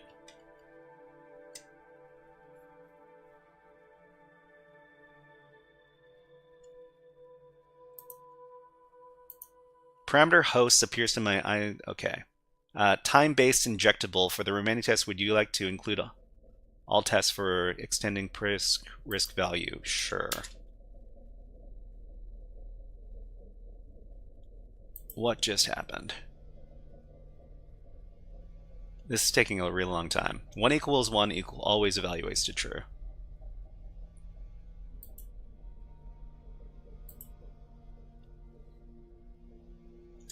Okay, so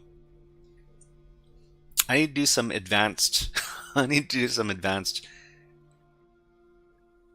SQL injection. Okay, so H is the first one.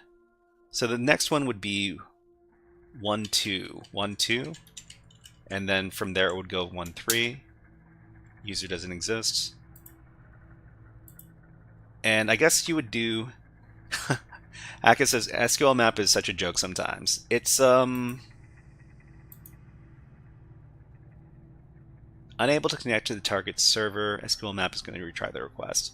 So this is the problem. When you do SQL map, you can overwhelm the server sometimes because it sends a lot of traffic.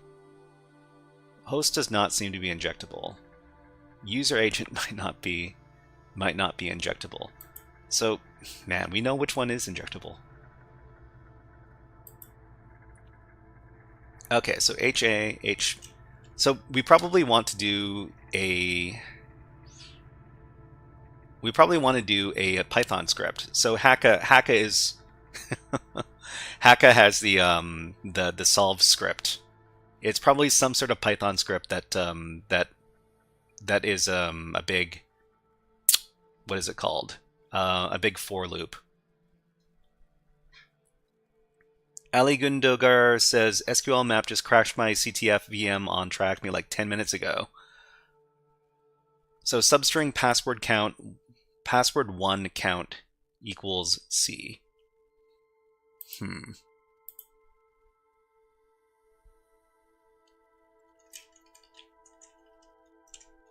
So doing this manually is not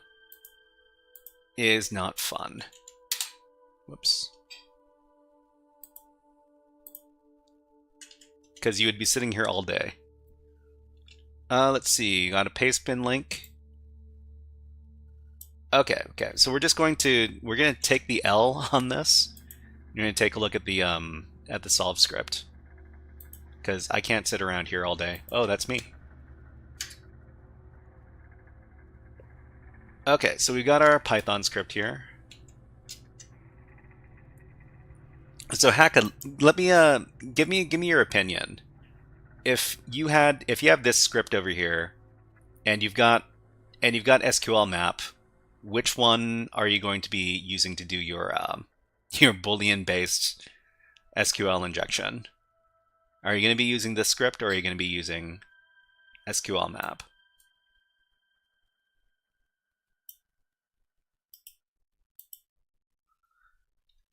You're going to use mine. Okay. Wait, did you write this? Let us know. SQL map is still detecting. SQL map is, yeah, it's still going. All right. Just for the sake of getting this thing done. Boolean SQLi.py.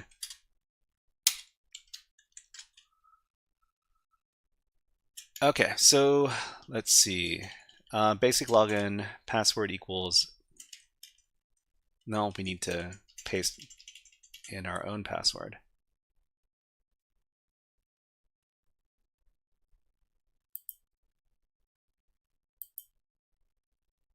Just for the sake of getting this done, I probably need to do some research to see if there's a more elegant solution to this level. Okay, so basic auth is over here. Great. So if this is the way it goes, then you would just run Python this thing. It's thinking. So now that we got the solution, now we try to understand how it works and why. Basically, what he was doing manually, but automatically now. Okay. So this is how we would do it manually, right?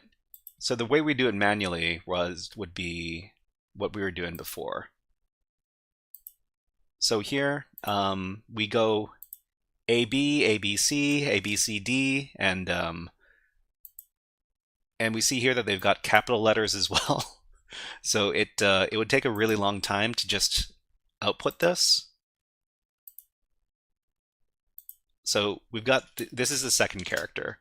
The second character eventually will get to the letter capital P, and then password 12, check existence, and then it says the user exists. This means that we got the second character. And then to get the third character, we would do password string 13, and then we would do A, user does not exist, and then eventually we would get to the letter K.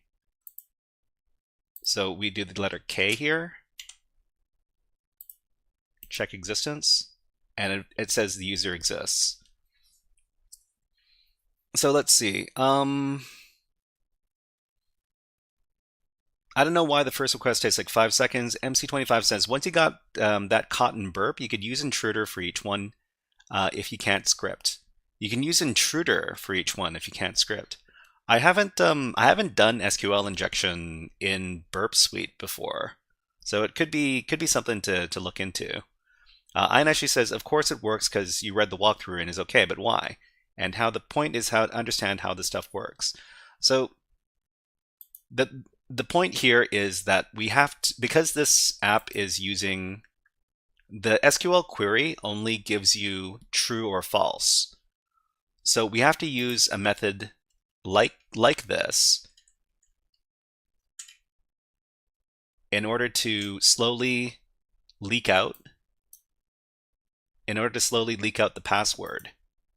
So eventually we get to 3 characters, and then we would have to go through all the alphabet, A to Z, and then capital letters A to Z.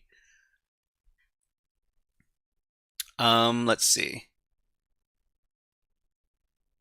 So Hacka says, also read the note at the end of the script. Was a weird quirk of the challenge. Almost wanted the note at the end of the script.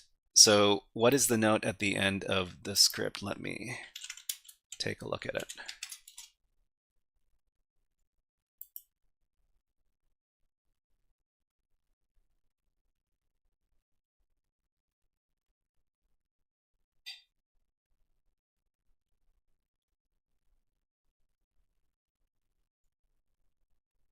Wait, what am I supposed to be looking at?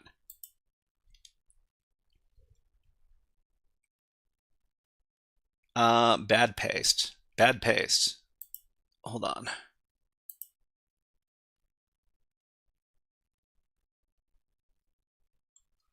Okay, now for some reason the substring function was not case sensitive. Binary made it case sensitive again. Yeah. I sometimes this is the Python function, right? The Python function substring. Where is it? So where is it in the code?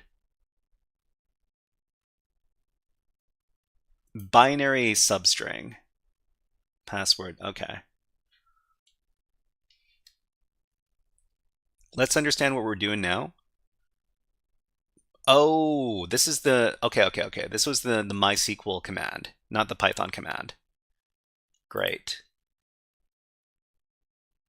But yeah, we're trying to understand what's going on. So what's going on is that the query only returns true or false. So the user exists, the user doesn't exist.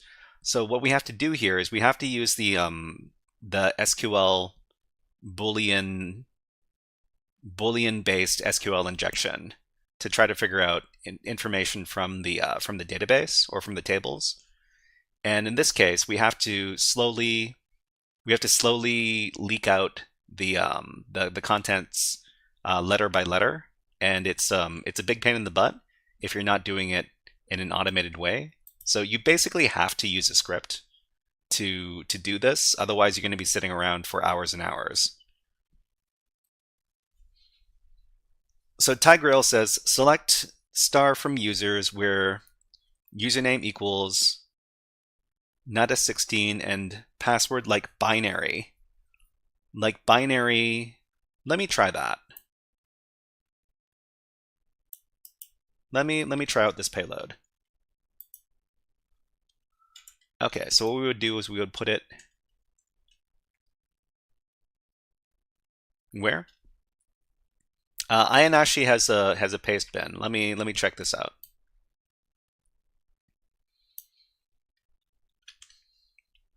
Build your script on that. Hold on.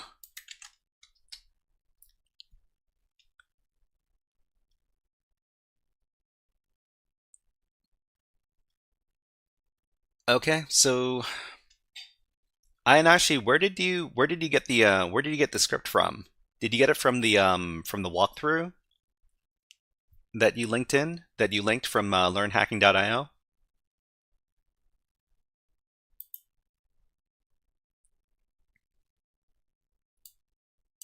Oh, music stopped.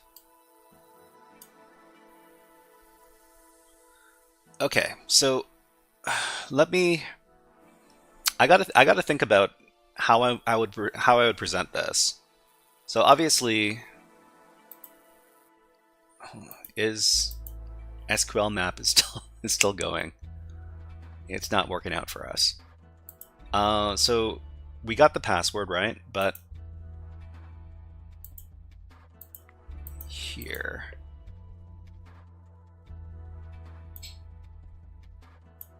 I'm wondering how I would present this, because I'm not super good with SQL injection either. I have done some demonstration Boolean SQL injection. I do not find it very fun. And I do not find it very fun to do manually, and I don't think anybody does. That's Hacker's paste bin. Awesome. In the walkthrough explains and the script was the same. Okay. So this is Natas 16. Password is this. Before we finish the stream, let's do a little bit of a after action report for level 15. Hacker says blind is fun. Well, Ronan says SQL map was much faster for me because I used WSL Kali. What is WSL Kali? Okay, so this is the web vulnerability in this case is Boolean based blind SQL injection. So the method of solve is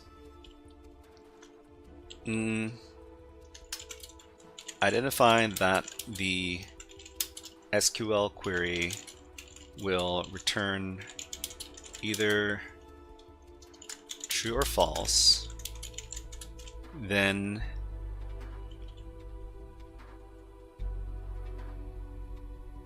craft a SQL payload which will return true under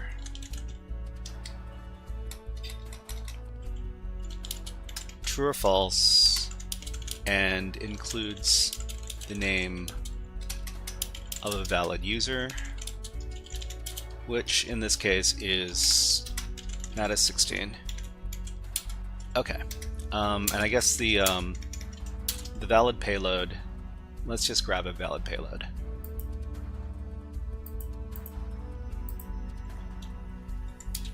Something like this.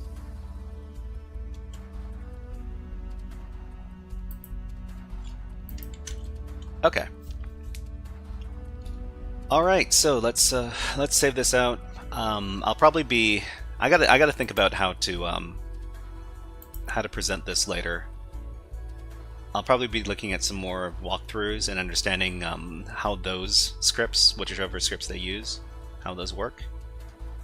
We're going to be ending our stream in just a little bit, but before we do that, let's go over to the Reddit and let's talk about what's happening in the next stream. So everybody, every time we stream, we've got a schedule. And for the next stream, that's going to be on Friday. So on Friday, March the 7th, we're going to be doing Tryhackme, we're going to be doing more network hacking, and we're going to be taking a look at common networking protocols. So we're going to be learning how to interact with FTP, how to interact with SMB and Telnet and some other common networking protocols, and just how to interact with them on a in a regular way. Because the first part to hacking is figuring out how to interact with the system in the correct way.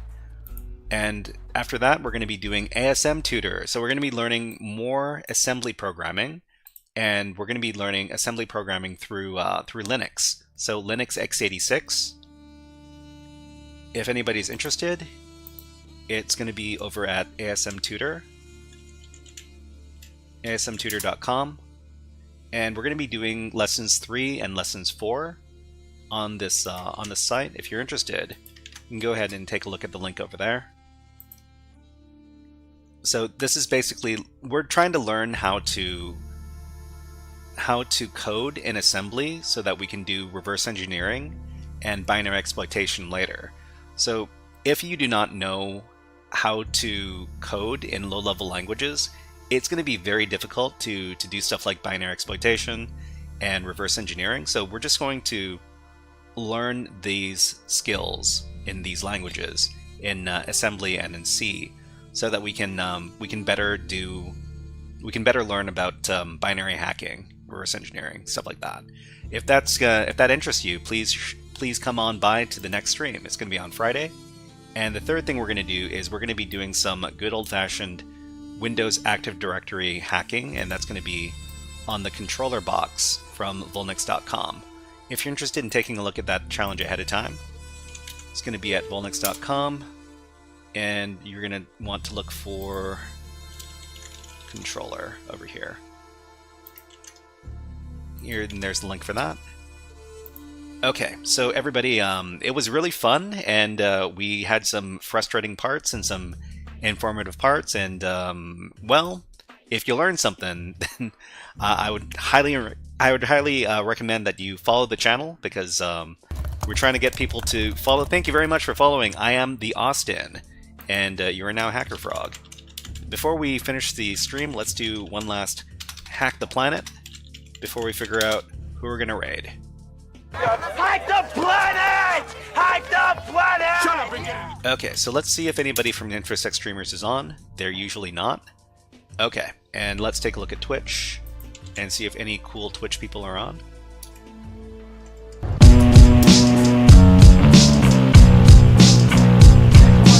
This one's dedicated to all the hackers. Yo. Okay, so thank you very much for redeeming all the things, and it looks like our friend SnowXCones is streaming on Twitch right now. Oh, they're doing a collab. Interesting. Okay. So SnowXCones does leak code, and she also does lifestyle stuff as well. Let's take a look at what she's up to right now.